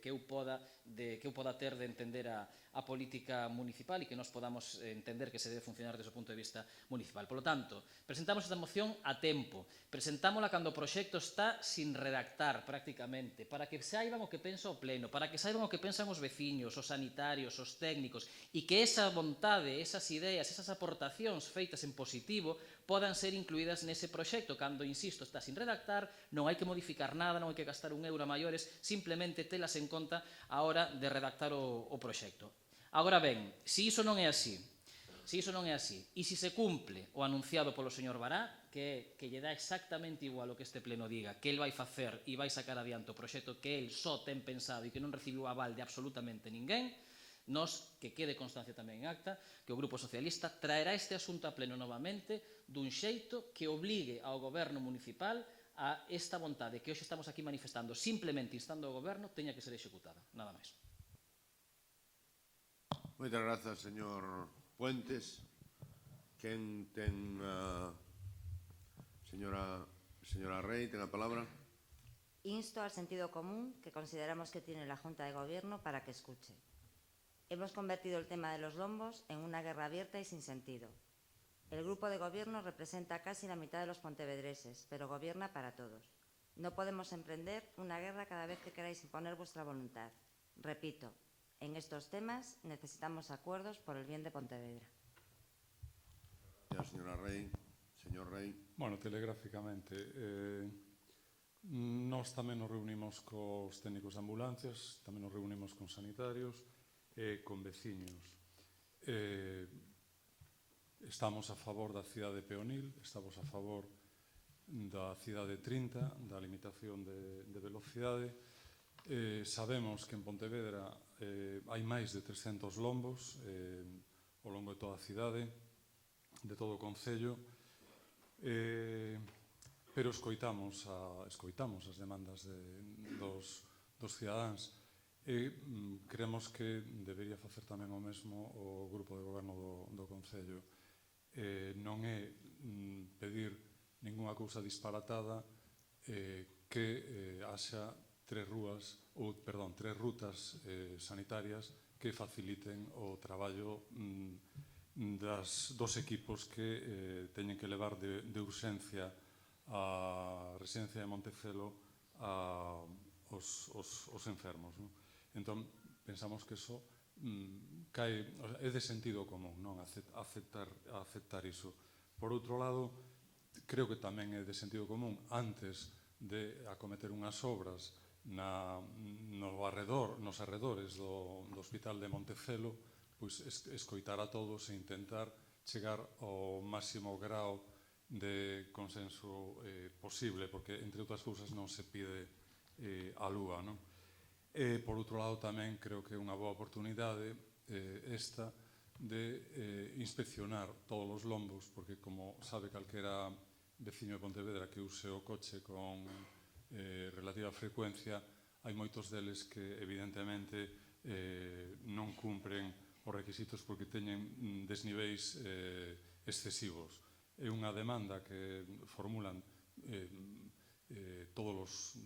xeral todos os cidadáns e todos os condutores pontevedreses e estaría ben que se escoitase. Por suposto, o grupo de Marea Pontevedra vai apoiar esta moción. Moitas gracias, señor Guerra. Martínez, ten a palabra. Buenas tardes, señor alcalde, señores concejales. Desde el primer momento que tuvimos conocimiento en la Comisión de Infraestructuras de este proyecto, nos manifestamos en contra de la instalación de los lombos en el entorno de Montecelo. Esto no es una cuestión que va en un programa electoral, no forma parte de ninguna ideología el colocar lombos en torno a un hospital. Entonces consideramos prudente actuar en primera instancia pidiendo opinión a las personas que hacen uso de estas vías sanitarias, que acuden diariamente tanto usuarios como conductores de ambulancias, técnicos, profesionales médicos, a ver cuál es su opinión y de ahí sacar un criterio uniformado para presentar aquí en el Pleno.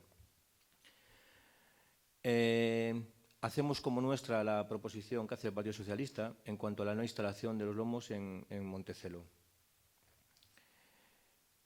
La ausencia de una normativa específica en el concello ha hecho que el uso de los lombos en Pontevedra sea perverso. Como bien dice el representante de Marea Pontevedra, hay más de 300 lomos en Pontevedra. Desde que se instaló en el año 2003 el primer lombo, han ido creciendo como champiñones por todas las calles de Pontevedra. Y cada uno según una tipología diferente. Aquí no se sigue ningún criterio. Yo les recuerdo que hay una ley desde el año 2008, es una orden del Ministerio de Fomento, que se dio una moratoria de 2 años para entrar en vigor en noviembre del 2010. Y es una norma a nivel estatal que sí que se refiere que es la instrucción técnica para la instalación de reductores de velocidad. Queremos dejar claro desde nuestro grupo que no estamos en contra de los lombos. Ojo, creemos en los lombos como reductores de velocidad. Ahora, exigimos que se cumpla la ley. Ahora ustedes me dirán que esta ley que es de ámbito estatal y que atinge simplemente a las carreteras estatales. Bien, de acuerdo. No es una norma de general básica. Ahora, también les digo una cosa. En el resto de comunidades autónomas, y así lo he constatado, y municipios que han desarrollado una norma propia, una ordenanza de reductores de velocidad, o aplican en el 99% la orden del Ministerio de Fomento.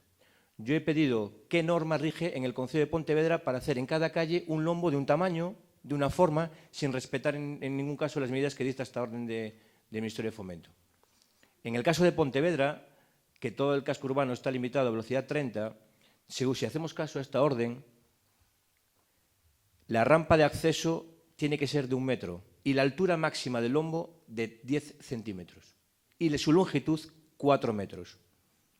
Eso en Pontevedra hace que el 90% de los lombos que están hechos sean ilegales.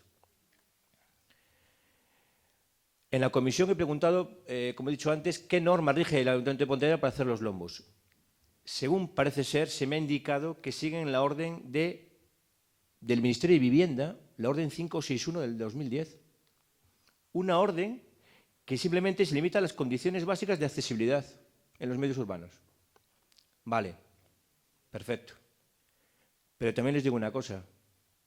En el Reglamento de Circulación del año 2003, en la reforma del Reglamento de Circulación, que habla de los resaltos y los reductores de velocidad, dice: los resaltos en pasos de peatones y bandas transversales serán legales siempre que cumplan la regulación básica establecida al efecto por el Ministerio de Fomento. O sea que agarrarse a una frase de una orden del Ministerio de Vivienda que simplemente dice se permite la elevación de los pasos de peatones sin más, les ha dado a usted campo libre para que en Pontevedra tengamos un tipo de lombo en cada calle. Y toda la gente de Pontevedra, evidentemente, así lo reclama, ¿no? Entonces, exigimos una norma que regule los lombos en Pontevedra. Una norma municipal, una ordenanza municipal. Seguimos. Como bien dicho, hemos recabado la opinión de todos los técnicos de ambulancias. Nos hemos reunido, el primer grupo que se ha reunido con ellos hemos sido nosotros. Luego han continuado los demás grupos, cosa que también aplaudimos. ASGATE, la Asociación de Técnicos Profesionales, voy a resumir lo que dicen, pero voy a sacar unas frases de sus declaraciones. Dice que sus preocupaciones son los anclajes cuando van en las ambulancias. En el caso de los accidentados, dicen que reducir la marcha y volver a acelerar para salvar los pasos de peatones elevados puede provocar alteraciones en el estado de los doentes. El médico de urgencias dice que los cambios de marcha y los botes, por muy leves que sean, tradúcense en un aumento do sangrado, incremento da dor e inestabilidade hemodinámica do doente. Esto lo dicen los técnicos de las ambulancias. El gerente del CHOP en Pontevedra, 2 frases les voy a comentar. Sería la primera vez que ve lombos en torno a un hospital y colocar lombos en el hospital de Montecelo es una barbaridad. Esto lo dice el gerente del CHOP. Ya tenemos la opinión de los técnicos de ambulancias y la opinión del gerente del CHOP. Nos hemos reunido con asociaciones de usuarios de ambulancias que acuden diariamente de forma ambulatoria al hospital de Montecelo. O sea, ya son los propios usuarios que van dentro de la ambulancia los que nos dan su opinión, unánime. Ya bastante tienen que sufrir yendo por el casco urbano como que encima se los pongan al llegar al hospital. Y esto también se los puede decir la fundación, que también nos hemos reunido con ellos, que usted dice Kogami, que le dio antes un premio. Nos hemos reunido con ellos y así me lo ha manifestado a mí en persona. Y la asociación ASEN también me lo ha manifestado en persona. Por supuesto, también tenemos en cuenta la opinión de los vecinos, que llevan reclamando la mejora del entorno, que como bien podemos decir también, no estamos nada en contra. Ahora, esto quiero el debate que simplemente se centra en los lombos en torno a Montecelo, señor Bará. Usted que siempre dice que hará lo que dicen los técnicos, yo creo que le estoy dando aquí suficientes motivos técnicos, de gente técnica, en cuanto a la utilización o instalación de lombos en el entorno de Montecelo. Y me niego a creer, de verdad, con todo el respeto a los técnicos municipales, que nosotros desde este grupo sí que los tenemos, no ustedes, y ahora les diré por qué, desde el respeto que le tenemos al técnico municipal, me cuesta creer que un técnico con estos argumentos se atreva a decir o que diga o que sugiera que se instalen lombos en el entorno de Montecelo. Cuando existen otros elementos alternativos que sí pueden hacer esa reducción de velocidad. Estamos única y exclusivamente incidiendo en el tema de los lombos.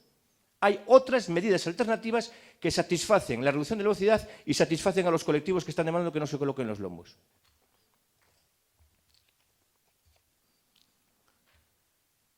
El propio informe de la policía local que usted se encarga, el propio informe de la policía local, nos habla del año 2013. Accidentes en el entorno de Montecelo. 20 accidentes. ¿Sabe usted cuántos accidentes hubo por velocidad inadecuada? 1, señor Bará. 1. Año 2014. 23 accidentes. Velocidad inadecuada. 1.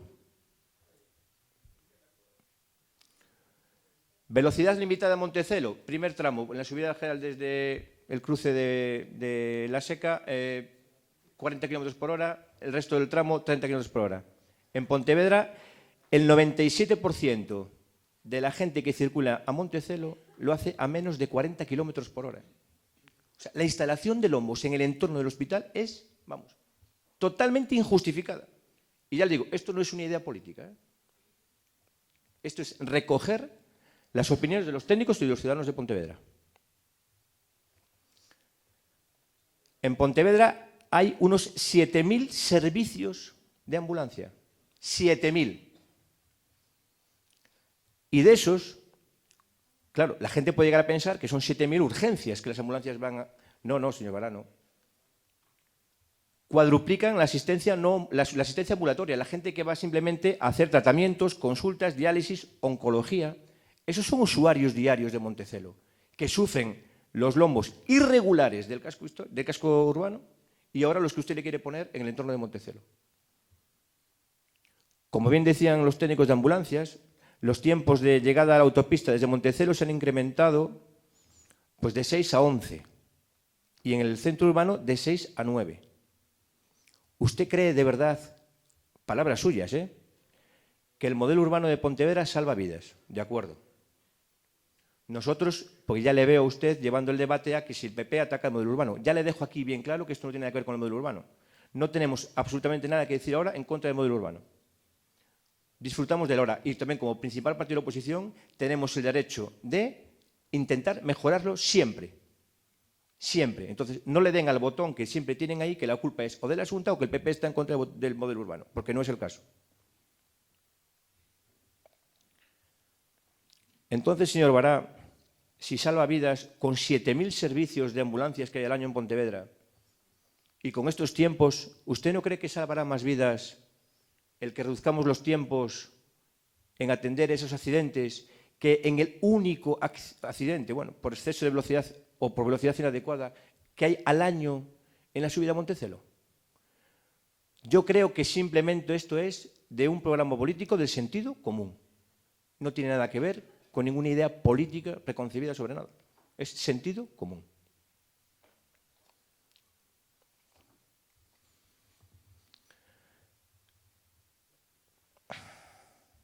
No acabé, perdón. Creo, señores, bueno, hoy es mi primera intervención en el Pleno y esta moción me viene bien para constatar simplemente que en esta moción va a ser el fiel reflejo de lo que yo estoy viendo en este mandato. Veo a unos concejales del BNG enquistados, cero de renovación, cero de ideas, no dialogantes, hacen lo que les da la gana, y lo digo desde la franqueza porque les he dado normas que aunque ustedes no las tengan pueden hacer como el resto de comunidades y municipios que, bueno, pues voy a hacer este tipo de política, bueno, pero la voy a hacer legal, la voy a adaptar a una norma que ya esté escrita. No voy a hacer una norma a mi libre albedrío y que salga lo que salga. Entonces, aquí queremos escuchar a los vecinos. Nosotros recogemos a los vecinos. La nueva política exige acuerdos. Ustedes veo que les molesta que la oposición llegue a acuerdos. Cuando ustedes, con el mismo número de concejales que somos hoy aquí nosotros, ustedes han sido equipo de gobierno, con 7, ojo, con esa regresión que decía el señor Mosquera. Con 7 ustedes han sido equipo de gobierno. O sea que en esta moción ahora, con estos datos técnicos que les he dado, que no es una opinión política, son datos técnicos, de todos los sectores de la sociedad pontevedresa, de todos, con estos datos técnicos, con todos los partidos políticos, con la diversidad de ideas que tenemos y que todos estemos de acuerdo, en esta moción en concreto va a quedar retratada realmente quién gobierna en Pontevedra. Y lo vamos a ver. La forma que tienen ustedes de gobernar.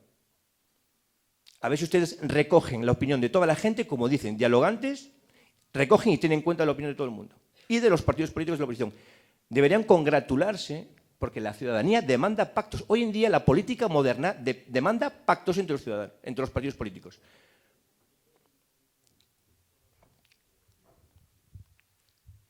Y de estos pactos ayer mismo acudíamos todos a la inauguración de la avenida de Josefina Arruti, y era un pacto entre el Partido Popular con el Bloque Nacionalista Galego. Y se presumía de ese buen acuerdo. Y ayer pudimos ir todos los que estuvimos allí, bueno, pues, y disfrutando de ese pacto y de ese acuerdo. Entonces, ahora les pediría que se hiciesen eco de lo que se pide en esta moción, que den ejemplo de diálogo, de escuchar. Son datos técnicos, señor Bará, y que voten a favor de la moción. Y en cuanto yo quería terminar una cosa, se lo digo porque usted, Carmen da Silva, le he oído varias veces, lo suscribo, lo que pasa es que usted lo dice y luego no lo hace, porque pide siempre respeto para los técnicos. Y cuando lo dice como diciendo, oiga, es que la oposición no le tiene respeto por los técnicos. Se lo digo sinceramente. El Ayuntamiento de Santiago tuvo 76 reparos. El de Ferrol, 27. El de Lugo, 12. Reparo, por si mucha gente no sabe la definición correcta, dice que es la nota u observación que indica oposición o conformidad.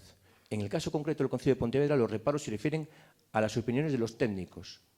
Pues ustedes, que siempre están diciendo respeto para los técnicos, han tenido 285. 285. Esta es la verdad. Nada más, señor alcalde, nada más, gracias, concejales. Muchas gracias, señor Martín. Señor Bará, ten a palabra. Pode usted explayarse sin ningún problema, que eu non teño presa ninguna. Despois de escoitar a intervención do portavoz do Partido Popular, que mesmo chegou a emendarlle a plana aos seus propios compañeros portavoces, non? Porque non debeu quedar clara a argumentación dos reparos que vostede ainda tuvo que aclarala, non? Pois despois destas intervencións, pois creo que queda suficientemente claro e queda suficientemente retratada cal é a posición e cal é aquí o debate, non? Porque o debate non son os lombos de Montecelo, o debate non é tampouco a participación, non? E o debate é máis de fondo, non? E o debate é, digamos, quen lidera a oposición. Están pelexando aí, sobre todo o Partido Popular, neste caso cunha forte rivalidade do PSOE, a ver quen lidera a oposición ao modelo urbano, porque esa é a cuestión de fondo, non? E mire, eu como concelleiro de Participación Cidadá reúneme todos os días con colectivos e con veciños, todos os días. E aseguro unha cousa, que un tema recorrente é a petición de seguranza viaria e a petición de medidas físicas de seguranza viaria, e a petición de lombos. Todo o mundo na cidade quere seguranza viaria no entorno dos lugares onde vive.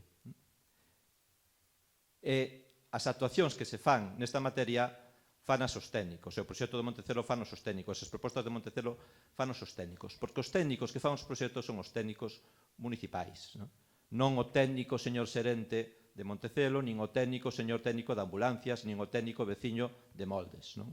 Con todos os respetos para todos que terán competencias nas cuestións que son da súa incumbencia, pero non dirixen a elaboración dos proxectos municipais nin como se fan os proxectos municipais. Por lo tanto, cando pedimos respecto para os técnicos municipais, pedimos respeto para os grandes técnicos que temos neste Concello, como, por exemplo, o técnico da Policía Local que fixo o estudo sobre a mobilidade e seguranza viaria en Montecelo, que foi o que propuxo medidas físicas de reducción de velocidade nese contorno.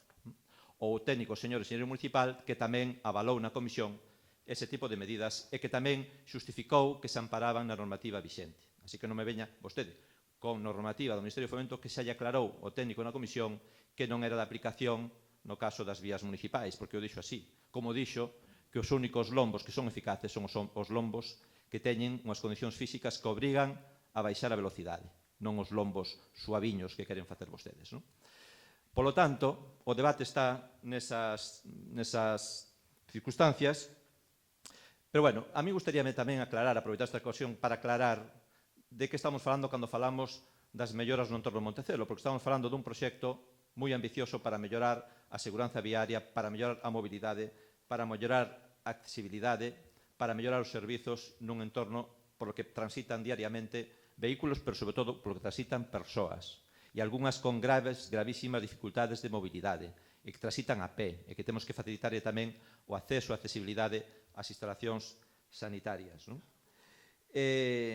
Bueno, polo tanto, é un debate tamén sobre os peóns, porque vostede parece que só pensan en termos de mobilidade motorizada. Eu dixen outro día que parece que teñen o cerebro motorizado porque cando analizan os proxectos e cando analizan a mobilidade na cidade pensan só en términos de vehículos, de coches a motor.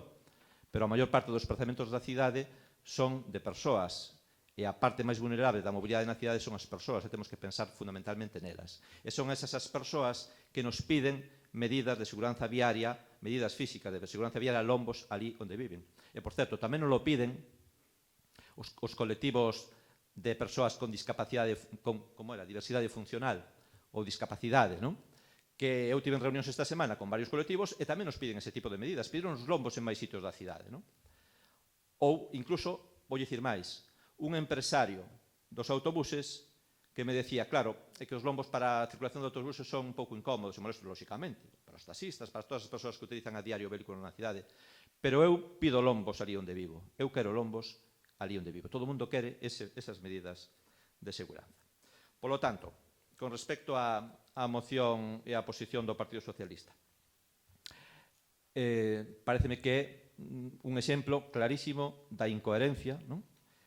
E da contradicción que caracteriza nos últimos tempos as súas posicións políticas. Non? Unhas posicións cambiantes e confusas. Non? Xa se ve nos cambios que tivo a moción desde a redacción inicial a final. Non? Pero ademais que é contradictoria coa actuación que tiveron vostedes no propio goberno municipal avalando e aplaudindo toda a política que se fixo nestes últimos anos, que incluía medidas de calmado do tráfico, medidas físicas de calmado do tráfico e lombos tal como ían nos proxectos que facían os técnicos municipais, porque os proxectos non os facemos políticos. Non? Pero tamén coa actuación do PSOE noutros concellos, onde hai tamén este tipo de medidas. Eu non sei se agora tamén, aplicando este mesmo criterio, van tamén facerlle unha instrucción desas que mandan de Madrid ou de Santiago ou de onde as manden, para que todos os gobernos municipais do PSOE apliquen estas mesmas medidas, porque supoño que tamén pasarán ambulancias por outras vilas e cidades de Galiza, por exemplo, Vilagarcía, onde no ano 2008 houve 5 mortos en atropelos de peóns e onde implantaron unha serie de medidas moi drásticas, tamén de calmado do tráfico, que fixo reducir de maneira moi eficaz os atropelos mortais. Non? Por lo tanto, non sei se van tamén seguir por esta liña. E digolle máis, nos últimos tempos aprobáronse, licitáronse varias obras, varios proxectos que inclúen este tipo de medidas e ninguén dixo nada. É dicir, en San Amaro, a Xunta de Galicia e o Concello fixeron unha actuación, bueno, fixou o Concello, pero coa aprobación da Xunta de Galicia de Lombos, nunha ruta de acceso a Montecelo, curiosamente, e nada, todo estaba ben. Na Ronda Leste, que licitou a Deputación, hai un número, unha cifra bastante alta tamén deste tipo de medidas. Non sei se porque o proxecto o licitou o Partido Popular na Deputación, tampouco ninguén dixo nada. O mesmo no caso do acceso polos campos, onde se vai facer tamén unha actuación que inclúe este tipo de medidas. Por lo tanto, levamos tempo traballando nesta cuestión, hai obras recentes que se veñen aprobando e vostedes non dixeron nada. A fin de contas, eu creo que neste pleno se viu claramente que realmente aquí hai un certo seguidismo ou unha pelesa, pero ao final seguidismo das posicións do Partido Popular e a ver quen se opón máis forte aos lombos de Montecelo, pero tamén en xeral ao modelo urbano. Non? Que no caso do Partido Popular é unha oposición persistente, unha oposición reiterada xa desde o comezo. E quero recordar, entre outras, dúas actuacións non moi lonxadas no tempo que nas que o Partido Popular tivo unha oposición frontal, que foron a reforma que se fixo na Ponte dos Tirantes, onde hubo o último morto que hubo nesta cidade nun atropelo no ámbito urbano, ou o caso da Avenida de Marín, que tamén contou coa oposición do Partido Popular. Por lo tanto, aquí parece que o Partido Popular quere liderar e os demais van detrás nesa fronte común. Non? E ao final, o que se trata é de discutir sobre o modelo urbano. Vostedes queren escapar ao debate sobre o modelo urbano, eu entendo perfectamente, lóxicamente, pero eu vou falar diso, porque o modelo urbano non se pode, digamos, fragmentar, porque é un proxecto global, é un proxecto coherente que está tendo o recoñecemento que todos sabemos e que consiste fundamentalmente na transformación do espazo público, nun novo reparto do espazo público, dun reparto e dun uso máis democrático do espazo público. E tamén na reordenación da mobilidade, cunha nova xerarquía á hora de entender as relacións que se dan entre os usuarios da vía pública, prevalecendo o uso que teñen os peóns, as persoas dos espazos públicos. E para conseguir esa transformación, esa reordenación, hai un conxunto de medidas e algunhas delas van enfocadas a mellorar a seguranza viaria e a combatir a violenza viaria que causa feridos graves e causa mortes.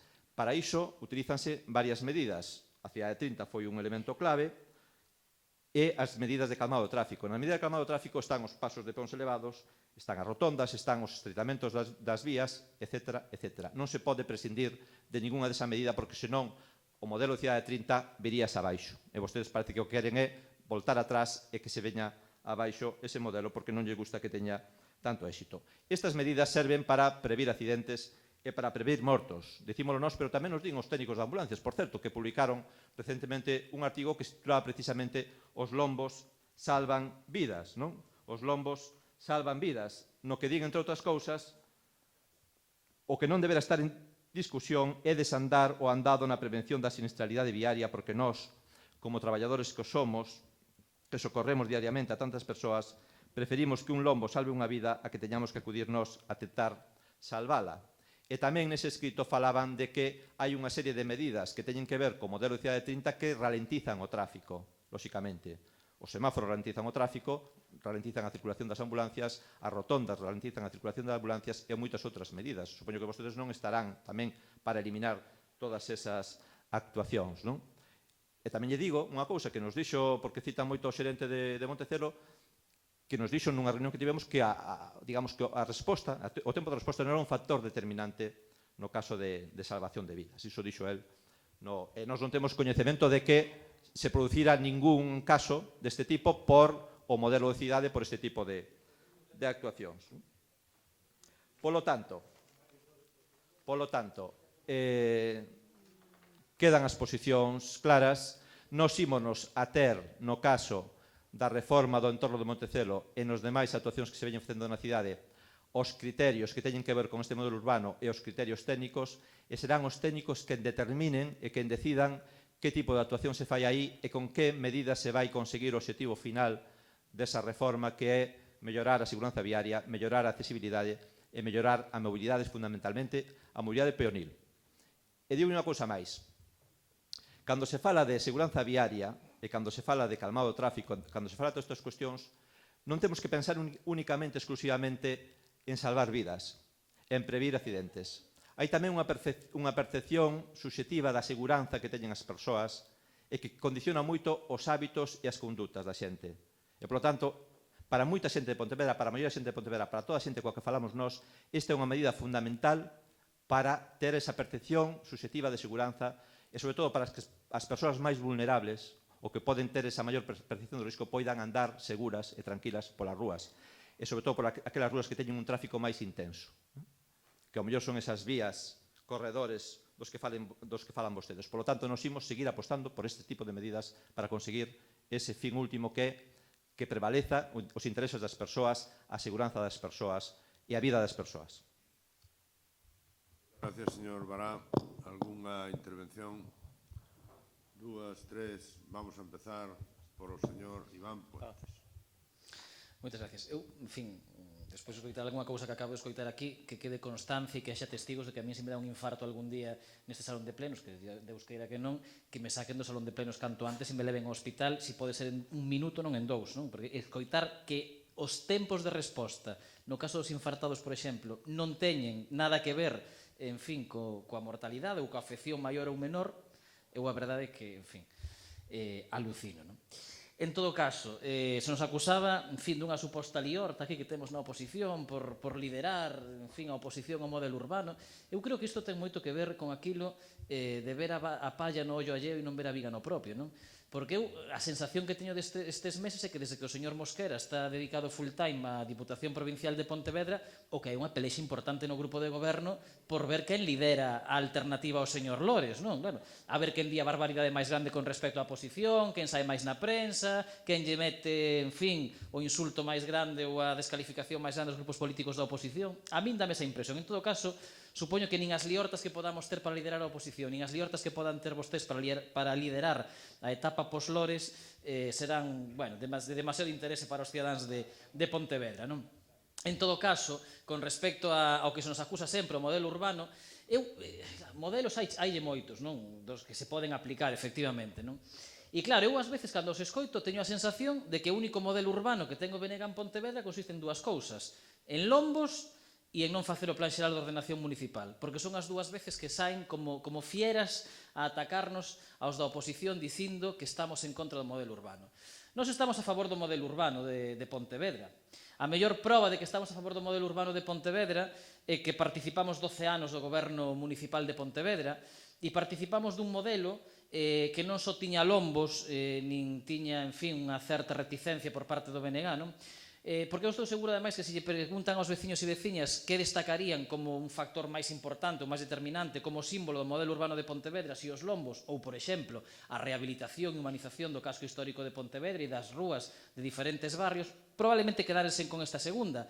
Igual tamén hai que recordar que esa rehabilitación do casco histórico, pois nada máis que 16 actuacións foron obra do Partido Socialista, por certo, impulsando un ARI que vostedes inicialmente non compartían e do que estaban en contra, non? Polo tanto, modelo urbano, non nos van a dar leccións, o entendemos, o comprendemos, o executamos, o ideamos e o puxemos en marcha cando formábamos parte do goberno municipal. Ahora, se o modelo urbano mo reduce aos lombos e mo reduce, en fin, insisto, a paralizar o Plan Xeral de Ordenación Municipal, pois non, a min ese modelo evidentemente non me gusta, non? Eu creo que sí teñen que existir lombos. Eu non lle estou pedindo aquí que retire os lombos que dan acceso á miña casa, que hai uns cuantos, vamos, bastantes, e ademais de diferente altura e de diferente complexidade cada un deles. Non lle estou pedindo iso. Eu creo que o calmado de tráfico, que o limite de velocidade de 30 km por hora no conxunto de vías de Pontevedra, que son medidas positivas. E eu podo decir máis claro, sei que non o quere entender, porque o único argumento que ten para atacarme é decir que estou en contra do modelo de cidade.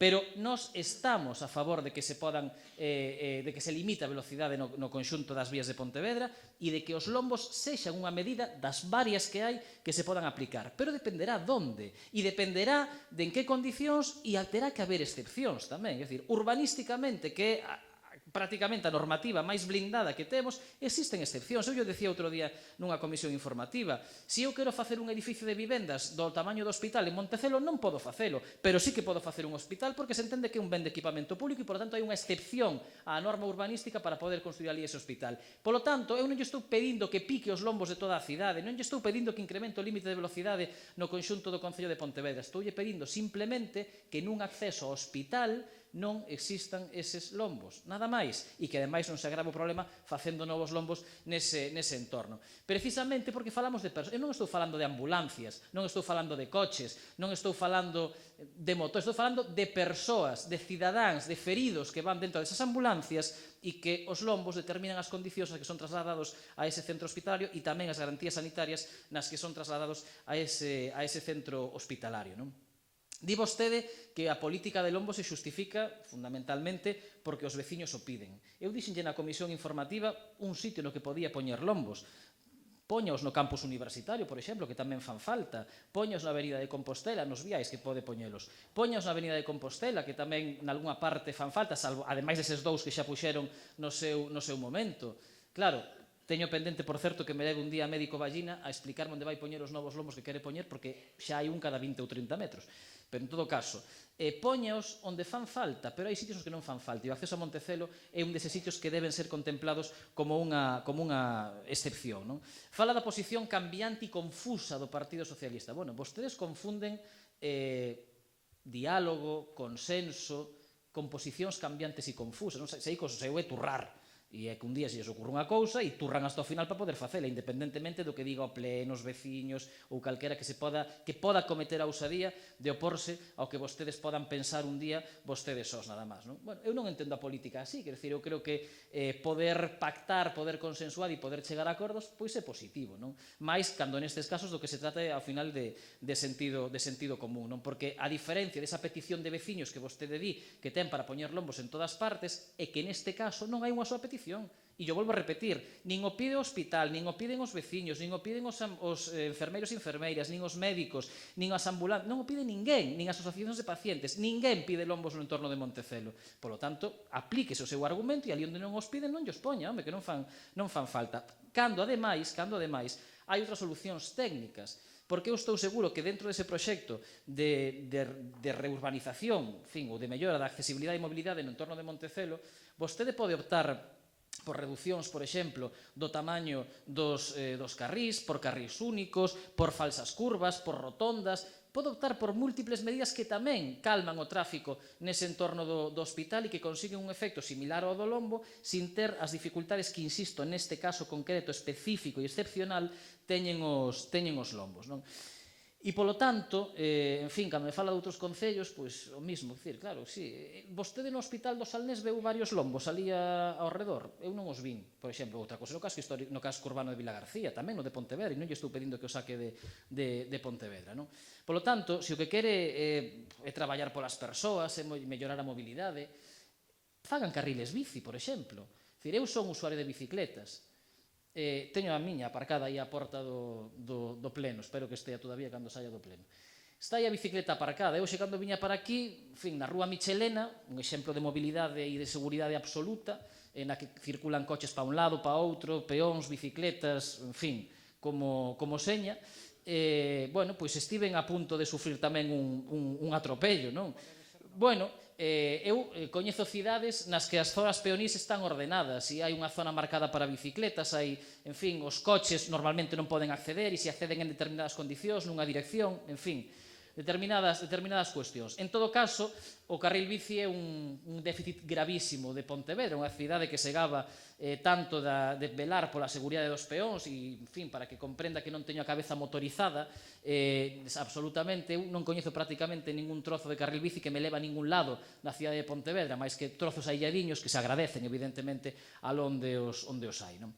Polo tanto, non creo que seña un despropósito o que nós estamos a pedir, creo que é, insisto, de sentido común e os técnicos, por suposto, que aportarán que o que teñen que facer, e nós confiamos no seu bo criterio, sempre a mellor decisión de acordo cos parámetros que a dirección política do Concello determine. E, polo tanto, neste tema, que non lle caiba ninguna dúbida, eu volvo a repetir, será o pleno, non o pleno, a maioría de cidadáns de Pontevedra, representados tamén, se así o queren, pola maioría de grupos políticos deste pleno, que determine se en Montecelo hai ou non hai lombos. Unha cuestión formal. Un pouco atrevido, verdad? O de vostede, non? Porque eu que sepa non... Ou me quere matar vostede, ou... Por que iso de buscar unha alternativa a Lores? Vostede quere que me pase algo por aquí na calle? É un pouco atrevido, non? Decir eso de alternativa a Lores, cando Lores está aquí vivito e coleando. Non sabemos por canto tempo. E gracias precisamente a estes lombos vai a vivir moito tempo. Ele é máis os demais. Os demais, que vivimos aquí. Claro, é obvio. Bueno, xa lle contestará don Luís, que sabe bastante máis de todo isto, non? Pero non queren entender, os técnicos municipales fan os proxectos e hai un modelo integral que é absolutamente intocado e que se presentou ás eleccións na súa integridade. E ustedes presentaron outra cousa.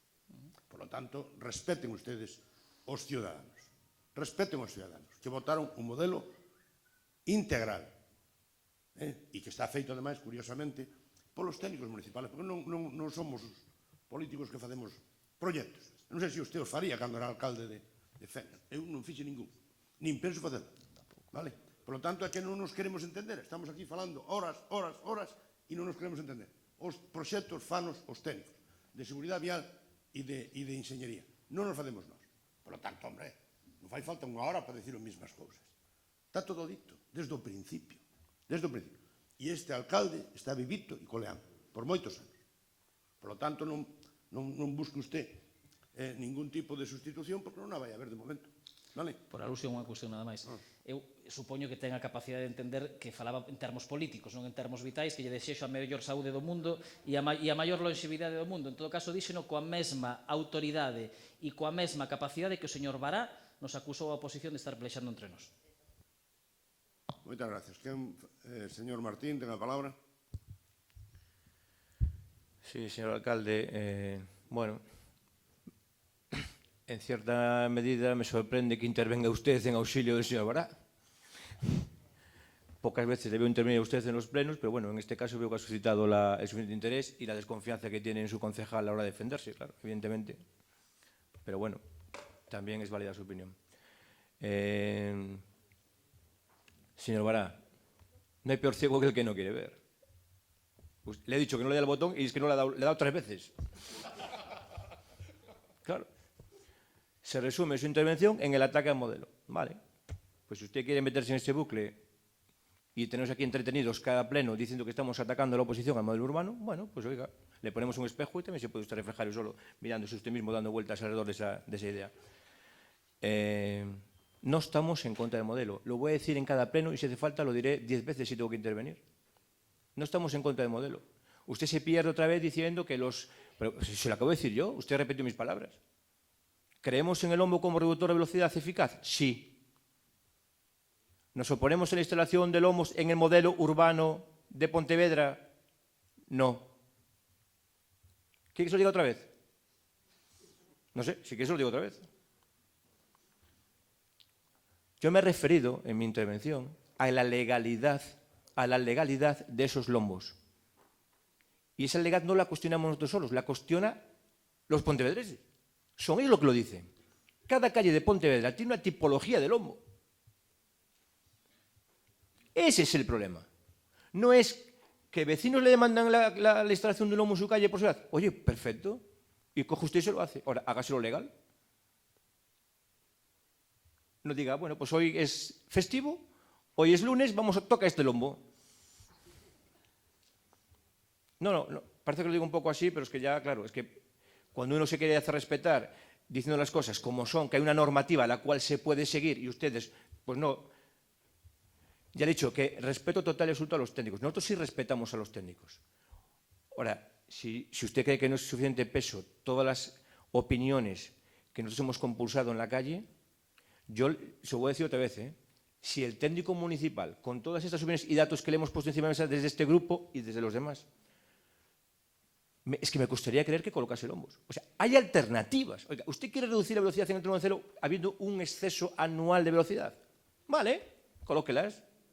Ahora, ¿hay alternativas? Sí, mire, usted tiene un semáforo que cuando pasa este de 30 se pone en rojo. ¿Lo entiende, señor Bará? Hay un semáforo que cuando usted pasa de 30 se pone en rojo. Yo siempre lo respeto. Y por cierto, ya hablando de otra cosa, no me importaría llevarle a usted en caso de emergencia y saltarme yo las normas de velocidad y formar parte de esa estadística en caso que usted lo necesitase y llevarle mi coche. No me importaría. Si tengo que llevarle a usted a 50 o 60 de cara a Montecelo, con lombos o sin lombos, yo le llevo. Ha hecho usted mención a una nota que salió en prensa de Os lombos salvan vidas. Claro, usted hace mención a lo que usted quiere. Yo le voy a decir ciertas frases. Creo que es el único apoyo que ha encontrado usted en toda Pontevedra. Dice, fíjese de qué manera tienen de hablar los técnicos, estos en concreto. Eran 6 y uno más. Creo que falta usted también, porque creo que esto parece un fax salido de su despacho. Se lo voy a leer.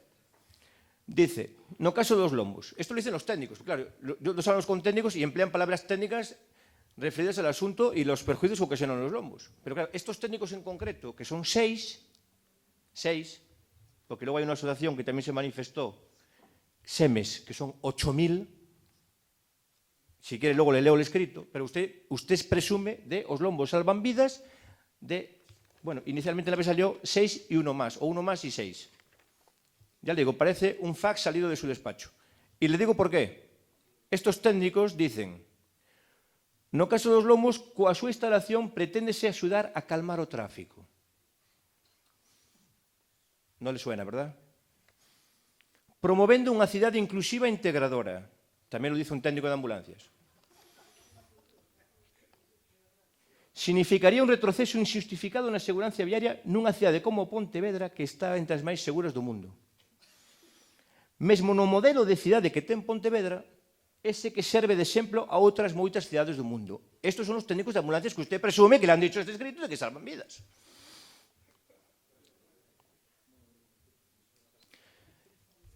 Esto lo firman dos delegados de la CIGA. Dos delegados de la CIGA. Tienen nombre y apellidos. Tienen nombre y apellidos. Pero bueno, si no son, tiene usted para rebatirme y decirme lo contrario y yo le pediré disculpas. Pero bueno, lo que yo le decía anteriormente, le hemos puesto todos los ingredientes encima de la mesa, datos técnicos, no son opiniones políticas. Mire, entre el Partido Socialista, el Partido Popular y entre Marea Pontevedra y Ciudadanos, tenemos ideas políticas muy diversas, oiga. Pero si nos ponemos de acuerdo en algo es que es en la sensatez. En la sensatez y escuchar a los vecinos y a los técnicos que están aquí. Por eso creo que deben hacer un ejercicio de autorreflexión y recapacitar esa decisión que tienen empezado a tomar de crear lomos en Montecelo. Usted, señor Vara, se lo digo sinceramente, no estamos en contra ni de los lomos, queremos que sean legales y tiene otras alternativas. Nada más, ese es el debate, no hay más. Muchas gracias. Gracias, señor Martín. Señor Vara, cree que...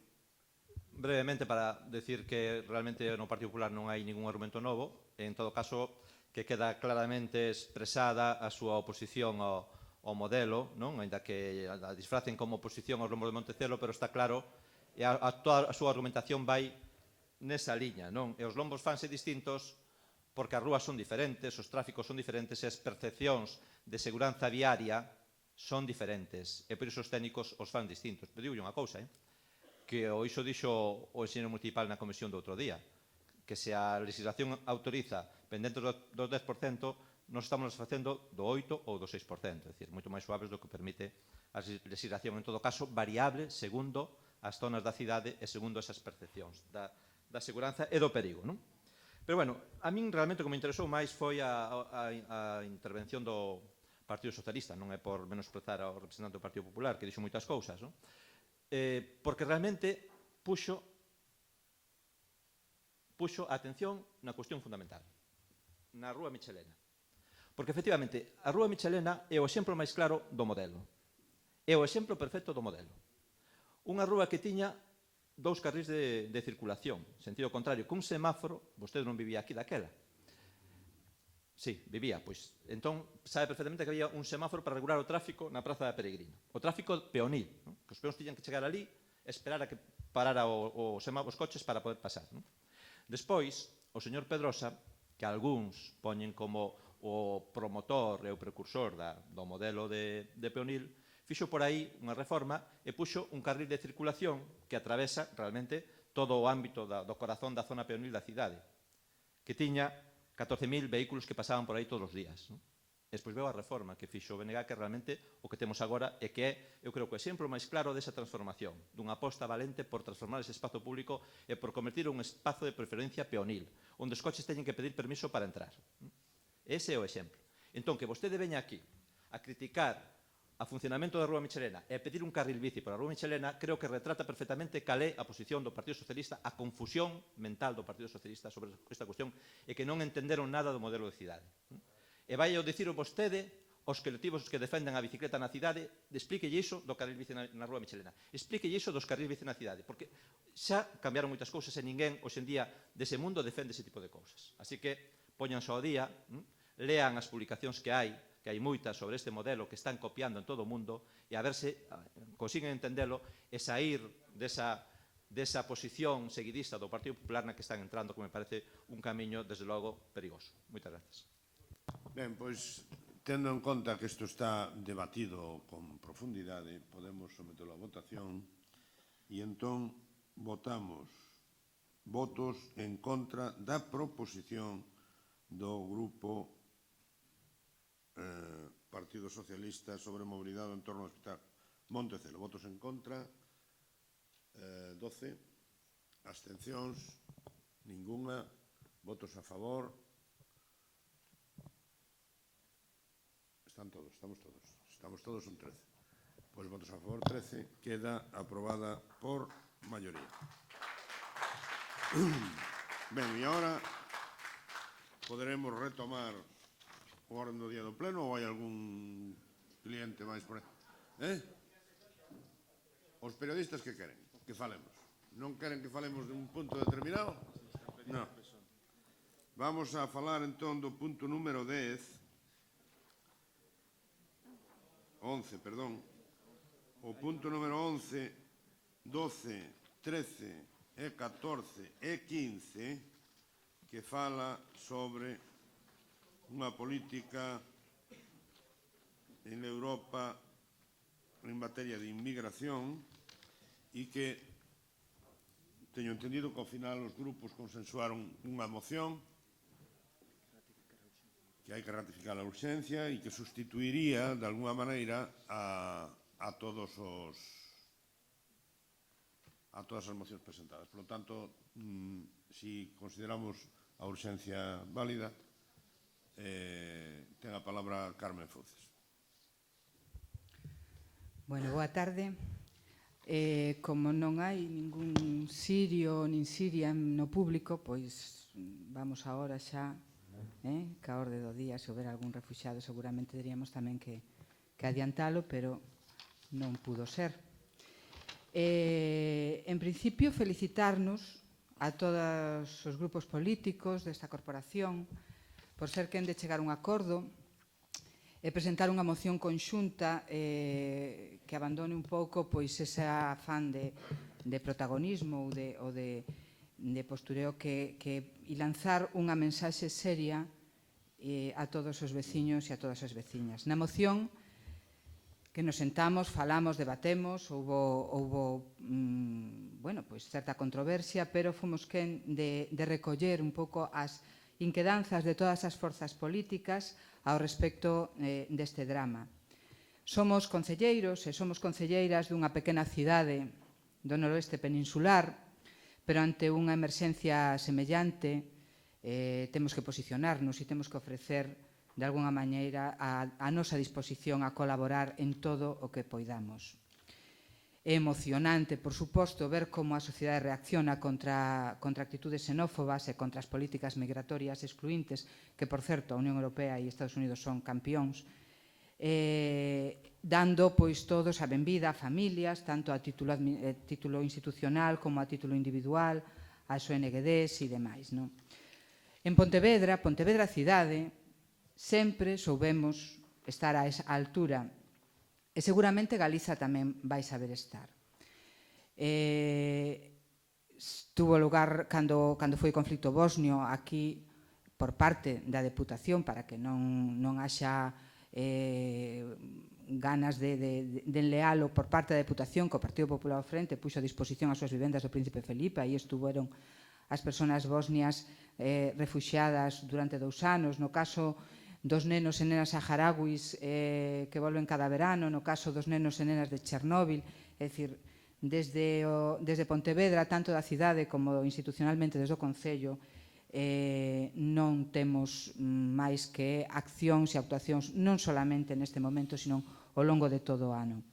Sentímonos, ademais, moi orgullosos de ser un país organizado, con ferramentas propias, como é o Fondo Galego de Cooperación e Solidariedade, un grupo de concellos e de deputacións, o gallá foramos todos e todas, pero hai algúns concellos e algunhas deputacións que por cuestións que non veñen ao caso non deronse de baixa ou colaboran dunha forma timorata. Pero o Fondo Galego de Cooperación é a ferramenta municipalista que nos dotamos todos para dar resposta organizada e profesional ás emerxencias humanitarias e a toda a solidaridade en Galiza no exterior. E, ademais, cumple unha función importantísima, que é fomentar a solidaridade a diario. Recalco eso. Eu animo a todas as organizacións políticas a creer nas nosas forzas, nas nosas ferramentas, e que ninguén se permita darnos desde ningún lugar do territorio ningunha lección de colaboración ou de axuda, porque creo que temos moi contrastado a nosa capacidade de resposta. No que respecto ao Concello, xa grazas á modificación de crédito que vimos hoxe de aprobar, temos importante, de aquí a decembro xa temos aprobado 50.000 euros destinados especificamente, dos cales 25 irían ao fondo e outros casi 40.000, 25 máis 15 que quedaban para actuacións directas do Concello. Traballamos cas organizacións políticas para chegar a acordo nesta moción e coordinaremos todas as actuacións a través da rede de axuda en resposta das ONGs. Polo tanto, como digo, o compromiso do Concello e o compromiso da cidade son os 365 días do ano e para eso agardo, e eu creo que esta é un exemplo claro, contar con todas as forzas políticas e traballar todos xuntos cara a unha sociedade mellor e fortalecer as fortalezas de Pontevedra, que é a solidaridade que creo que está máis que demostrada. Por facer un inciso, desde o principio deste ano, desde antes de que toda esta noticias e todos estes dramas humanos e este éxodo tivera lugar, Pontevedra ofreceuse para ser sede estable do Fondo Galego de Cooperación. O Fondo aceptou a nosa proposición e agora está aquí en dependencias municipais desenvolvendo o seu traballo. Polo tanto, tamén convido a xente que se achegue a eles, está a disposición de todo o mundo para dar a información necesaria en torno a este conflicto e a outros moitos. Polo tanto, na cidade, no Concello, non precisamos facer política espectáculo para ser cribles. O noso compromiso é claro e vai moito máis alá do inmediato. De todos os xeitos, eu sinto a necesidade de facer unha reflexión en alto. Que vai pasar cando todo isto deixe de ser trending topic? Cando outra foto máis terrible que anterior o silencie. Hai 50 millóns de refuxiados e de refuxiadas en todo o mundo, de Afganistán, de Irán, de Pakistán, de Somalia, de Yemen, de Siria, de Libia, do Kurdistán. É importante lembrar que se están vulnerando os dereitos humanos nas fronteiras europeas, prohibindo o dereito a migrar de todas estas persoas, pero hai un dereito previo que é o que realmente se está conculcando, que é o dereito a non migrar, o dereito a permanecer cada quen na súa terra. Ese é o verdadeiro dereito que se está conculcando desde a Unión Europea e desde os Estados Unidos cos seus xogos de guerra e de xeopolítica. O problema non está tanto nas fronteiras europeas, sino nos países como en Siria, por exemplo, neste caso. O demais, o que estamos a facer aquí, que é o único que somos capaces de onde podemos chegar, son coidados paliativos. De todos os xeitos, volvo a reiterar os parabéns a toda a corporación, a todos os grupos políticos, a xenerosidade que todas, porque en este caso teño que decir que todas manifestamos en torno ás nosas exixencias e, bueno, pois é un exemplo claro que efectivamente neste Concello tamén se chegan a acordos. Moitas gracias. Gracias, señora Fouces. Alguna intervención? Sí.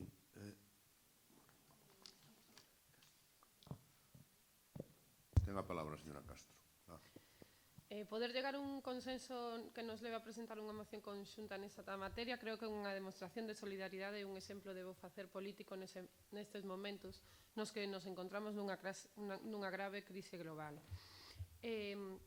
Nesta crise inédita na súa dimensión, na súa raíz e na súa afectación á Unión Europea é tarefa de todos tentar contribuir unha solución. Dende o punto de vista dos socialistas, conscientes da dificultade do reto, pero con convicción de que é necesario actuar, pretendemos realizar un enfoque do problema que tenta abordar as múltiplas dimensións do mesmo. Debemos tentar atallar tanto a raíz dos problemas como as súas consecuencias derivadas. É necesario traballar para liquidar os problemas humanitarios urxentes e combinalos con medidas a medio e a longo plazo. Para iso é necesario que interveñan institucións internacionais, europeas, nacionais e locais. Partindo desta convicción, ofreceuse ao actual Goberno da Nación a nosa disposición ao diálogo, cunha actitude constructiva que non pode deixar de ser crítica con algunhas das súas últimas actuacións e manifestacións, sobre todo se analizamos algúns dos datos que completan o panorama actual de asilo no noso país. Como exemplo, podo decir que España é o 8º país da Unión Europea que menos refugiados acolle, tendo en conta a súa población, o que as oficinas de asilo non reforzaron o seu personal nin os seus medios desde 2010, o que a Unión Europea puso a disposición dos Estados fondos de emerxencia destinados ao asilo e o Goberno de España nin tan sequera o solicitou. Pero Entendemos tamén que, tenendo en conta a situación actual de crise, que ninguna política de acollida pode facerse sen recursos. Os medios cos que conta a Administración son claramente suficientes. Por iso, os socialistas presentamos a nivel estatal unha proposta de emenda nos orzamentos xerais do Estado en tramitación para dotar con 100 millóns de euros o orzamento de actuacións en favor dos refuxiados. Un orzamento que pode ser necesario para facer fronte á súa atención durante o próximo ano. Creemos necesario que o Goberno cambie a súa orientación respecto á crise dos refuxiados. Consideramos que deben rectificar a súa negativa proposta da Comisión para a recolocación dos refuxiados, facer propios as formulacións que suxerimos no ámbito europeo e multiplicar a intensidade da súa implicación no problema. Non é momento de permanecer ao marxe. É momento de implicarse ao máximo nunha situación dramática que atenta contra a sensibilidade de calquera persoa e pon en cuestión a altura ética do conxunto da Unión Europea e de cada un dos seus membros. Non podemos aceptar como inevitables as tragedias humanas que viven os refuxiados, nin as mortes de persoas que se afogan no Mediterráneo ou se asfixian encerrados nun camión. Non os podemos deixar a mercé dos traficantes de persoas sen escrúpulos no camiño cara a un futuro mellor, porque non teñen outra alternativa na súa fuxida, seguirán arriscando as súas vidas. Os socialistas estamos convencidos de que a maioría dos españois son solidarios e están dispostos a ofrecer unha parte dos seus recursos comuns para axudar as persoas que están a poñer en perigo as súas vidas, mentras fosen da morte. Por tanto, corresponde aos organismos públicos instrumentalizar esta vontade a través de políticas efectivas. Muchas gracias. Señora Moreira, tiene la palabra.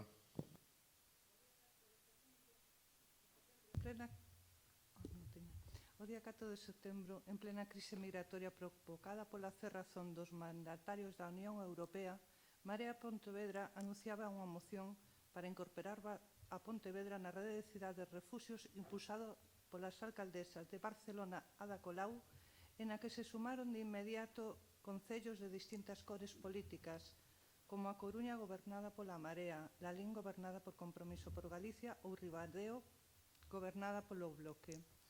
E coordinar estas iniciativas de cidadáns que xa comenzaban a ofrecer a súa disposición e colaborar e acoller a refuxiados. Ese mesmo día, a concelleira de Servicios Sociais facía unhas declaracións incomprensibles en contra desta medida, tachándoa de postureo e negando competencias municipais neses asuntos. Mais aló desas competencias, sempre interpretables, as declaracións son desafortunadas e amosan pouca sensibilidade de quen lle corresponde velar polos máis débiles. Posteriormente, o Goberno municipal, nun acto de confusión, pretendeu convencernos que as partidas anuais ao Fondo Galego de Cooperación ou as nunca coñecidas axudas á Rede Axuda eran compromisos claros do Concello, confundindo solidaridade regular con axudas de emerxencia como é o caso. En todo caso, valoramos positivamente que ao final se poida facer unha moción conxunta de todos os grupos, aínda que para iso tivéramos que esperar 14 días. O BNG rexistrou a súa moción o 18 de setembro. Saudamos a unanimidade e anunciamos o noso voto a favor e todo o noso compromiso. Si se pode. Moitas gracias. Señora Rey, ten la palabra.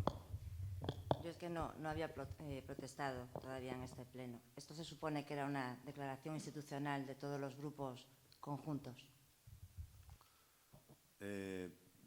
Hai máis intervencións. Señora Teso. O mesmo que dixeron as miñas compañeiras, felicitarnos a todos por poder chegar a un acordo e facer unha moción conxunta que efectivamente, como di a concelleira de Cidadáns, era para ler unha declaración institucional e punto, non para lucimento de ninguén. Moitas grazas. Moitas grazas. Entón sometemos a votación a moción. Votos en contra ningún, abstención ninguna, votos a favor. Apróbase por unanimidade dos concelleiros e concelleiras presentes. Proposición de acordo, punto 16, do Grupo Municipal do PSDG-PSOE para impulsar desde o Concello a loita contra a lacra social e a violencia de xénero. Ten a palabra señora Castro. Ditamen da comisión. Pois ahora sí que me meten un acordo.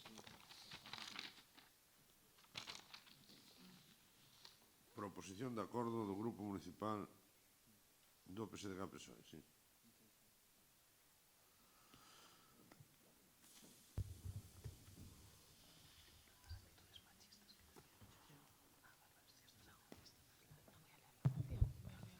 O asunto determinouse na Comisión de Benestar Social, Cultura e Dinamización Sociocultural favorablemente cos votos as abstencións dos grupos municipais do Partido Popular e do Grupo Mixto Ciudadanos.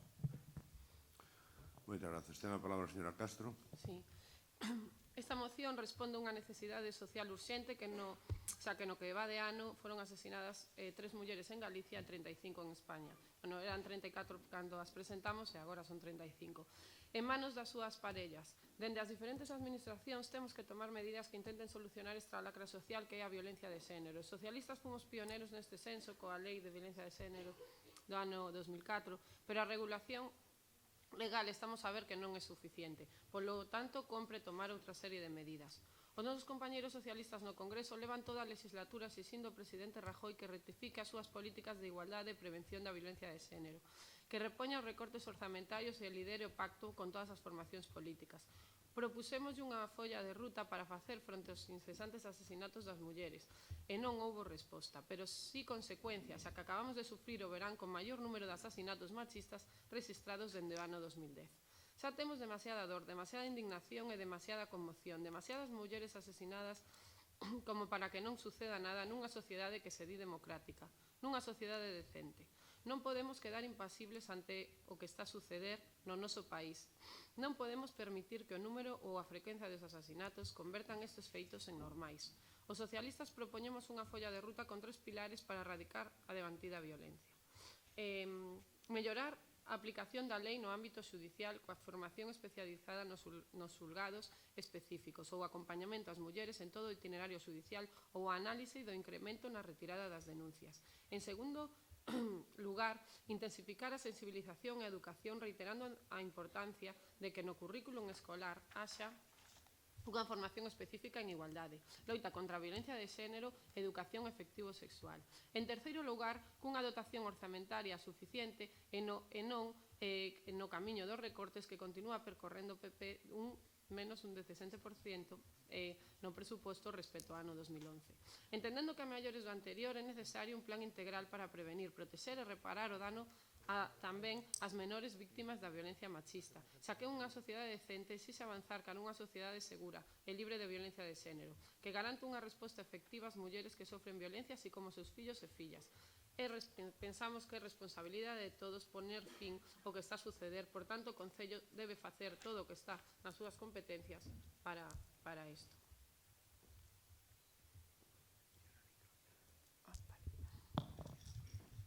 Falta allí. Moitas grazas, señora Castro. Algúnha outra intervención? Supoño que estaremos todos de acordo. Matices? Ou non? Ela non. Señora Rey, ten a palabra. Pues no estamos todos de acuerdo, creo. Una vez más, no apoyamos una moción de declaración de intenciones y menos con un tema como el de la violencia de género. Un pleno no se puede convertir en una sucesión de anuncios publicitarios para los partidos políticos. Los ciudadanos están hartos de que les digamos un eslogan tras otro sin solucionar sus problemas. Debemos traer al Pleno mociones que refuercen el trabajo que se hace en pro de los vecinos. Nosotros somos la voz del pueblo y nos tenemos que ocupar de los ciudadanos y de sus problemas. Gracias. Ben, señora Moreira, tamén. Nos, Marea Pontevedra, apoiaremos a proposta do PSOE de instar dentro do Concello a loita contra a lacra social que é a violencia de xénero. No noso programa electoral do día 24 de maio levábamos unha aposta firme polas accións de loita contra a violencia machista e de atención a mulleres víctimas. Así mesmo solicitamos que entre as propostas realizadas por este grupo, se acepta, pode ser se inclúan os puntos de asinar un pacto cidadán contra a violencia machista, difundindo o seu coñecemento entre a sociedade civil, e realizar obradoiros e campañas dirixidas a homes para incrementar a corresponsabilidade familiar e accións para redefinir os roles masculinos en sentido igualitario. Moitas grazas. Moitas grazas. Señora Teso, ten a palabra. Grazas, señor alcalde. Nos queríamos propoñerlle ao PSOE unha emenda transaccional para sustituir os puntos do 1 ao 8, instar ao Goberno do Estado e á Xunta de Galicia que continúen incrementando os recursos económicos destinados á prevención e á asistencia social ás mulleres vítimas da violencia de xénero e a que sigan desenvolvendo políticas de prevención, sensibilización e protección ás mulleres e menores vítimas da violencia de xénero.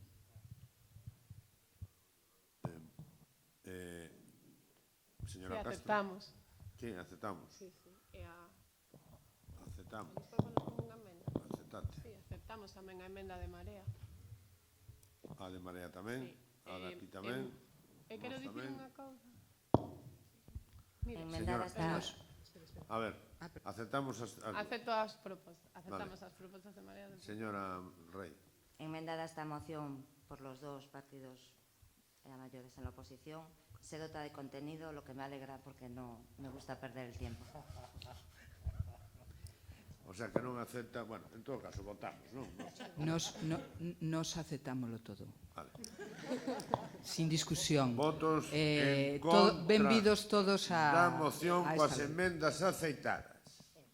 En contra da moción coas emendas aceitadas, ninguén. Abstencións, María. Non. Ahora sí. Entendín mal, tío. Votos a favor, apróbase por unanimidade da corporación.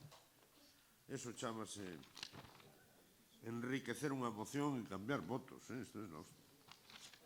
Bueno, pasamos a número 17. Proposición de acordo do Grupo Municipal Marea Pontevedra para a instalación dun sistema de bono taxi reservado a persoas con mobilidade reducida, diversidade funcional e dependentes e para ampliación da oferta de taxis adaptados.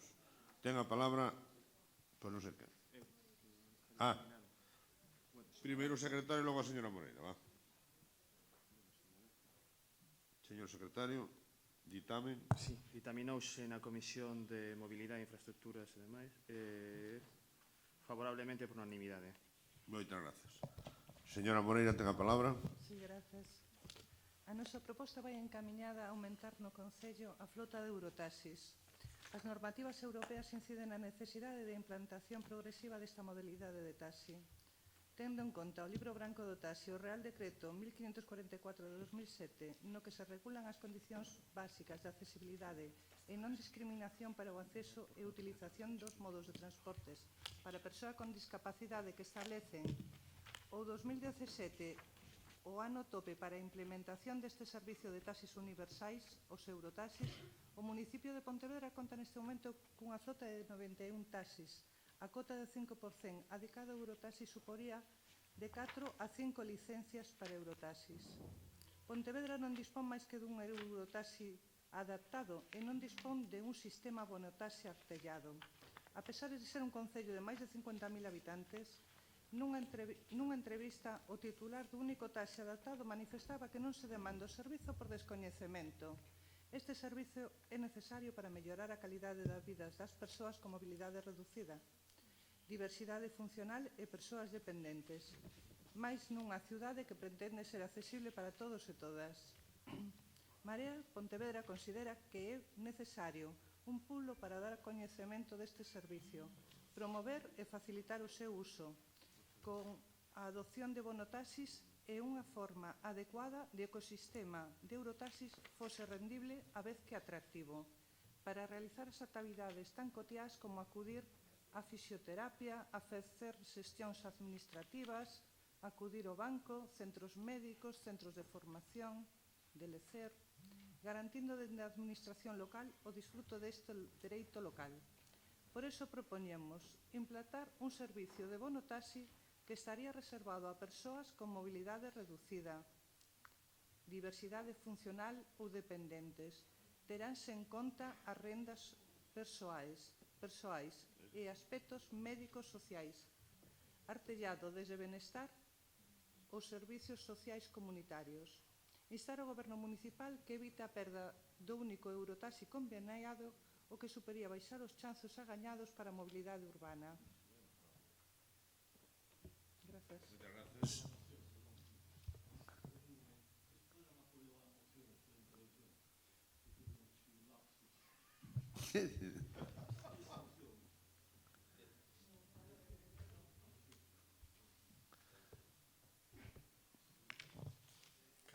Ben,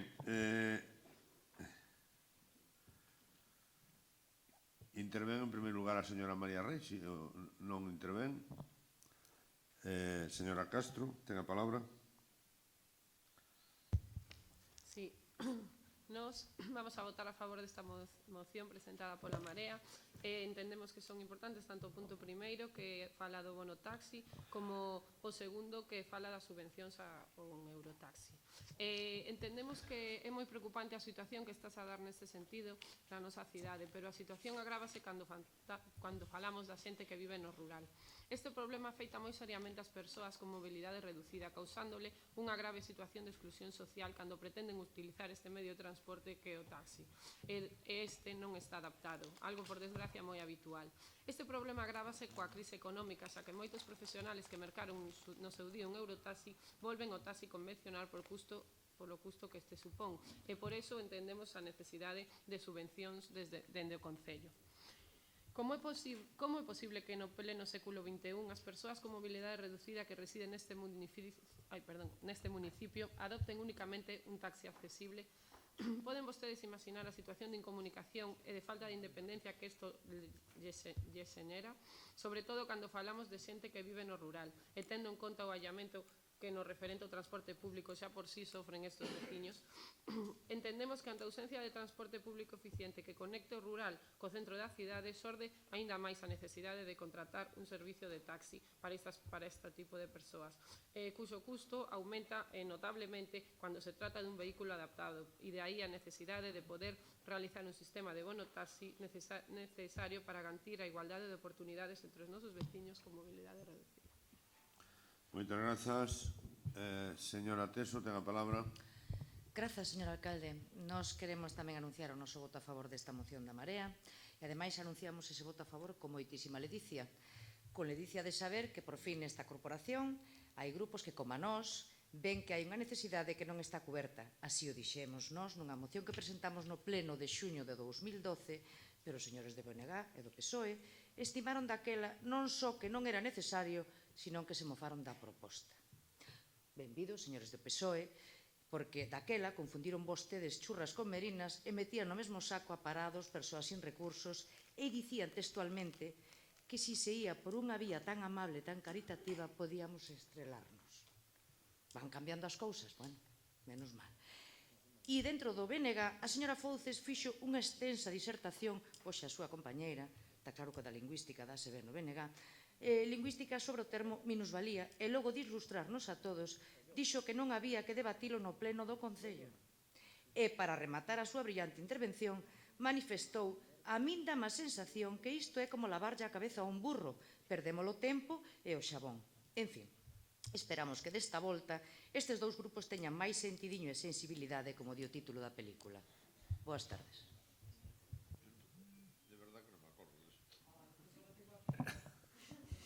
Eu creo que me sonaría, non? Bueno, quen falta? Sí. Señor Nada, Mara, ten a palabra. Para felicitar a Carme Fouces, porque realmente a frase é moi brillante. Nada, para anunciar o noso voto favorable, agora falando en serio, porque o tema realmente é moi importante, moi serio, afecta a moitas persoas. Por parte do grupo de goberno xa se viña traballando no tema dos eurotaxis con respecto ao transporte, ao bonotaxi e ao transporte adaptado para esa fórmula para persoas con mobilidade reducida. Esperaremos un pouco ao que digan os informes técnicos para ver a viabilidade da proposta, pero en principio apoiámola, ainda que nós tamén estamos traballando noutra alternativa tamén para o transporte público, que inclúe tamén o transporte para persoas con mobilidade reducida. Moitas gracias. Ben, pois entón, se non hai máis intervencións, votación, votos en contra ningún, abstencións ningún, votos a favor, apróbase por unanimidade da corporación. Punto número 19, proposición de acordo do Grupo Municipal Marea Pontevedra para instar as administracións propietarias da PO 546 e da PO 11 a realización de determinadas actuacións. Hai informe da Comisión.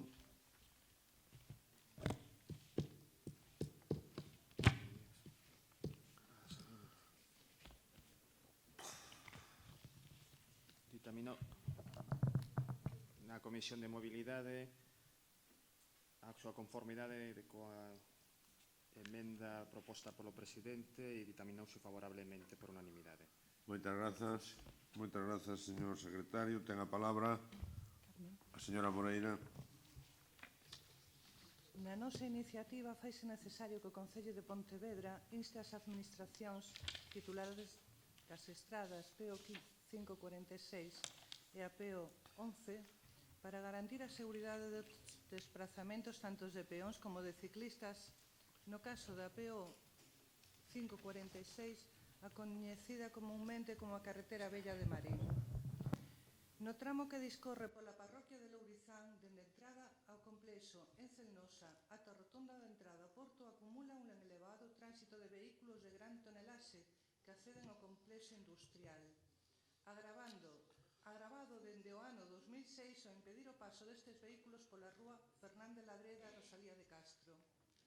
Esta vía non foi deseñada para soportar semellante volume de tráfico pesado e o seu grado de deterioro chegou a un punto moi preocupante, causando vibracións e fendas nas vivendas lindeiras e con graves problemas de seguridade viaria ao convivir peóns, bicicletas e vehículos. Moito máis grave aínda cando se cruzan dous vehículos pesados que ocupan todo o ancho da vía. O que acontece a todo momento polo elevado número de camións que entran e saen do complexo. O tránsito das bicicletas ten que facerse de xeito obrigado pola PO 546, ao teleprohibido dende o pasado mes de xullo pola PO 11. Todo isto implica os riscos para a integridade física e seguranza dos ciclistas. Nos propoñemos no primeiro punto que se insta as administracións titulares destas estradas para que se traslade o tráfico pesado ao PO 11, habilitando nesta un carril de acceso para Ence e outro de saída. E no punto 2, que se insta a administración da titular PO 546 que leve a cabo actuacións de recuperación integral reparando os espazos afundidos, construindo beirarrúas e facilitando unha convivencia peonil e de bicicletas e rebaixando a velocidade con medidas disuasorias de velocidade. Grazas. Moitas grazas. Alguna intervención? Señora Rey? No. Señor Puentes? No. Ten a palabra. Sí, moi brevemente, simplemente para dicir que o Grupo Socialista vai votar a favor desta moción de Marea Pontevedra porque, bueno, pues efectivamente, non, xa a estrada a PO 546 xa era complicada de por sí antes, con serias dificultades de seguridade para os peóns que circulaban por ela e a raíz, pois efectivamente, esa prohibición de circular en bicicleta pola P11, que tamén xa era perigosa evidentemente anteriormente, pois o problema se ten complicado, non? Aquela é unha selva pola que é imposible transitar, non? Polo tanto, toda medida que se poda poñer en marcha para garantir a seguridade nos parece positiva e a vamos a apoiar. Moitas grazas. Señor Moreira. Gracias, señor presidente. Ben, nos queremos anunciar o noso voto a favor desta moción. Somos coñecedores da situación, especialmente a raíz da prohibición de circular pola autovía de Marín, que nos parece unha decisión acertada, máis que nada en precaución e en prevención para evitar máis mortes de ciclistas que circulaban por esa vía e, por lo tanto, isto conlevou un incremento de ciclistas por esa vía, o cual faise certamente incompatible coa circulación de tráfico pesado.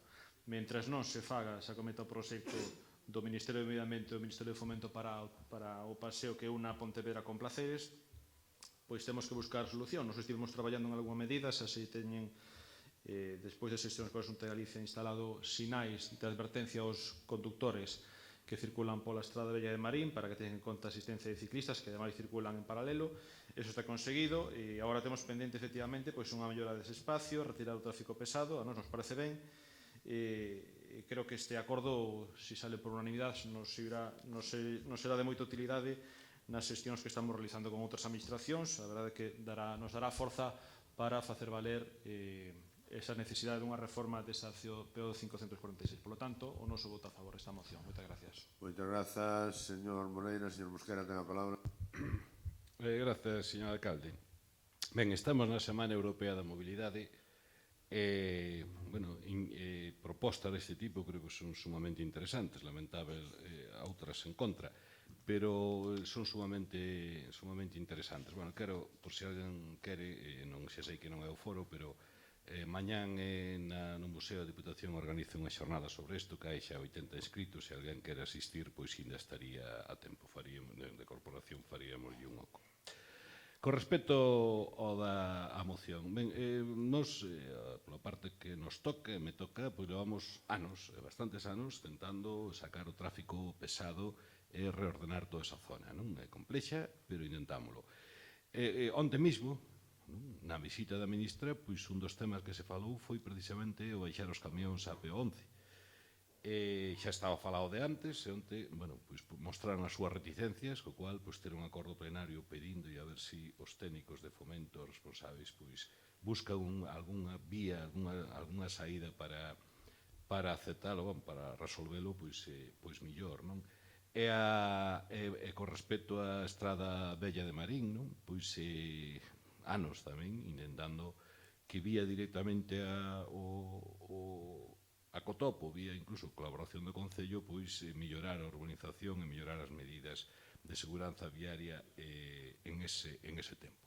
Pero ainda así, sabemos as limitacións desa vía, hai que mellorala, obviamente, e, quero recordar que cando aquí propuxemos o paseo, que se empezou no primeiro tramo até Mollabao, non era ningún bonito e ningún capricho, e que non había unha alternativa moito mellor para facelo. De feito, foi acusada incluso nesta corporación de miles de desgracias. Hoxe alegrámonos de que se vexa que o tema estaba traballado e non se vía ningunha solución, digamos, máis razonable. Se se levanta algún día a autovía, obviamente ese paseo vai ser o mínimo custe, o mínimo en todo a envergadura que vai ter a obra total. Pero ainda que se faga este paseo, é unha cousa obvia, que na 546 os ciclistas ou peóns que queren ir hasta Marín, en recto que sexa, terán o paseo, pero que na 546 hai xente que vive, hai actividades, e, polo tanto, vai a xente andando, vai a xente en bici, o cual hai que seguir mellorando. Por lo tanto, vamos a votar a favor e agardemos que co impulso do Pleno, con este acordo, pois as xestións, que xa digo, hai moito tempo, podría dicir incluso 15 anos en algún dos casos, delas, pois poidamos leválas a bo porto. Grazas. Se non hai ninguna intervención máis, sométese o punto á votación. Votos en contra, ningunha abstención, ningunha votos a favor, apróbase por unanimidade. Punto número 20, moción conxunta dos grupos municipais do PP, PSDG, PSOE, Marea, Pontevedra e Mixto Ciudadanos sobre a creación da Comisión Informativa Especial que retoma o proceso de redacción, aprobación e posta en marcha dun pexón para Pontevedra. Señor secretario, ten a palabra. A Comisión de Ordenación do Territorio, Urbanismo e Medio Ambiente, na súa sesión do 8 deste mes, ditaminou favorablemente a proposta de acordo cos votos en contra dos señores concelleiros do BNG. Ben, pois ten a palabra non sei quen. Home, non sei, conxunta quen? Por orden tamén. Señora María Rey. Desde el Grupo Municipal de Ciudadanos, analizando la problemática pontevedresa, consideramos que la aprobación del Plan General es urgente. El Grupo de Gobierno nos dice por activa y por pasiva que existe un modelo de ciudad, pero no entendemos un modelo de ciudad sin un plan general. Creemos que para que haya un modelo de ciudad tiene que haber un plan económico, un plan de transportes, un plan industrial y, por supuesto, un plan urbanístico. Un modelo de ciudad no es ni más ni menos que un plan integral de la ciudad y para ello debería ser imprescindible un PSOE. Moitas grazas. Señor Rey, ten a palabra. Bo día. Habla a gas o bloque que non sería creíble que levase este compromiso na campaña electoral e no seu programa electoral despois de 16 anos de non sacar adiante un PSOE. O resto dos grupos si levábamos este compromiso nos nosos programas electorais para o 24 de maio e o que queremos é darlle forma a ese compromiso que temos cos cidadáns que nos apoiaron. Nos creemos que 4 anos deben ser tempo abondo para culminar un camiño que leva iniciado desde 2004, cando se asinou un contrato coa redactora actual do plan que xa leva consumidos máis de 1 millón de euros de recursos públicos. Marea Pontevedra entende necesario un novo PSOE que asegure unha previsión equilibrada de crecemento residencial, unha provisión suficiente de solos para os demais usos, un dimensionamento axeitado dos núcleos rurais, unha recuperación integral da ría, unha protección eficiente da contorna con valores históricos, forestais ou paisaxísticos e unha rede de transporte público, entre outras cousas. Xa que logo faise necesario aprobar un plan xeral de ordenación municipal que deseña a cidade futura a partir das necesidades detectadas en estudios técnicos e que impida que o crecemento siga sometido aos criterios arbitrarios. Segundo as alternativas que nos presentou o secretario xeral do Pleno, a fórmula que nos parece máis acaída para poder cumprir co acordado respecto no pleno ordinario do mes de xullo, semella a creación dunha comisión informativa especial. Por eso esta moción conxunta que establece que esa comisión, esa nova comisión especial do Pleno dotará os traballos desenvolvidos no seu seo da formalidade e importancia que o asunto demanda, como poden ser citacións por escrito, actas, periodicidade das xuntanzas, etc. Propoñemos nesta moción que teña a mesma composición que o resto das comisións do Pleno, é dicir, 4 representantes do bloque, 2 do PP, un do PSOE, un de Marea e un do Grupo Mixto, e tamén propoñemos que as súas xuntanzas teñan unha periodicidade mensual. Creemos que a primeira xestión que debería facerse era convocar o equipo redactor, por ser posible, retomar uns traballos que están paralizados desde hai 3 anos, e se iso non é posible, o seguinte que deberíamos facer, e así vai na moción conxunta que presentamos ou que sometemos a votación agora no Pleno, é redactar uns pregos administrativos e técnicos novos para resolver o novo conxunto, o novo concurso, perdón, asudicándolle a redacción ao equipo que resulte gañador. Moitas gracias. Grazas. Señor Iván Puentes, ten a palabra. Moitas gracias, señor alcalde.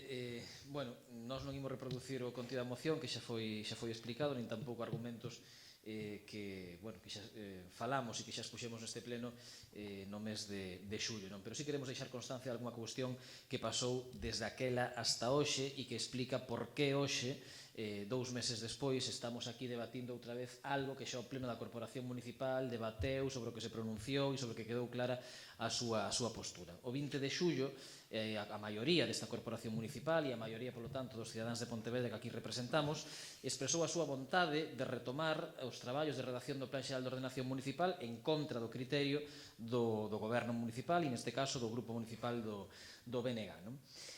O certo é que, como parece, e como falábamos antes no caso dos lombos de Montecelo, o talante democrático do Goberno levoulle a non aceptar esta vontade ou esta votación producida no Pleno, e temos a impresión que se dedicaron a poñer todo tipo de trabas posibles para poder executar ese acordo e para poder simplemente escoitar que a maioría do Pleno pedía isto e poder reunir a comisión correspondente e poder empezar a traballar. Solicitas un informe á Secretaría Municipal que efectivamente apunta un defecto de forma na adopción dese acordo, defecto formal, meramente formal, que podería ser modificado sin ningún tipo de problema se houbera vontade por parte de todas as partes, pero resulta que o que nos atopamos e o que nos despachamos é unha rolda de prensa da concelleira de Urbanismo na que califica de demoledor o informe do secretario municipal, que afirma que incluso califica de ilegal a comisión ou que a subcomisión que se defendía daquela que propoñía crear o conxunto, a maioría deste pleno, o conxunto da oposición, e, bueno, pois nos enfrascamos novamente na batalla de ter que demostrarlle ao grupo de goberno que a maioría da corporación municipal quere retomar este pexón e que se vai a retomar, lle gusta ou non lle gusta ao goberno, porque non ten maioría absoluta e, polo tanto, a maioría reside no outro lado e unha maioría, neste caso, quere retomar eses traballos dese pexón. Non contentos con iso, ademais, cando se dá o paso de poder presentar esta moción a que nos aboca, insisto, o goberno municipal polas múltiples trabas que se poñen desde o pleno do mes de xullo, hai outra rolda de prensa, outras declaracións da concelleira de Urbanismo que eu quero traer aquí tamén, porque a min me molesta profundamente que se me falte a honra incluso en sede municipal, que é onde foi esa rolda de prensa, na que se nos di que a oposición, actuamos neste tema ou por postureo ou por cobrar un pouquiño máis, dice, non? É dicir, se nos chama peseteiros así, alegremente, non? Sin maior importancia, non? E claro, isto non é unha cuestión nin de postureo nin de cobrar máis. Porque ademais me molesta especialmente que mo diga unha persona que está liberada, que cobra máis de 3.000 euros ao mes deste Concello e de todos os cidadáns de Pontevedra para facer o seu traballo. Unha parte fundamental do cal é redactar o Plan Xeral de Ordenación, dar os pasos para que se poda redactar e aprobar definitivamente ese Plan Xeral de Ordenación Municipal, non? E, polo tanto, xa sabemos que non o vai facer. Dixo tamén públicamente que a Concellería de Urbanismo non ia facer neste mandato ese Plan Xeral de Ordenación Municipal. O único que facemos é a oposición tomar o testigo e poder poñernos mans a obra nós. E, ademais, vamos facer gratis, vale? Para que non caiba ningún tipo de dúbida, como se contempla nesa moción. É dicir, o que non fai quen cobre, quen está liberado para facer ese traballo no Concello, vai facer a oposición gratis, ademais, non? Para que, insisto, non quede dúbida de que o facemos por pasta, non vai a ser que por cobrar 100 euros resulta que, en fin, se arruína o Concello ou parece ser que, non sei, necesitamos eses 100 euros para vivir mellor e que non nos interesan os intereses que, neste caso, son os prioritarios dos cidadáns de Pontevedra, non?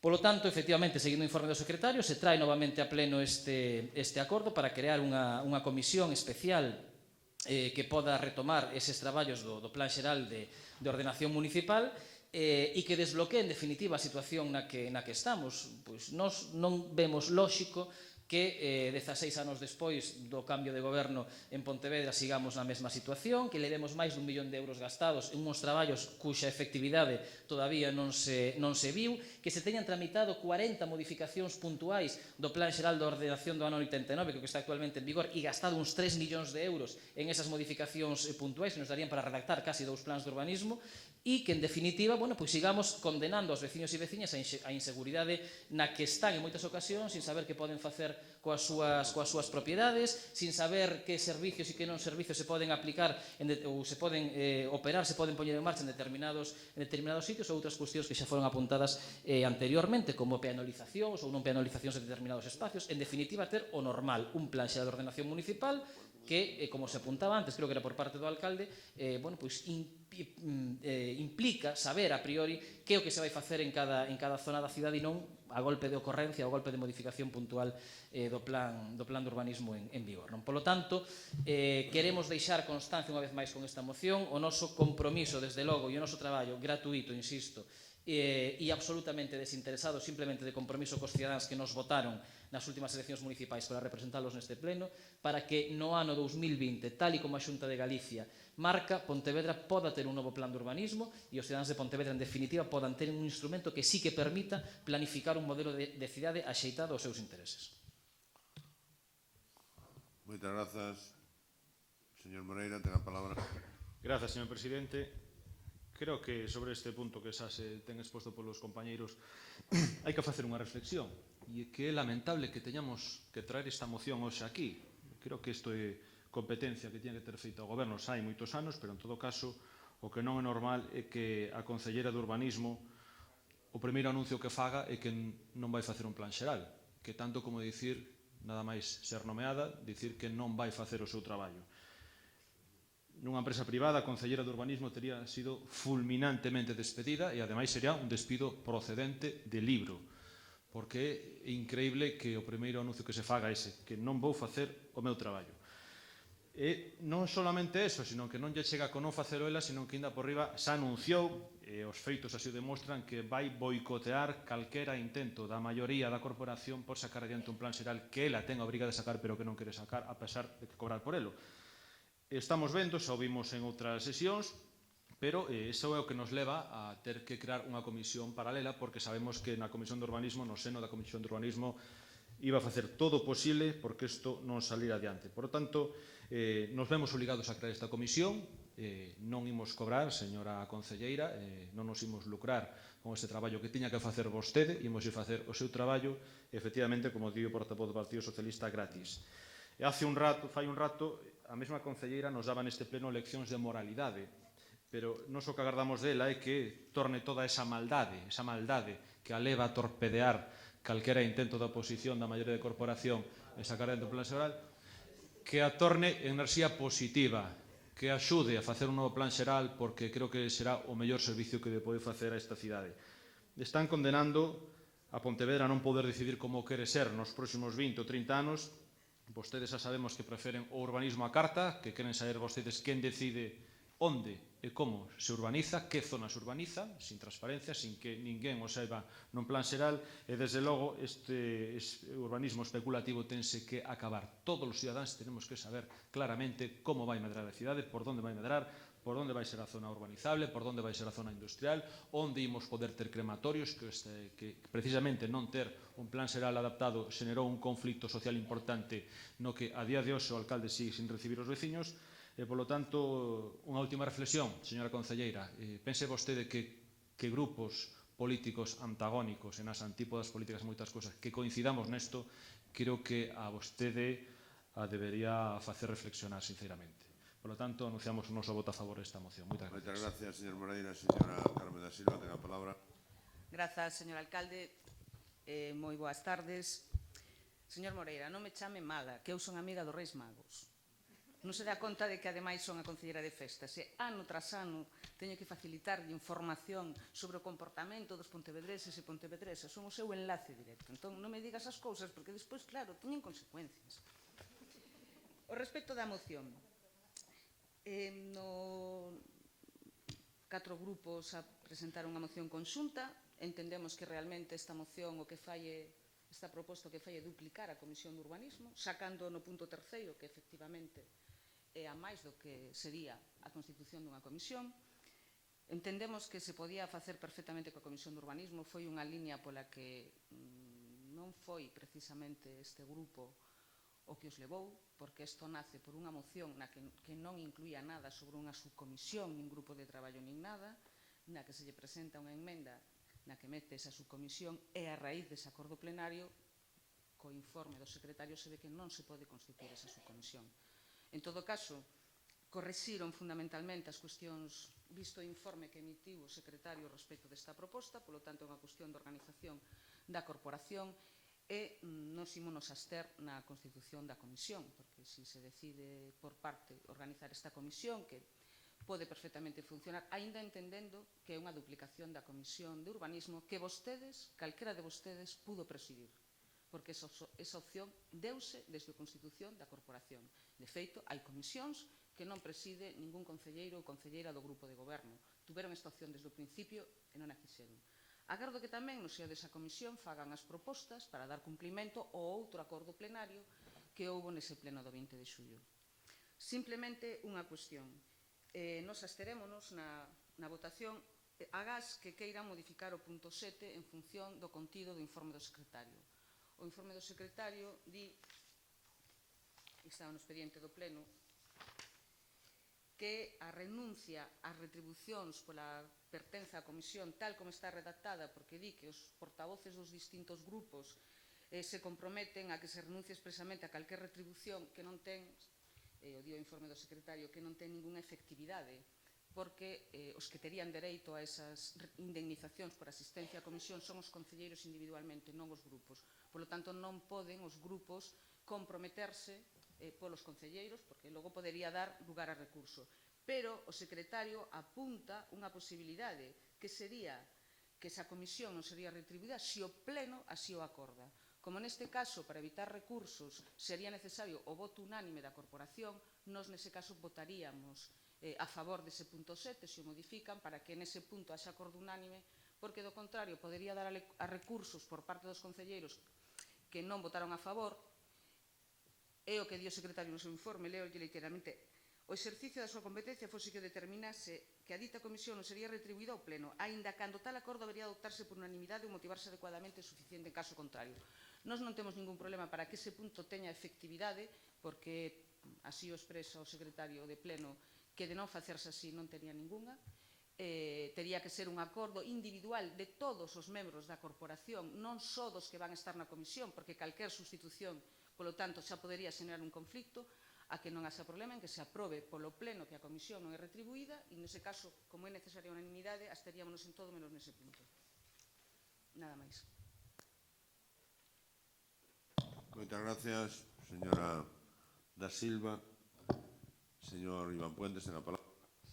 Sí, con respecto a isto último que acaba de apuntar a Concelleira de Urbanismo, primeiro, clarificar que, efectivamente, o acordo, tal como está expresado na moción, estaba co compromiso de todos os grupos políticos de que unha vez que foran designados os seus representantes nesa comisión íbamos renunciar a percibir calquera tipo de asignación, e o informe do secretario dá tamén esas duas posibilidades, que se renuncie individualmente ou que sexa o pleno que unánimemente acorde esa non retribución da comisión. Nós, pola nosa parte, non temos ningún problema en aceptar esa emenda que se propón desde o Grupo Municipal do BNG, e nada, simplemente celebramos a rectificación da postura do Goberno e benvidos ao consenso, e espero que eso se traduce en que traballen tamén para ter ese plan de urbanismo canto antes.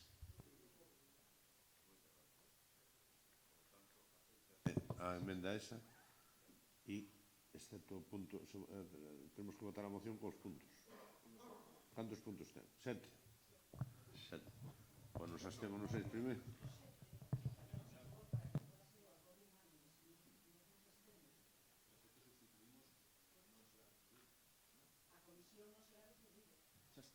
Si se acorda así, está claro. O séptimo, O sétimo, sí. O sete, a nova redacción será a comisión, non será retribuída. Vale. E a respecto do voto, é o voto favorable de todos os grupos, menos o BNG, que se estén nos 6 primeiros puntos. Non? Vale.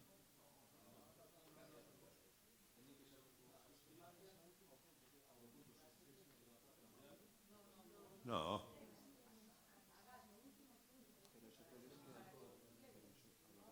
Para que o pleno poda acordar que a comisión non é retribuída, o acordo ten que ser unánime, non pode ser solamente, nós non nos podemos abster, se nos abstemos nese punto, o acordo non ten validez según o informe do secretario. Entón, se cambiades o punto 7, para que se poda facer non retribuída e que non haxa problemas, porque se despois hai... Estamos de acordo. Claro, temos que estarmos de acordo, porque... Sí, si tiña a palabra, non digo que entón o que entendo é que se queren asegurar de verdade que non cobremos, non hai ningún problema, pero eu rectifico a Noraboa, porque pensei que querían apoiar tamén a creación da comisión, pero bueno, se é así, entón nada.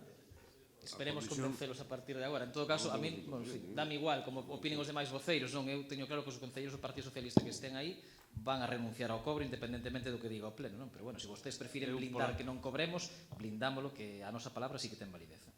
Eu, pola nosa banda, non temos ningún convinte que a concelleira se cerciore de que non imos cobrar, nos queremos cerciorar de que vostedes iban cobrar, non hai ningún problema.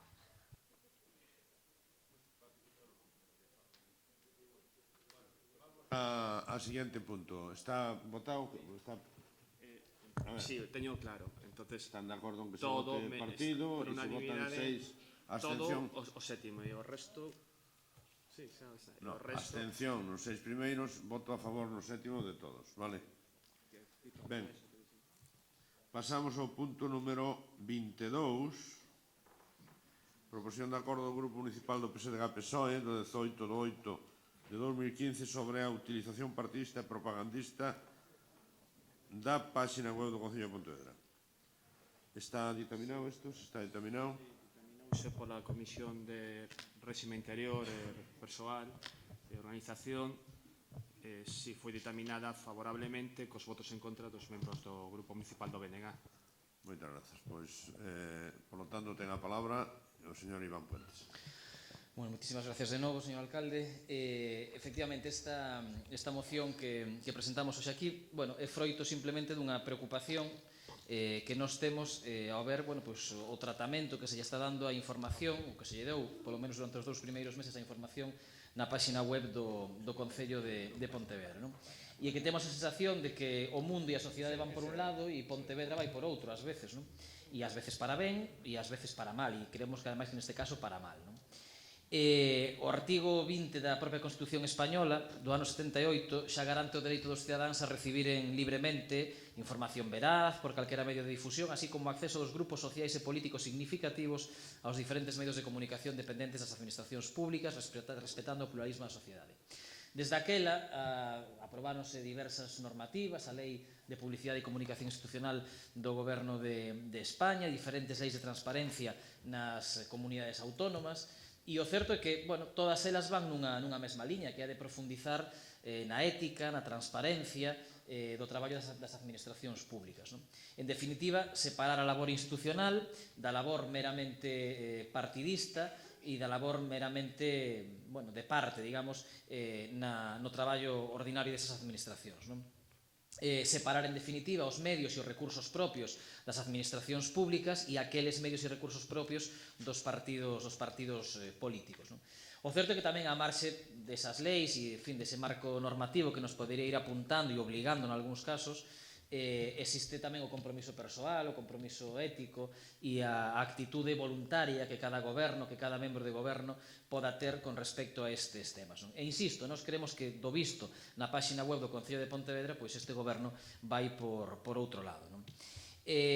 Nós entendemos, e non entendemos nós, o entende a lei, que así o estipula ademais, que os concellos, que moitas veces se intenta, en fin, entablar un paralelismo entre o pleno e o goberno similar ao que pode existir entre o Parlamento de Galicia e a Xunta ou o Congreso dos Diputados e o Goberno de España, os concellos son órganos, son institucións que teñen dous órganos, con competencias claras, con competencias definidas, pleno e goberno, pero cada un deles forma parte en idéntico modo desa institución que é o Concello. Por lo tanto, o lóxico é que unha páxina web, que un medio de comunicación, neste caso do Concello, pois dé a conta dos acordos desas dúas patas do Concello, que fale do Pleno e que fale do Goberno, dos acordos que se adoptan nun ámbito e dos acordos que se adoptan noutro, non? E logo, a partir de aí, de que se publiquen acordos e que se dé a conta deses acordos, logo poderá decidirse quen xestione esa páxina web si queremos ou non que aí aparezan á marxe dos acordos opinións dos diferentes grupos políticos, pero se aparecen opinións tamén nos parece oportuno que aparezcan as de todos, non só as opinións do goberno como é o caso, non? E insisto, temos a sensación de que esta páxina web, froito de moitos exemplos que se poden ver nesta moción e algún poñerei a continuación, bueno, pois a páxina web do Concello de Pontevedra tende a acalar ou acala directamente a oposición e, bueno, vanagloria en exceso ao goberno municipal, indo máis aló, insisto, de dar conta de acordos que o propio goberno poda tomar e que legitimamente, obviamente, poda comunicar, non? Por exemplo, en fin, algúns datos, non? Desde o inicio do mandato hasta o día 13 de agosto, que é cando se presenta esta moción, na páxina web do Concello publicaranse 164 novas. En ningún dos titulares, agás en dous, se fala da oposición, é dicir, acaparamos o 1,2% da información disponible nesa páxina web. Pero claro, a cuestión xa non é que se fale da oposición, é como se fala da oposición. As dúas noticias referidas á oposición son constituídas as comisións informativas do Pleno con sendas presidencias para PP e PSOE e a oposición inspecciona as obras de Josefina Arruti, non? Se vamos ao interior das novas, vemos que no primeiro caso dice que, literalmente, o portavoz do Goberno destacou esta actuación do Executivo local como un exercicio de democracia e transparencia que a oposición poda presidir as comisións informativas do Pleno, tal e como ofrecer ao Goberno local nun principio e mantemos a nosa posición até o final, concluiu Raimundo González. A seguinte noticia, con respecto ás obras de Josefina Arruti, dice: é a primeira vez que unha obra se explica directamente aos representantes da oposición. Así aprendemos todos, porque algunhas críticas que se escoitan ás veces obedecen únicamente á falta de coñecementos, declara o concelleiro Luís Bará. En definitiva, fálase da oposición, pero non precisamente para deixarnos especialmente ben, non? Mais ben para decir que somos unhos ignorantes, prácticamente, cando opinamos algunhas cuestións. O problema, en todo caso, non é numérico, nin é de aparecer ou non aparecer en titulares, insisto. No interior das noticias, as novas de grupos políticos diferentes ao BNG prácticamente non existen. De feito, incluso, cando se constitúen as comisións informativas, non son nin o portavoz do Partido Socialista, nin o portavoz do Partido Popular, nin de Marea, nin de Cidadáns quen explica por que se vota a favor ou en contra da constitución desas comisións. É o portavoz do BNG quen explica o que votou o PP, o que votou o PSOE, o que votou o BNG ou o que votou a Marea. Con respecto a esa mesma noticia da visita á avenida de Josefina Arruti, engádese: aínda que só asistiron ás explicacións técnicas membros do PSOE e do PP, foron tamén convidados os grupos de Marea e de Ciudadanos. Só María Rei anunciou que non podería vir por atoparse fora da cidade. A iniciativa de realizar esta explicación parteu do grupo do PP, solicitou na Comisión de Mobilidade e axiña se realizou. É dicir, por unha parte, criticas indirectamente ao grupo de Marea Pontevedra por non excusar a súa presencia e, ademais, nos gabamos da axilidade co que o grupo de goberno atende as peticións do Partido Popular. Despois tamén se fala, atopamos novas redactadas cun carácter, entendemos que tendencioso e partidario. Por exemplo, titulares como o goberno reduce en 4 as dedicacións exclusivas e amplía a 3 as da oposición. É certo, o problema é que non se fala de 0 a 4 postos de directores xerais nesa información, que tamén é un acordo do Pleno. 6 accións de goberno para iniciar o mandato cun ritmo elevado. Isto é unha cuestión bastante valorativa. Non sei se o Pleno acordou inicialas con ritmo elevado ou a Xunta de Goberno. Gran expectación para coñecer o proxecto de saneamento Nacional 541 en Mourente. Pois tamén. Ademais, dice no interior, califica esa proposta do BNG no interior da noticia como a máis a caída e xusta. Tamén parece a valoración propia dun partido político e non unha noticia puramente institucional. Despois, por exemplo, cando se dá conta do pleno de constitución desta corporación municipal, o único discurso que aparece ali é o do alcalde, que, en fin, defendemos que aparece o discurso íntegro do alcalde, non en van, é o alcalde de Pontevedra e foi quen resultou electo nese pleno, pero, que aparezca unha mínima mención ao que dixemos os grupos políticos da oposición no pleno de constitución tampouco nos parece demasiado pedir, non? Ben, outra noticia, con respecto ao ascenso do Pontevedra Clube de Fútbol á Segunda División B, tamén se fai unha noticia que é festiva recepción do Concello ao Pontevedra Clube de Fútbol, e ali se comeza a noticia afirmando que o alcalde de Pontevedra deu onte unha recepción oficial, o alcalde ou o Concello de Pontevedra, porque ali estaban presentes os grupos políticos da oposición tamén esa recepción institucional ao Pontevedra Clube de Fútbol. E logo, mención aparte, nos merece desde logo algo que xa apuntaba na moción anterior, o tratamento que se dá na web municipal o acordo plenario de 20 de xullo para reactivar os traballos do Plan Xeral de Ordenación Municipal. Resulta que ese acordo plenario adoptado pola maioría da corporación foi noticia en todos os medios de comunicación da cidade e na páxina web do Concello de Pontevedra ese acordo do pleno non existe. Directamente non é publicado, non se dá conta del e os veciños de Pontevedra que se informen pola web municipal nin saberán que o pleno votou tal cousa. Insisto, cando é algo que obxectivamente noticia porque todos os medios así o recolleron.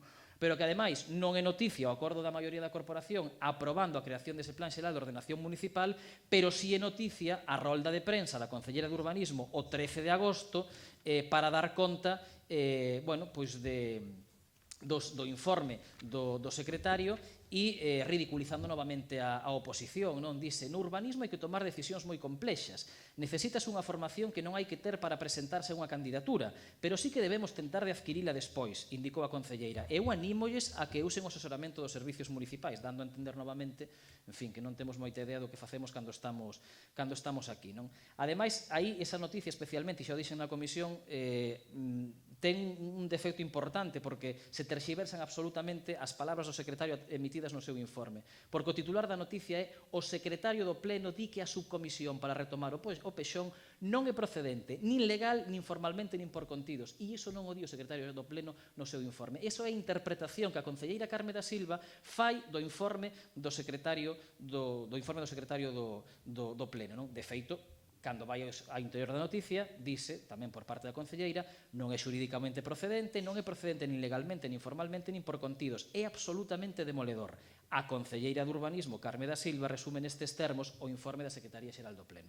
O titular da noticia di que foi o secretario quen fixo isto. En definitiva, Estos só son algúns exemplos de como se está a tratar a información na web do Concello. Por eso, o Partido Socialista o que presenta son 4 puntos que creo que son bastante fáciles de cumplir e que son os seguintes. A Corporación Municipal de Pontevedra acorda, primeiro, que a páxina web do Concello de Pontevedra, aloxada entre outros baixo o dominio pontevedra.gal, informe con neutralidade e proporcionalidade dos diferentes asuntos que conforman a actualidade municipal, tendo en conta e reflectindo sempre nos seus contidos a pluralidade política e social da institución e da propia cidade.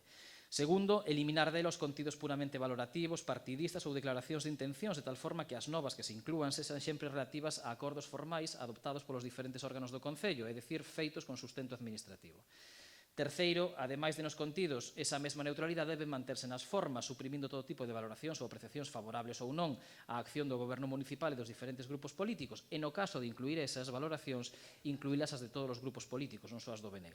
E por último, exixir ao señor alcalde que dé as instruccións precisas para cumplir o disposto dos puntos anteriores e facer do portal web de Pontevedra un espazo puramente institucional e comprometido coas políticas de transparencia e participación cidadá que deben presidir todas as accións do goberno. En definitiva, que o que na web se publique sexan feitos obxectivos do Concello, é dicir, acordos da Xunta de Goberno ou acordos do Pleno do Concello, e que logo a partir de aí vostedes decidan se queren introducir valoracións políticas ou non, pero se se introduzan, que introduzan e que procuren introducir as de todos e non só as do Goberno municipal. Moitas grazas, señor Puentes. Señora Rey, ten a palabra. Ciudadanos considera que los espacios institucionales no deben ser utilizados con fines partidistas. Vulnera la esencia de la democracia y es parte de nuestro ideario y también de nuestra esencia. Apoyamos la moción con el fin de que no se utilicen los espacios institucionales para fines particulares. Moitas grazas, señor Rey, ten a palabra. Bueno, debo confesar que entrei unha vez na páxina saíron ronchas e cefalea case tanto como este pleno de hoxe, malestar xeral, non? Por instinto de supervivencia abstíveme de repetir, non? De todas maneiras, os compañeiros do PSOE teñen máis paciencia ou teñen un grau de masoquismo máis desenvolvido e molestáronse en facer reconto das informacións que se publican na nosa páxina web. Bueno, está clarísimo que brilla con luz propia manipulación o servizo do grupo de goberno no Concello, e pode inferirse case que estamos ante un órgano oficioso do bloque de Pontevedra. Entón, eu creo que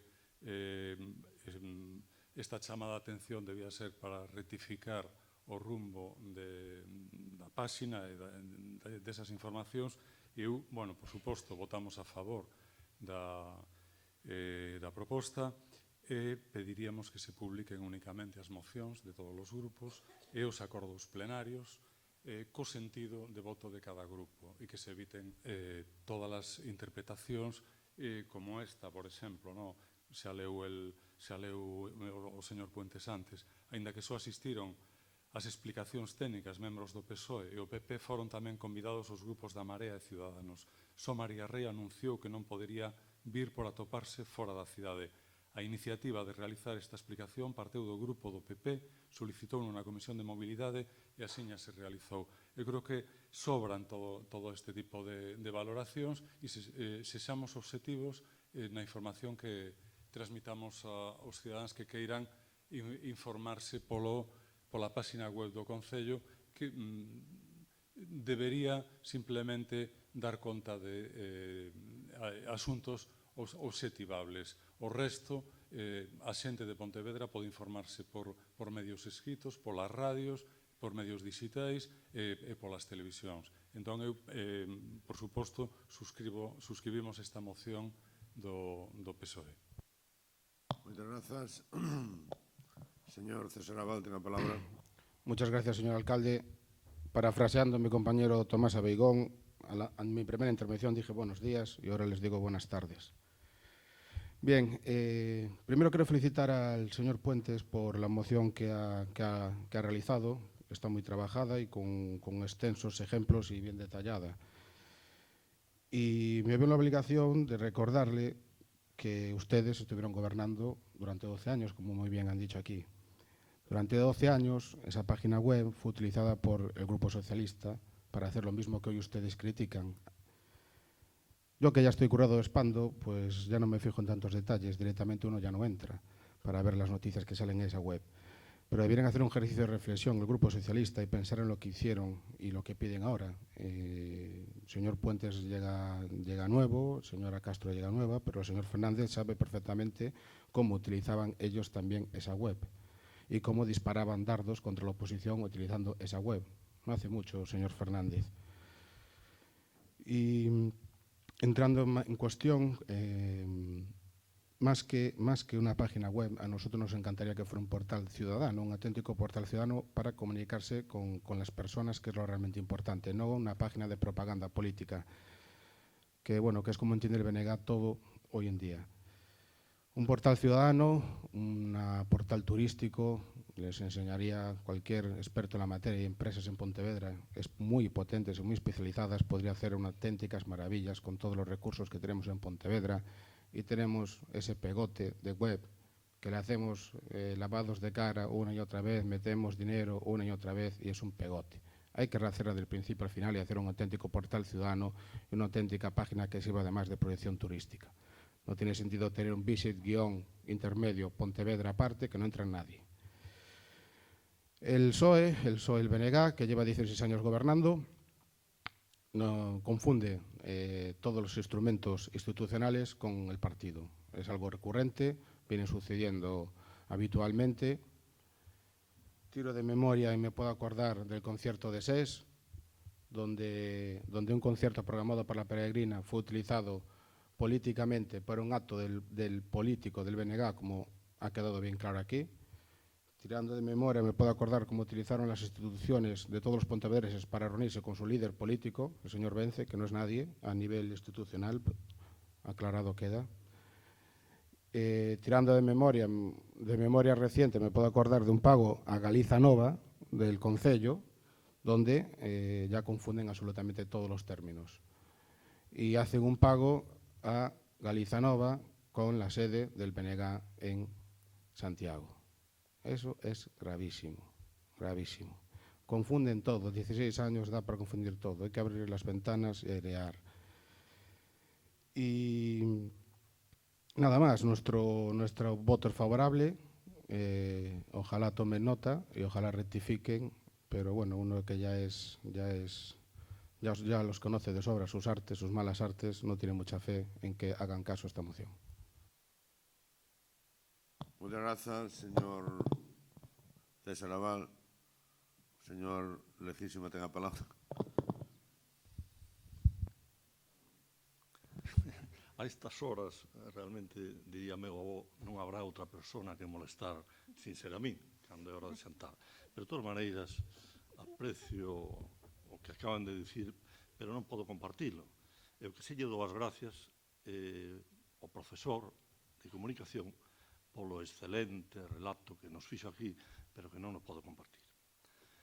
Xa sei que manifestou o señor Rey, o señor Aval, que non lles gusta moito entrar na página web. Bueno, pois desde que viu a moción, este concelleiro preocupouse de entrar nesa, preocupouse de entrar na de Santiago, na de A Coruña, na de Ourense, na de Vigo tamén, e máis ou menos sonlle semellantes. Pero creo que nos preocuparon vostedes de ver que abaixo onde hai na página onde aparecen os grupos políticos, aparece, por exemplo, do Grupo Popular, que así se acordou no mandato anterior con quen estaba o personal de ustedes de confianza, que aparecerá a página web. Se un pincha na página web do Partido Popular, pois din o que din. Eu divertíme lendo estes 2 días e non din nada bo para nós. E iso desde a página web do Concello de Pontevedra. Na de Marea, exactamente igual. Entrei, tamén me divertín escoitando e non dicía nada bo do Concello. E iso calquer ciudadá pode entrar. Lamentablemente, na do PSOE, entrei tamén, pero desde marzo está sin actualizar. Desde marzo non me puden divertir.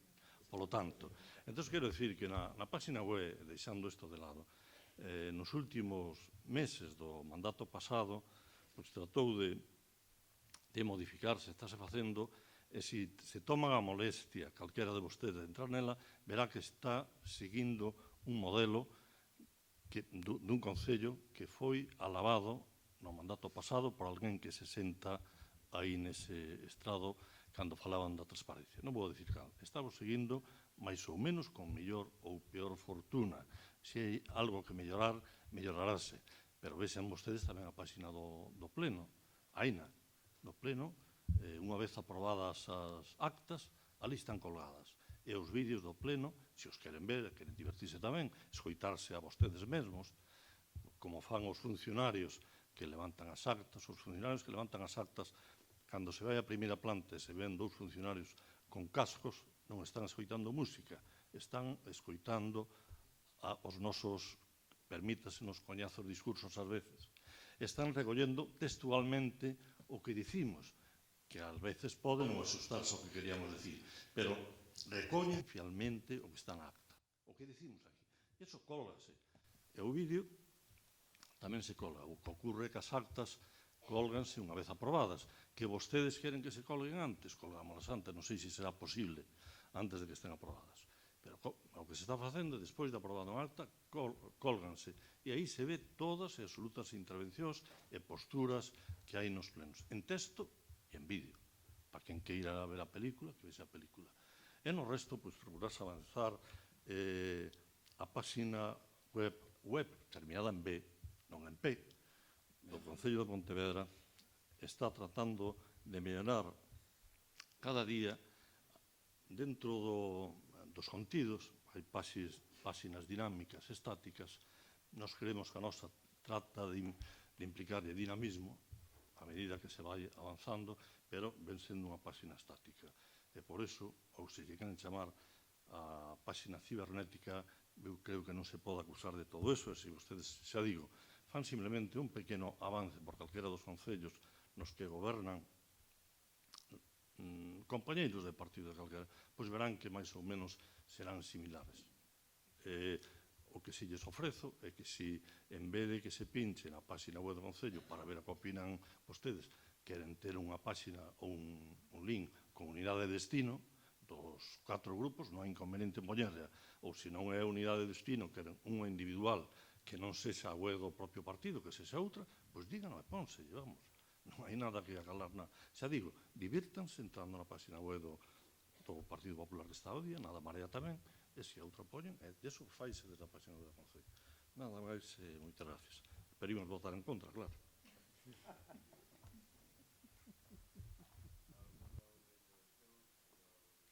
Máis intervencións, sométese o punto. No puedo quedarme callado ante el argumento del señor Leguísima. Comparar una web municipal con partidos políticos, me reafirman todas mis declaraciones que he hecho antes. Confunden absolutamente el dinero de todos los pontevedreses y las instituciones con los partidos políticos. Usted ha podido entrar en la web de Marea, ¿cierto? Ha podido buscar la del PSOE. ¿Dónde está la del BNG? ¿Dónde está la web del BNG de Pontevedra? Ustedes acaban de insinuar lo que acaba de insinuar. Ustedes tienen que tener una web propia, con sus noticias, la web del BNG, igual que tiene el Partido Popular su web, igual que tiene el PSOE su web, igual que tiene Marea su web, igual que tiene Ciudadanos su web. Usted, sus declaraciones son muy preocupantes, señor Leguísima, muy preocupantes. Sois la vieja política, utilizáis las malas artes, utilizáis confundir las instituciones con el dinero, con los partidos. Mire, no se puede hacer prácticamente ningún trámite, los ciudadanos no pueden hacer prácticamente ningún trámite con esa web. No sé cuál habrá usado usted, ni lo que entiende por portal ciudadano, pero yo sí que le enseñaría muchísimos portales de ayuntamientos que son una auténtica maravilla. Una auténtica maravilla. Puede entrar y ver todos los paisajes, recorrerlos. Sirve de portal de transparencia y de promoción. La nuestra, olvídelo. Moitas gracias, señora Val. Señor... Brevemente, o que lle digo é que aquí, onde pon grupos políticos, aparece a página web do BNG, que se pode entrar nela, aparece a página web. Pinche, caramba. Se ten ordenador, fago. Veña, acabou.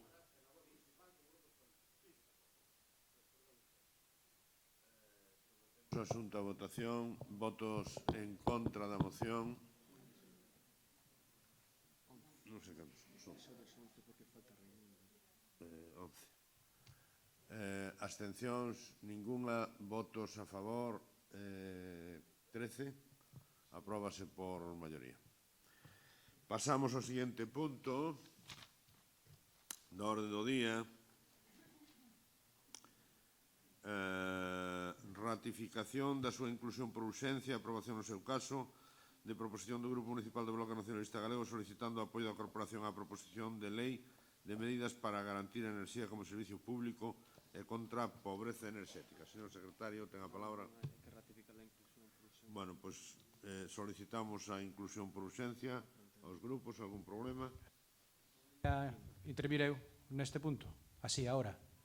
Porque por unha cuestión de forma, unha cuestión de orden, eu pido que se retire da orden do día para que se estudie, para que se informe polos técnicos competentes, porque isto non pasou por comisión. Hai algún punto que podría incluso ser inconstitucional, no conxunto a nos parecenos ben, pero hai algún punto que podría ser inconstitucional. Houbo tempo de sobra, porque a presentou a CIGA fai bastantes días, bastantes semanas, para poder ser informada por quen ten que informala e levala a comisión. Creemos que igual que se fixo con outra moción que se retirou para ser estudiada e traída ao seguinte pleno, non hai ningún problema en que esta tamén se faga o mismo e que sea informada pola asesoría xurídica e os técnicos competentes. Eu teño que consultar co meu grupo, non é unha decisión miña. O que diga o grupo... O problema é que se é urxente, neste caso sí que hai urxencia para que se debata neste pleno, porque as iniciativas legislativas populares, como saben, teñen un plazo para presentar asinaturas recollidas no Parlamento de Galiza. E o prazo en outubro. Polo tanto, o debate neste pleno é probablemente o último pleno antes de que lle remate o plazo para presentar as sinaturas. Sobre a constitucionalidade e inconstitucionalidade desta moción, é que aquí os técnicos municipais non teñen que aportar nada, porque isto é o apoio político a unha iniciativa legislativa popular e serán, nese caso, cando se presente no Parlamento, os letrados do Parlamento os que determinen se o contido se axusta a legalidade ou non, e serán os deputados e deputadas os que a tomen en consideración ou non, e será finalmente o Parlamento galego, despois dun debate e despois da ponencia, o que aprobe un texto legislativo ou non. E aínda así lle queda ao Estado a posibilidade, como fai en moitos casos, cando son leis de competencia galega, de recurrir á inconstitucionalidade, cousa que xa nos ten bastante acostumbrados. Por lo tanto, non vai ser o Concello quen o determine. Isto é unha moción que sí ten urxencia, estánse recollendo asinaturas, a Comisión Promotora solicita que se aprobe o apoio en pleno e, polo tanto, nos así o traemos. A urxencia é motivada por eso. En todo caso, se hai unha petición formal dun grupo de retirada, se ten que votar. Se vota a retirada... Eu simplemente quería aclarar unha cousa. Hai outra, cando falo de inconstitucionalidade, o criterio que está mantendo vostede agora non é o mesmo criterio que se mantuvo na Xunta de Portavoces. Na Xunta de Portavoces foi outra solicitude de unha asociación que se dixo que, como non cumplía, como exixía algo que era ilegal, non se podía traer a pleno. Dixo o secretario con respecto á defensa da ría, porque poña de prohibir cando nós non podemos prohibir. Por lo tanto, eu insisto, sería preferible que informaran os técnicos municipais e logo poder debatir no pleno. Pero, bueno, en todo caso, se os propoñentes non a van a retirar, eu retiro o que dixen e... Algún problema para o seu tratamento por vía de urxencia? Por parte dos grupos? Oposición, digo. Bien, pois entón admítese a urxencia e pasa a debatir Carmen da Silva, non? Moitas grazas. Grazas, señor alcalde.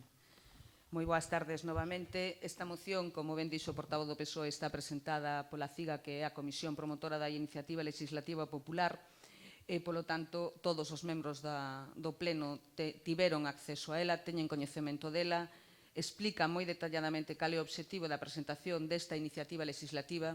O único que fai é un apoio político do Pleno da Corporación a esta iniciativa legislativa popular, dada a situación na que se atopa a tarifa eléctrica en Galiza, non só con respecto aos usos domésticos, senón tamén con respecto a outros usos como empresariais e industriais. Nos manifestamos o noso apoio a esta iniciativa legislativa popular que, como lle decía, terá que ser o Pleno do Parlamento de Galiza quen a tome en consideración e quen a debata e trate sobre as cuestións que aquí van. Moitas grazas. Alguna intervención? Señor Tino. Non, pero a señora María Rey ten que falar antes. En esta moción se pide el apoyo de la Corporación Municipal a la proposición de ley de medidas para garantizar la energía como servicio público y contra la pobreza energética. Primero, se pide una reducción de la tarifa eléctrica del 30% en el apartado de peajes. Los peajes que soportamos en la tarifa eléctrica son subvenciones especiales a las energías renovables, un 17,22% del recibo. Insularidad, un 4,14%. Moratoria nuclear, un 0,89%, pago que finaliza además en el 2016. Y amortización del déficit de la tarifa, un 2,84%. Por lo cual entramos en el apartado C, donde se pide la diversificación de las fuentes de energía y recuperación de las primas sobre las renovables para permitir el desarrollo de la energía renovable. Incongruencia, porque en el apartado anterior piden la reducción del 30% de los peajes. Es imposible compaginar los dos apartados. Segundo, ya hay medidas de ahorro y fomento de la calificación energética, dado la característica de este país que es deficitario en materias primas energéticas.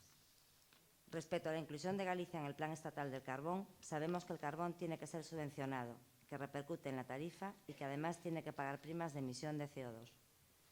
En relación al punto F, manipular la interrupción del suministro bajo las premisas que se proponen es bastante utópico. Para erradicar la pobreza energética es necesario establecer las condiciones necesarias para que se creen puestos de trabajo, siendo las empresas las que tienen que crear, y para ello es fundamental una energía barata. Desde Ciudadanos, en nuestro programa económico proponemos las subvenciones positivas y no las negativas y la armonización del IVA, reduciendo el IVA energético del 21 al 19%. En cuanto a la energía como derecho universal, por supuesto que estamos de acuerdo y apoyaremos cualquier medida que suponga ayudar a las familias, dentro de nuestras competencias, es decir, medidas de ámbito local, pero no vamos a apoyar una propuesta de ley carente de contenido, sin concreción y con excesivas lagunas. Entendemos que una ley de esta envergadura tendría que ser redactada por técnicos multidisciplinares e, insisto, Ciudadanos apoya cualquier medida que beneficie el bienestar social y siempre velamos por ayudar y apoyar a las personas. Nosotros estamos comprometidos con solucionar los problemas de forma global, pero no vamos a votar a favor de mensajes sin contenido. Muchas gracias, señora Rey. Señor Rey, ten a palabra. Bueno, a nós si nos parece que ten contido e imos votar a favor. Señor Fernández. Gracias, señor alcalde. Bueno, eu quería empezar por insistir nas cuestións de forma, non? Resulta bastante curioso que unha moción, unha solicitude que entra no Concello, que é incluso obxecto de certa repercusión mediática, pois quede arrinconada e hasta o último momento, cando xa se celebraron as comisións, non se decida por parte do grupo de goberno pois facela súa, cando houbo tempo de sobra para facela súa antes e que pasara pola comisión correspondente, que fora dictaminada pola comisión correspondente. Se eu fora mal pensado, que como vostede sabe, non o son, nunca, eu pensaría que isto é unha especie de pago. É dicir, vostedes asumen a defensa desta iniciativa legislativa da CIGA a cambio de que os delegados da CIGA nas ambulancias te fagan un escritiño. Pero eu non son mal pensado. Eu non son mal pensado, sabe vostede que non, que son unha persona absolutamente de carácter inocente, entón non vou a pensar eso, non? Porque resulta curioso. En cuanto ao fondo da iniciativa legislativa popular, con carácter xeral, nós coincidimos en moitas das apreciacións referentes á pobreza enerxética e a necesidade de adoptar medidas contra a pobreza enerxética, dende logo que coincidimos con eso. Hai outras cousas que chaman bastante a atención, non? É dicir, cando se fala da reducción da tarifa eléctrica dun 30% porque somos produtores, non sei se emplea ese término, pero produtores netos de enerxía, é dicir, que por o feito de producir enerxía eléctrica aos galegos tiña que costarnos menos, pois eu creo que eso roza a inconstitucionalidade. Roza a inconstitucionalidade porque hai unha cuestión que é a unidade de mercado que está recollida na Constitución, que nos guste ou non está recollida na Constitución, pero claro, é que ademais, elevando isto a termos paradóxicos, daría lugar a que, por esa mesma razón que plantea un sindicato de clase, resulta que o aceite de oliva e o aceite de xirasol aquí tiñan que ser máis caros que en Andalucía, porque como eles son produtores. Entón, claro, pode parecer unha chorrada, pero visto linealmente, pois pode ser así. Entón, a mí me parece que hai que ser serios e rigurosos e asumir as limitacións constitucionais, incluso cando se fan iniciativas legislativas populares. Porque é o que temos, é o marco que temos, é o marco onde xogamos todos, incluídos vostedes. Por tanto, nós non vamos a votar en contra porque coincidimos con moitas das apreciacións que se fan en iniciativa legislativa popular, pero tampouco vamos a votar a favor porque entendemos que hai elementos de clara inconstitucionalidade. Moitas grazas, señor Fernández. Señor Moreira, ten a palabra. Gracias, señor presidente. Nos anunciamos o noso voto en contra desta moción polo sinxelo motivo de que, pola sinxela razón de que xa se están adoptando iniciativas deste estilo. Esta iniciativa legislativa popular xa foi emitida a trámite pola Mesa do Parlamento o 22 de xuño, pero os cidadáns deben saber que a reforma enerxética xa aprobada xa reforza a protección dos consumidores vulnerables e busca suministrar enerxía a precios competitivos e facelo de forma segura. Dende 1 de xullo do 2009 xa se aplica un desconto que se chama bono social a determinados consumidores que cumplan algunha das seguintes condicións. En primeiro lugar, sempre cando sexa vivenda habitual con potencia contratada inferior a 3 kW. En segundo lugar, que teñan 60 ou máis anos de idade e acrediten ser pensionistas da Seguridade Social por xubilación, incapacidade permanente e viudedade que perciban as cuantías mínimas vixentes, ou sexan familias numerosas ou que formen parte dunha unidade familiar con todos os seus membros en situación de desemprego. O novo marco regulatorio do sector eléctrico establecido en decembro do 2013 non modificou os beneficiarios susceptibles a este bono social. En decembro de 2014, 2.479.221 consumidores se acolleron a este mecanismo de protección. Deles, un 6,67% do total son familias numerosas, son 165.452 personas. E os consumidores do bono social xa se benefician dun 25% do precio voluntario para o pequeno consumidor. Os tres colectivos cuso número ten aumentado no período 2012-2014 son pensionistas, un 0,6%, familias numerosas, un 15%, e desempregados, un 41,4%. E o colectivo que diminuiu son os que tiñan acceso ao bono social polo feito de ter menos de 3 kW de potencia contratada porque contrataron unha potencia superior a este valor. En Galicia tamén se teñen introducido novidades neste eido e a Xunta, dentro da defensa que está a realizar dos consumidores máis vulneráveis no contexto enerxético actual, traballa xa na posta en marcha dunha medida que evitará os cortes e suministración eléctrica por impagamento ás familias galegas máis vulneráveis. Esta iniciativa, que está sendo diseñada pola Consellería de Economía e Industria, vai permitir cubrir o custo de 2 mensualidades ao ano por fogar, garantindo deste xeito o servizo básico. E o Goberno galego identificará os posibles beneficiarios aos cales, tras a notificación asunta por parte das empresas comercializadoras, aquí é necesario o concurso das empresas, se lles outorgará unha axuda directa para o pagamento da cantidade pendente que contará coa intervención inmediata do Goberno galego. Neste sentido, cando algunha destas familias vulneráveis estea en risco de sufrir un corte de suministro eléctrico como consecuencia dun impago ou un atraso no pago dunha factura, se activará un protocolo de emerxencia e para axudar os meses de inverno con consumos maiores o programa se activará en xaneiro de 2016 cubrindo xa as mensualidades correspondentes a novembro e decembro de 2015. As facturas que se acollan dentro desta medida non poderán superar en máis dun 20% a factura do mesmo período do ano anterior. Este é un paso máis que se dá a favor dos consumidores máis vulneráveis no actual escenario. Esta nova medida, que é pioneira en España tanto polo seu obxecto como polo procedimento de tramitación, xunto co tícket eléctrico social ao cal xa se acolleron 1.700 familias galegas, conforman unha estrategia para atallar a pobreza enerxética. E, así mesmo, tamén se está a facer un importante esforzo na defensa dos consumidores eléctricos. E hai que dicir que se resolveron ao seu favor, gracias ao traballo do Instituto Galego de Consumo, máis do 75% das preto de 1.700 reclamacións presentadas neste eido nos seus primeiros meses de 2015. E, ademais, nos últimos anos, o INEGA tamén ten promovido entre a cidadanía distintas actuacións encamiñadas a mellorar a conciencia colectiva sobre a importancia de aforrar enerxía e apoiar os galegos na implantación dese tipo de medidas e de equipos máis eficientes. Por lo tanto, se están facendo cousas importantes. non aporta nada apenas esta iniciativa, que en todo caso seguirá o seu trámite, e desde logo o Partido Popular non vai apoiar esta iniciativa legislativa popular. Nada máis e moitas gracias.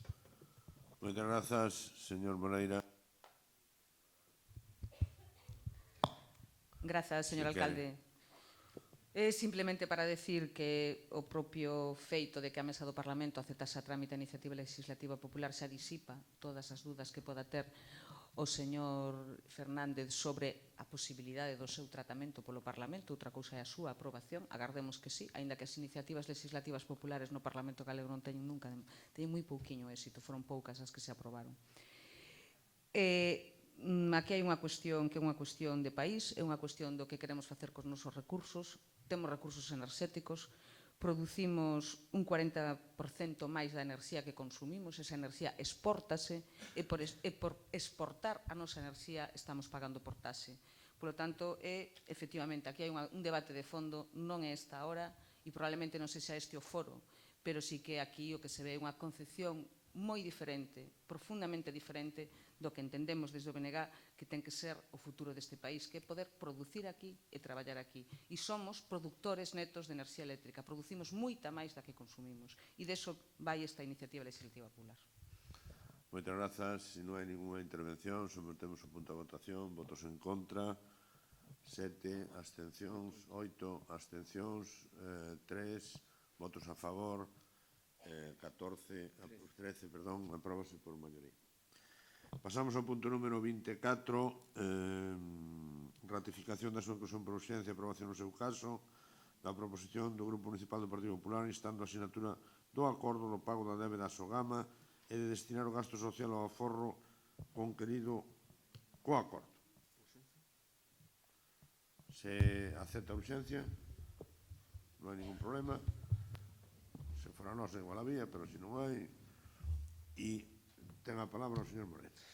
Gracias, señor presidente. Ben, como é sabido, o Concello de Pontevedra a débeda na actualidade xa preto de 6 millóns de euros a Sogama por mor do contrato de xestión de residuos sólidos urbanos. Esta situación resulta difícil de entender para os veciños de Pontevedra, cando os veciños si pagaron estes recibos, si pagaron este canon, pero o que pasou que o Goberno de Pontevedra non ingresou en Sogama. Este incumprimento provocou unha serie de litixios judiciais en cascada, creo que totalmente innecesarios, e creo que é importante que despois de 10 anos de litixio o alcalde de Pontevedra recoñecer ante o presidente da Xunta que sí, que efectivamente, que lle debe cartos a Sogama e que lle pagará tan pronto poida. Nese sentido, quero valorar positivamente a boa disposición do presidente da Xunta ofrecendo un acordo que creo que é bo para Pontevedra. Desde logo, non o merece o alcalde de Pontevedra este acordo, non o merece o goberno de Pontevedra, pero creo que esta oferta se fixo pensando nos veciños de Pontevedra que non teñen culpa dos islates que ten feito o alcalde de Pontevedra e o seu goberno destes anos. Dixen hai un momento que os veciños sí pagaron este canon, o que pasa é que o Concello non ingresou. Agora se nos trouxo aquí hoxe unha modificación de crédito para poder pagar este canon, o cal quere dicir que os cartos se gastaron outras cousas. Porque se non fora así non teríamos que facer ningunha modificación de crédito porque os cartos estarían aí. É dicir, hai que dicir aos vecinos de Pontevedra que o recibo que les pagaron polo canon de Sogama o alcalde de Pontevedra e o seu goberno o gastaron en non sei que. Estamos esperando as explicacións oportunas. Pero o relevante é este sexto de que a Pontevedra ten unha oportunidade de conquerir un aforro, ainda que sexa pequeno, pero un aforro no recibo de Sogama e, polo tanto, creo que o que compre xa, señor alcalde, é que se asine canto antes a maior brevidade posible este acordo que lle ofrece Sogama para liquidar a débeda, porque cada día que pasa son máis intereses en contra dos veciños de Pontevedra. Pero creo que esta é unha boa oportunidade tamén para garantir que este aforro que nos vai permitir conseguir a Xunta de Galicia ante a súa xestión, que este aforro se comprometa o Goberno a destinalo a incrementar o gasto social no Concello xa neste exercicio 2015. O gasto social, que é sabido que somos a última cidade de España en gasto social por habitante, é sabido que nos últimos orzamentos o peso do gasto social nos orzamentos do Concello ten diminuído prácticamente nun punto porcentual, o cal di moi pouca cousa nun Concello no que se suprimiu o equipo de inclusión social e nun Concello que está liderando a listas do paro en toda Galicia. Por lo tanto, propoñemos que se requira ao alcalde para que a maior brevidade posible asines a este acordo que lle ofrece Sogama, en segundo lugar, que se acorde que estes cartos que se aforran se destinen a incrementar o gasto social do Concello neste exercicio 2015. Nada máis e moitas gracias. Moitas gracias. Señora Rey, ten a palabra. A mí me gustaría saber si el Partido Popular tiene en su poder la propuesta que le hizo Sogama al Ayuntamiento y en caso de no tenerla, entonces, ¿cómo pueden instar a que se firme algo que no conocen? Yo creo que hay que estar siempre del lado del Ayuntamiento de Pontevedra. Y por otro lado, y referente al punto 2, el Concello va a ahorrar en calidad de intereses, no de deuda. No veo el ahorro por ningún lado. Señor Rey. Bueno, moi brevemente, en coherencia co sentido de voto que tivemos para o crédito extraordinario, o suplemento de crédito, que iba no punto 4 da orde do día, imos absternos. Señor Fernández. Sí, bueno, isto xa, en parte, xa está, creo que o vimos fai 7 horas. Xa non me acordo cando foi que falamos de Sogama e xa falamos de Sogama, non? Pero claro, asistimos ahora a un exercicio, enténdase ben as miñas palabras e con todo o respeto, un certo exercicio de doble hipocresía por parte do Partido Popular. Doble hipocresía por dúas cuestións. Primeiro, porque o Partido Popular fala de Sogama como se o Partido Popular non tivera nada que ver en Sogama. E o Partido Popular goberna a Xunta de Galicia, e a Xunta de Galicia é accionista mayoritario de Sogama. Por lo tanto, algunha influencia podería ter o Partido Popular de Pontevedra para que as negociacións con Sogama foran as mellores para o Concello de Pontevedra. Non me consta que o Goberno este negociando, pero tampouco me consta que o Partido Popular este facendo nada para que esa negociación ou para que ese intento de negociación ou para que Sogama se, digamos, porte o mellor posible co Concello de Pontevedra en cuanto a fijación de plazos para pagar. Por lo tanto, sona un pouco paradóxico, se me permite a expresión, que o Partido Popular veña aquí a falar de Sogama como se fora un ente extraterrestre do que non sabe nada, non? E o Partido Popular en Pontevedra, estea ou non estea na oposición no Concello de Pontevedra, ten unha responsabilidade cos veciños que é intentar protexer o interés xeral. E neste caso, a protección do interés xeral significa influir na medida das súas posibilidades, e eu recordo, e lle lembro, señor Moreira, que é parlamentario autonómico, que pode influir no seu partido e nos seus compañeiros para conseguir acadar a mellor negociación posible con Sogama con unha débeda que temos que pagar, non? Eso é a primeira paradoxa. A segunda paradoxa é que o Partido Popular veña aquí a decirnos, que conste que vamos a votar a favor e todo, pero para que quede claro, veña aquí a decirnos que o que aforremos coa negociación de Sogama o invistamos en gasto social. O partido que fixo os maiores recortes en gasto social da historia da democracia ven aquí agora a pedirnos que, home, se aforramos un pouco vamos a investir en gasto social. Home, mire, mellor era que vostedes non recortasen en educación, en sanidade, en dependencia. Mellor sería que vostede influíse tamén no seu partido, que para eso está, para eso é militante do seu partido, para que estas cousas non sucederan non só cos cidadáns de Pontevedra, sino con carácter xeral. Nós que somos moi internacionalistas. Nós queremos na igualdade. Entón, sería bo que este esforzo que fan vostedes agora e que nós ya apreciamos, pois o trasladaran, non teñen que trasladalo no seu partido para que todos esos recortes que vostedes veñen facendo en dereitos, en cuestións sociais, pois non hubieran tido lugar. Entón, bueno, sona un pouco paradóxico. Dito isto, e tamén entendendo que todos queremos que a negociación con Sogama saia o mellor posible e que consigamos o mellor acordo posible, e todos queremos, evidentemente, que o gasto social sea o maior posible, pues bueno, pues vamos a apoyar esta moción, ainda que solo sea por coherencia. Moitas grazas, señor Fernández. Señora da Silva, ten a palabra. Grazas, señor alcalde. Bueno, primeiro agradecerlle ao Partido Popular o recoñecemento da boa xestión que estivo facendo o Concello na negociación con Sogama, unha vez que quedou claro que non se podía seguir pola vía de defender o contrato tal xa como comunicou antes o señor Raimundo González. En todo caso, hai algunhas cuestións que, cando se escriben nunha moción, había que pegarlle unha lectura despois. Porque aquí di, compre que o Goberno de Pontevedra asine canto antes ese acordo que resulte aventaxoso para os intereses de Pontevedra. neso está o goberno municipal en negociar un acordo ventaxoso para os intereses de Pontevedra. Pero ao mesmo tempo consideramos oportuno e convinte exixirlle ao goberno local que a cantidade de cartos que a Xunta lle condoa, pero a negociación é con Sogama ou é coa Xunta? Sogama é unha empresa que ten unha relación contractual co Concello ou é a Xunta a que está negociando co Concello? É que a veces aquí isto é o que delata. E delata que intereses hai detrás desta moción e que intereses hai detrás cando din que non se fixo unha boa xestión deste tema. Deberían repasar un pouquiño os textos cando se escriben. A negociación é con Sogama, co presidente de Sogama, co Consello de Administración de Sogama, que terá que acordalo, e non coa Xunta. E a Xunta non nos fai favores, nin nos aforra cartos, nin nos condoa. 500.000 euros do Ponte das Correntes, 1 millón de euros do saneamento dos gafos, 500.000 euros do soterramento da liña de Monteporreiro. Eses son os aforros que nos xenera a Xunta. Entón, repasen un pouquiño os textos antes de escribilos. E, por suposto, que vamos votar en contra. Para poder aprobar, chegar ao acordo canto antes, era imprescindible a modificación de crédito que hoxe tribemos a pleno. Moitas gracias. Sometemos o punto. Para pechar o turno. Para pechar. Señora da Silva, vostedes defenderon o indefendible e finalmente toparon con que unha sentencia lle dixo que era indefendible o que estaban defendendo vostedes.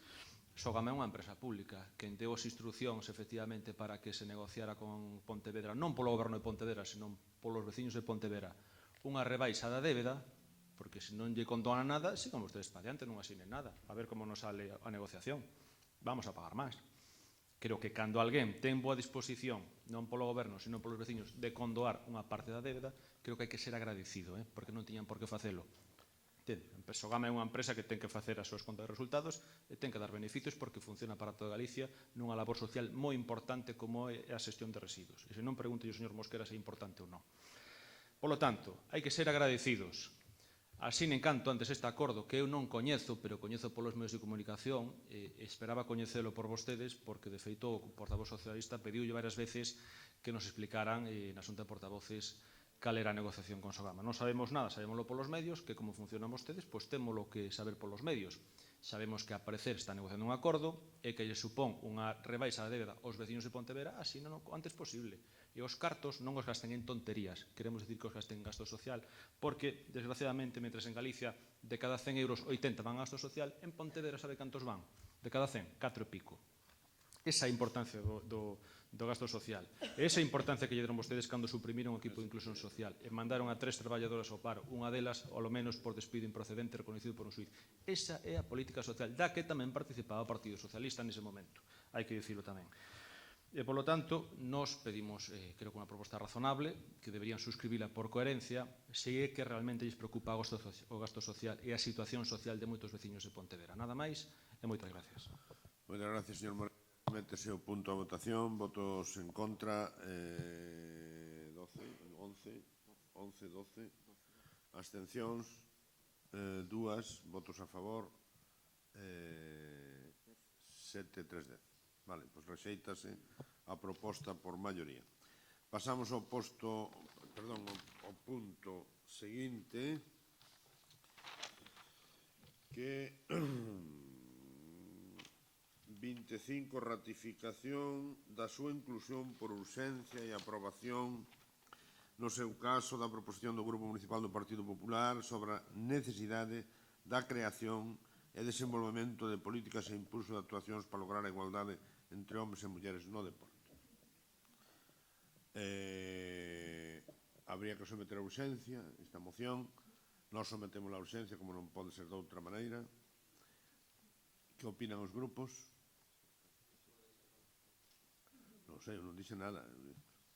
Eu digo, se é unha cuestión urxente que hai que tratar, se trata e punto. Se trata tamén a urxencia. Polo tanto, ten a palabra o señor Abeigo. Gracias, señor alcalde. Buenas tardes, señoras y señores concejales, compañeros de esta corporación, funcionarios del ayuntamiento, medios de comunicación y todos los asistentes al pleno. Recuperándome de la emoción de las palabras de la señora Ana Cedeira, permítame que comience esta intervención en el órgano de máxima representación política de los ciudadanos en el Gobierno Municipal de Pontevedra, que es el Pleno, para mostrar en nombre del Grupo Municipal del Partido Popular todo el apoyo y nuestro cariño a las familias de los 7 fallecidos y 16 heridos del Rally de La Coruña, que tristemente el pasado sábado, día 5 de septiembre, se ha convertido en la mayor tragedia deportiva de nuestro país. Desde aquí nos sumamos a su dolor y les transmitimos nuestro más sincero pésame por los fallecidos y nuestros mejores deseos de una pronta recuperación a todos los heridos. Dicho esto, dada la hora que es y el cansancio acumulado, voy a intentar ser lo más breve posible en mi intervención, en la moción que voy a presentar, pero dada la importancia del tema, pido que se me disculpe si no lo logro. ¿Se imaginan a cualquier estrella del deporte, llámese Fernando Alonso, Jorge Lorenzo, Leo Messi, Cristiano Ronaldo, cobrando su sueldo a final de mes en mano?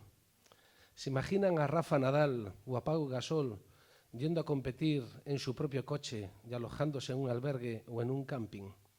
¿Se imaginan a una mujer presidenta del Barcelona o del Real Madrid? Seguramente muchos de ustedes no, ¿verdad? Pues esto no es falta de imaginación, solo es una sobredosis de realidad. Si de forma telegráfica tuviera que explicarles el contenido de nuestra moción, les diría que va de proponer y aprobar 15 actuaciones para promover la igualdad entre los hombres y las mujeres en el deporte, superando los prejuicios y los estereotipos ya existentes entre ambos. Esta es la esencia de la moción, es lo que me gustaría que recordasen que van a votar. Una moción que lleva por título la necesidad de la creación y desarrollo de políticas en el impulso de actuaciones para lograr una igualdad entre hombres y mujeres en el deporte. La práctica importancia de la actividad física y del deporte en las sociedades modernas orientadas hacia la creación de hábitos saludables es considerada como una actividad casi siempre valorada, aceptada, integrada y está fuera de toda duda que constituyen un derecho del que deben de beneficiarse en igualdad de condiciones toda la sociedad. Pese a todo, hoy en día se siguen observando y generando una serie de desigualdades entre los hombres y las mujeres que hacen que el rol que la mujer desarrolla en este ámbito esté asociado a tópicos y a valores estereotipados, ligados a importantes condicionantes a la estructura de género y alejados de la realidad, que en ningún caso facilitan su inclusión en este mundo, bien como deportistas, directivas, árbitros, técnicos, etc.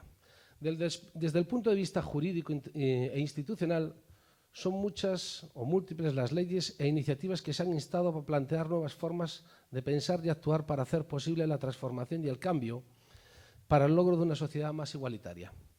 En el contexto internacional, este compromiso se recoge en la Carta de las Naciones Unidas, la Declaración Universal de los Derechos Humanos, la Declaración de Brighton, la Carta Olímpica del Comité Olímpico Internacional y la Convención de las Naciones Unidas sobre la eliminación de todas las formas de discriminación contra las mujeres. En España, la aprobación, por un lado, de la Ley 3/2007 de 22 de marzo para la igualdad efectiva entre mujeres y hombres y los artículos 9.2 y el 14 de la Constitución española, por otro, reflejan esa voluntad de crear el marco normativo y adecuado y favorable para seguir avanzando hacia una sociedad más justa, democrática, que aceleren el proceso de cambio para ratificar los desequilibrios que enfrentan a las mujeres a participar en el deporte.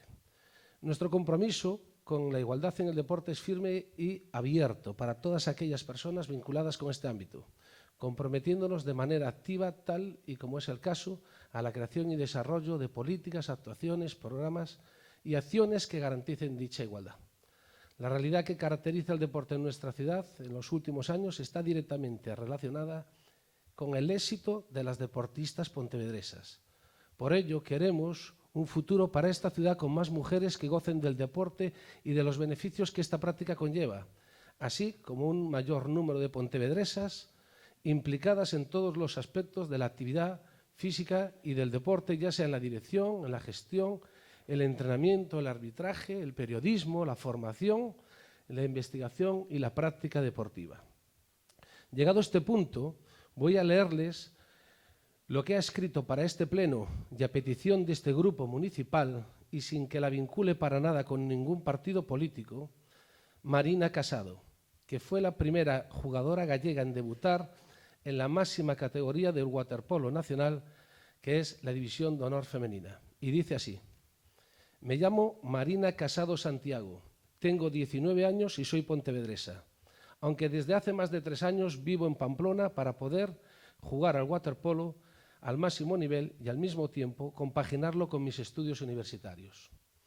Mi experiencia como deportista en Pontevedra fue muy positiva, a pesar de que solo hubiese 2 equipos femeninos en Galicia, y la mayoría, por no decir casi todos los partidos que he jugado, han sido en Liga Gallega Mixta con una escasa participación de mujeres. A pesar de ello, nunca perdí la esperanza de jugar con un equipo femenino, esforzándome mucho y entrenando duro cada día. Hoy en día estoy muy contenta jugando con mis compañeras en Navarra, que es un sueño cumplido para mí, aunque eso significa estar muy lejos de mi familia, amigos y de mi tierra. Quería contaros brevemente esta experiencia deportiva para que veáis que es posible destacar en el deporte de alto rendimiento aún siendo mujer, y aprovecho esta oportunidad que se me brinda para pedir a las autoridades de Pontevedra que apoyen el deporte de base en general y el femenino en particular. Aquí finaliza el texto de Marina Casado. En nombre del Grupo Municipal del Partido Popular y de nuestro portavoz Jacobo Moreira, queremos felicitar y agradecer especialmente este mensaje de Marina Casado, que por su tesón, esfuerzo y perseverancia es un ejemplo de estos valores, sabiendo además que será un referente para muchas mujeres y hombres también. Por lo tanto, sabiendo que el deporte femenino sigue siendo el agujero negro en donde se desintegra el concepto de igualdad, elevamos al Pleno para su aprobación la siguiente propuesta de acuerdo. Primero, punto 1. Tener presente y fomentar en todas las políticas municipales la igualdad de oportunidades entre hombres y mujeres para que ambos tengan acceso al deporte y a la actividad física, contribuyendo a un cambio progresivo en la cultura y en los sistemas deportivos de Pontevedra, propiciando una mayor inclusión, seguridad y respeto en la cultura de la igualdad en las competiciones y entrenamientos. 2. Facilitar el aumento del número de licencias de mujeres en los deportes federados de la ciudad de Pontevedra. 3. Favorecer la participación de las mujeres en el deporte de alto nivel con el fin de que exista igualdad de trato en relación a sus colegas masculinos en lo que respecta a ingresos y recursos financieros y a otros derechos. 4. Aspirar, con la puesta en marcha de políticas deportivas municipales, a una mayor presencia de la mujer en las juntas directivas de los clubes deportivos de la ciudad, que les permita el acceso a los diferentes niveles de intervención y gestión deportiva para la equitativa toma de decisiones. 5. Realizar campañas publicitarias en los medios de comunicación local para dar una mayor difusión y visibilidad a los logros alcanzados por el deporte femenino en el ámbito competitivo, ocio y tiempo libre. Todo para que la mujer tenga una proyección pública adecuada y su práctica deportiva se socialice de manera más cercana, con el fin de que se cumpla este compromiso pontevedrés con la igualdad de oportunidades entre mujeres y hombres en el deporte. 6. Permitir que el deporte sea en Pontevedra un espacio de libertad y de emancipación para las mujeres de todas las edades, poniendo a su alcance un amplio abanico de actividades físico-deportivas que respondan a sus necesidades y ambiciones. 7. Establecer la prioridad de eliminar los estereotipos sexistas en el lenguaje oral, especialmente en los eventos deportivos, erradicando así la discriminación e infravaloración del deporte femenino. 8. Desarrollar anualmente en el programa Mujer y Deporte, para difundir y garantizar el intercambio de experiencias, valores e iniciativas de las mujeres deportistas, que contribuya a poner en valor sus actividades y a fomentar su participación en el deporte. 9. Establecer desde el ámbito municipal, en lo concerniente a la actividad física y el deporte, acciones coordinadas con otras instituciones y organismos que se ocupan de promover la igualdad de la mujer en el deporte y eliminar las barreras que aún lo dificultan. 10. Dedicar una parte del presupuesto destinado al área de deportes para que se haga real el cumplimiento de las actividades que se destinan a promover el principio de igualdad de oportunidades en el deporte, como una máxima de calidad en la gestión deportiva dentro de la responsabilidad social corporativa de nuestro ayuntamiento. 11.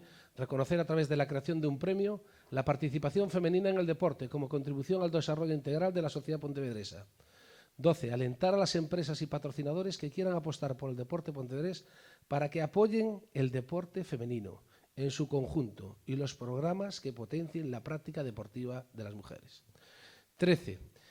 tener en cuenta que la participación femenina en el deporte está influenciada por el número, la diversidad y la accesibilidad a las instalaciones deportivas, cuyo diseño ha de satisfacer de modo apropiado y equitativo las necesidades específicas de las mujeres. 14. Informar en la web del Ayuntamiento de Pontevedra y en el blog de su Instituto Municipal de Deportes de manera específica de los éxitos y la participación de las mujeres pontevedresas que practican deporte u actividad física para darles una mayor visibilidad. Y para terminar, el punto 15, apoyar a todas aquellas mujeres que lo deseen para que puedan, como en otras actividades de la vida, practicar un deporte mixto, igual que hizo Marina Casado, aun siendo cierto que las diferencias biológicas y morfológicas del cuerpo masculino y femenino impiden la participación conjunta de hombres y mujeres en el deporte en condiciones de igualdad. Esto es todo lo que les queríamos manifestar y muchas gracias por su atención. Muchas gracias, señor Abeigón. ¿Alguna intervención? Señora Moreira, ten a palabra. Grazas. Nos votaremos a favor da moción proposta do Partido Popular para lograr a igualdade entre hombres e mulleres. Estas medidas, se fan reais, contribuirán á igualdade, pero non podemos olvidar que a súa condición de mulleres cada día aparecen máis casos de abusos por parte de compañeiros. A investigación demostra que o acoso e o abuso no deporte pode afectar de forma grave e negativa a saúde física e psicológica dos atletas, dando lugar a unha reducción do rendemento e provocando a marxinación do atleta. Polo que solicitamos, se o permiten, incluir que se adopten medidas destinadas a previr e eliminar o acoso e o abuso sexual no deporte, facendo aplicar a legislación sobre acoso sexual no lugar de traballo.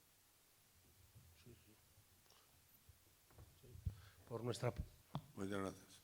Por nuestra parte, aceptamos la propuesta. Señor Fernández, ten a palabra. Bueno, gracias, señor alcalde. Eu quería agradecerlle tamén ao señor Abeigón a prolija e extensa moción que presenta, tan detallada, xenérica por outra parte, moi xenérica, porque ao final hai moitos lugares comuns, e a pesar de que se escriben moitas cousas, pois logo a concreción parece bastante escasa, non? En todo caso, tamén é bo recordar, porque é bo recordar, non? Que Pontevedra é unha cidade onde a participación femenina no deporte está por enriba da media de Galicia. É certo que todavía hai eivas e que hai que seguir insistindo nesa participación e nese fomento da actividade física, pero eu quero recordar que aquí hai hasta 6 equipos de gimnasia cheos de nenas e non tan nenas que practican ese deporte. Hai un equipo de deporte de baloncesto femenino, hai voleibol femenino, hai natación, hai taekwondo, hai balonmano, onde hai unha participación importante da muller. Nas carreras populares a participación foi aumentando ano tras ano, aínda é certo que non se equipara coa dos homes, pero vai avanzando. Por tanto, creo que, bueno, non creo que sea este un concello onde non se fixera un esforzo dende fai moitos anos para que fomentar o deporte feminino. Con todo, é certo que nunca se fará o suficiente hasta que se acaden cotas de igualdade, tamén na práctica do deporte. Por lo tanto, benvidas a este tipo de iniciativas prolijas, extensas e fantásticas a esta hora da tarde. Moitas gracias. Muchas gracias, señor Fernández. Señora Ribeiro, ten a palabra. Moi boa tarde. Estou escoitando vos consellos aí dos compañeiros maiores. Pois, como decía, asumindo que aínda queda moito por facer no eido da igualdade real entre homes e mulleres, onde se cree firmemente que neste campo é preciso traballar dun xeito global e tamén transversal. Neste concello, por consenso de todos os grupos políticos, con a aportación de veciños, de veciñas, de entidades sociais, nos fomos dotando ao longo do tempo de instrumentos para poder traballar ese nivel. Instrumentos como o Plan de Igualdade, que é o que nos debe guiar á hora de pôr en marcha medidas efectivas contra a desigualdade en todos os ámbitos, incluído tamén o do deporte. Algunhas das propostas que plantea o señor Abeigón nesta moción podían ser perfectamente asumíveis e integráveis nas accións do Plan de Igualdade e tamén, por suposto, nas políticas que se apliquen dende a Concellería de Deportes. Pero eu sinto diferir do botón que leva esta moción, porque precisamente o ton, certas expresións e afirmacións que vemos na moción, eu a verdade non me sinto capaz de poder pasar por elas. Cando vin que esta moción se presentaba ao pleno, a verdade, primeiro me produciu un pequeno cabreo, máis que nada porque o que de antemán se plantea como un tema de interese sobre o que sería necesario, pois creo que falar moito e chegar a posicións comuns, a cuestións concretas, se introduce neste pleno donde non había casi ningún punto a tratar. Ao final, a última hora, sen pasar tampouco por comisión algunha, creo que tempo houbo, non? Ademais, son cousas que nos afectan tamén aquí o día a día do noso Concello. Parece que as cousas de mulleres ao final e rapidiño, non? Pero o segundo é cando entrei na lectura rápida do texto presentado, desde logo ese cabreo inicial se pasou e se convertiu en certa angustia, tristeza e incluso estupefacción, porque esta moción deixa traslucir que está elaborada dende unha órbita masculina, na que se establece unha serie de medidas que se deben adoptar para salvar as mulleres da súa eterna debilidade, fragilidade e inferioridade. A linguaxe utilizada desde o principio ata o fin e certas expresións así mo manifestan. Outras expresións lévame directamente a pensar nos principios e dogmas da sección femenina, onde a desigualdade natural entre o home e a muller son un feito claro. Pois, por como se din certas cousas, viñeronme á cabeza imaxes como o método sueco da gimnasia, os pololos ou o pouco axeitado que é para o noso organismo a violencia dos movimentos de fútbol. Entón, eu recoñézolle o esforzo que fixo o facer esta moción, pero tamén me gustaría poder ter máis tempo para discutila e mellorala, polo menos tamén con outras posicións, ou entrar máis ao detalle de por que se me ven isto á cabeza, non?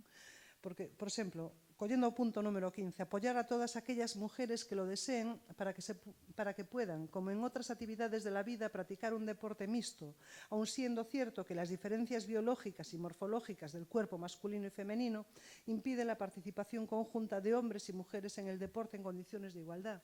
Eu creo que a desigualdade fisiolóxica entre sexos é unha teoría do esencialismo biolóxico que foi característico de finais do século XIX, que agora estamos en outra cousa, non? Entón, non quero entrar no fondo do que dice punto a punto en esas 15 puntos que plantea, porque sí que é certo que hai cousas que se poden aplicar e que temos que traballar entre todos e todas en mellorar, en cambiar a imaxe, en estar en todos os estamentos para que non haxa ningún tipo de cuestión a respecto deste tema, non? Pero, claro, a min o tono que non decidín fai algún tempo, son maior, pois non deixar pasar ningún, hai cousas así, xa non podo pasalas, non? Hai outros temas, o punto 13, tener en cuenta que la participación femenina en el deporte está influenciada por el número, la diversidad y la accesibilidad a las instalaciones deportivas, cuyo diseño ha de satisfacer de modo apropiado y equitativo las necesidades específicas das mujeres. Non sei o que quere decir, prefiro non saber. Que non sei a que ven, non? Entón, por iso, eu sí que recoñezo, señora Abeigón, que ao principio falei con algunhas persoas para ver se retiraba esta moción de orden do día, pero unha vez que está aquí, nos, desde logo, non podemos votar a favor da mesa. Moitas grazas, señora Ribeiro. Alguén quere intervir? Non quere intervir nadie, máis que o señor Abeigón. Señora Abeigón, ten a palabra. Muchas gracias, señor alcalde. De forma telegráfica, contestarle al señor Fernández que efectivamente en Pontevedra tiene que haber esos clubs en categoría femenina y esos equipos, y debería haber más porque, entre otras cosas, es una ciudad con 83.000 habitantes, en la cual es capital de provincia y como mínimo pues ya es una cuestión de mínimos. Y de forma telegráfica también, señora Ribeiro, decirle que precisamente nuestro objetivo, el leitmotiv de esta moción, es exactamente todo lo contrario de lo que usted opina. Yo no sé si esta falta de entendimiento por su parte pues corrobora los 16 años que llevamos de de una política deportiva en Pontevedra plana, sin objetivos y sin ni estrategia. Como prueba de ello pudimos comprobar recientemente las largas colas y interminables colas que se vivieron en el IMD para inscribir los padres a sus hijos en las escuelas deportivas municipales, donde hubo alguno que tras 1 hora y media de espera pues no ha podido inscribir a sus hijos porque no había plaza. Esa falta de planificación y al mismo tiempo de organización, pues creo que, en fin, es lo que da a entender que de alguna manera el deporte para ustedes no es prioritario. En cualquier caso, entendemos que esta moción ha sido perfectamente justificada, fundamentada, argumentada, con el testimonio de una deportista pontevedresa que ha tenido que vivir una serie de dificultades a las cuales usted apunta referente al punto número 15 de la misma. Y bueno, depende de ustedes que decidan si la apoyan o no. En cualquier caso, que sepan que la finalidad de esta moción es incrementar la participación femenina en el deporte a todos los niveles, para todas las edades de las pontevedresas y en todos sus roles. Simplemente eso. Muchas gracias, señor Abeigón. Sometemos entón o punto a votación. Votos en contra da moción 11, abstencións 3, votos a favor 9, rexeítase por maioría. 11 10 a favor, 10 a favor. 10 a favor, sí. 10 a favor. Perdón, 10 en contra. Tío. No, 10 a favor, en contra rexeítase. Me perdí aquí. No. Vale. Tú contaste ben. Sí. Falta un. Pero xa se anunciou en voz alta. Vale. Está ben, que me perdí aí. Bueno, entón pasamos ao seguinte punto. Mocións urxentes que non hai, non? Casi non hai ninguna máis. Non, que había algunhas amenazas de mocións urxentes, pero despois xa. Non. Amenazou Tino con mocións urxentes. Sí. Na xunta de portavoces. Logo non se concretou a amenaza, pero amenazou. Control e seguimento do goberno local. Punto 26, dación de conta e debate no seu caso do informe da Tesourería da Corporación sobre o cumplimento do plazo de pago das obrigas municipais segundo establece o artigo 4.3 da Lei 15/2010, segundo trimestre de 2015. Concello, organismos autónomos. Igualmente, da Sociedade Mercantil Turismo de Pontevedra, segundo remite a súa presidencia. Algúnha intervención neste punto? Non hai intervencións. Punto 27, toma de coñecemento da información suministrada polo Concello ao Ministerio de Facenda e Administracións Públicas en virtude da orden HAP de 2015-2012 correspondente ao segundo trimestre de 2015. Non hai tampouco intervención. 28. Informe de intervención aos reparos resoltos pola Alcaldía no exercicio 2014. Algúnha intervención? Señor Domínguez, ten a palabra. Brevemente. Los reparos surgen cuando la intervención al realizar la fiscalización se manifiesta en desacuerdo con el contenido de los actos examinados o con el procedimiento seguido para su adopción. El reparo es un aviso de que el procedimiento elegido no es el adecuado, no es ni un delito ni es una irregularidad, pero es un aviso. Dependiendo del reparo, del tipo de reparo o del motivo, puede ser de mayor o menor gravedad.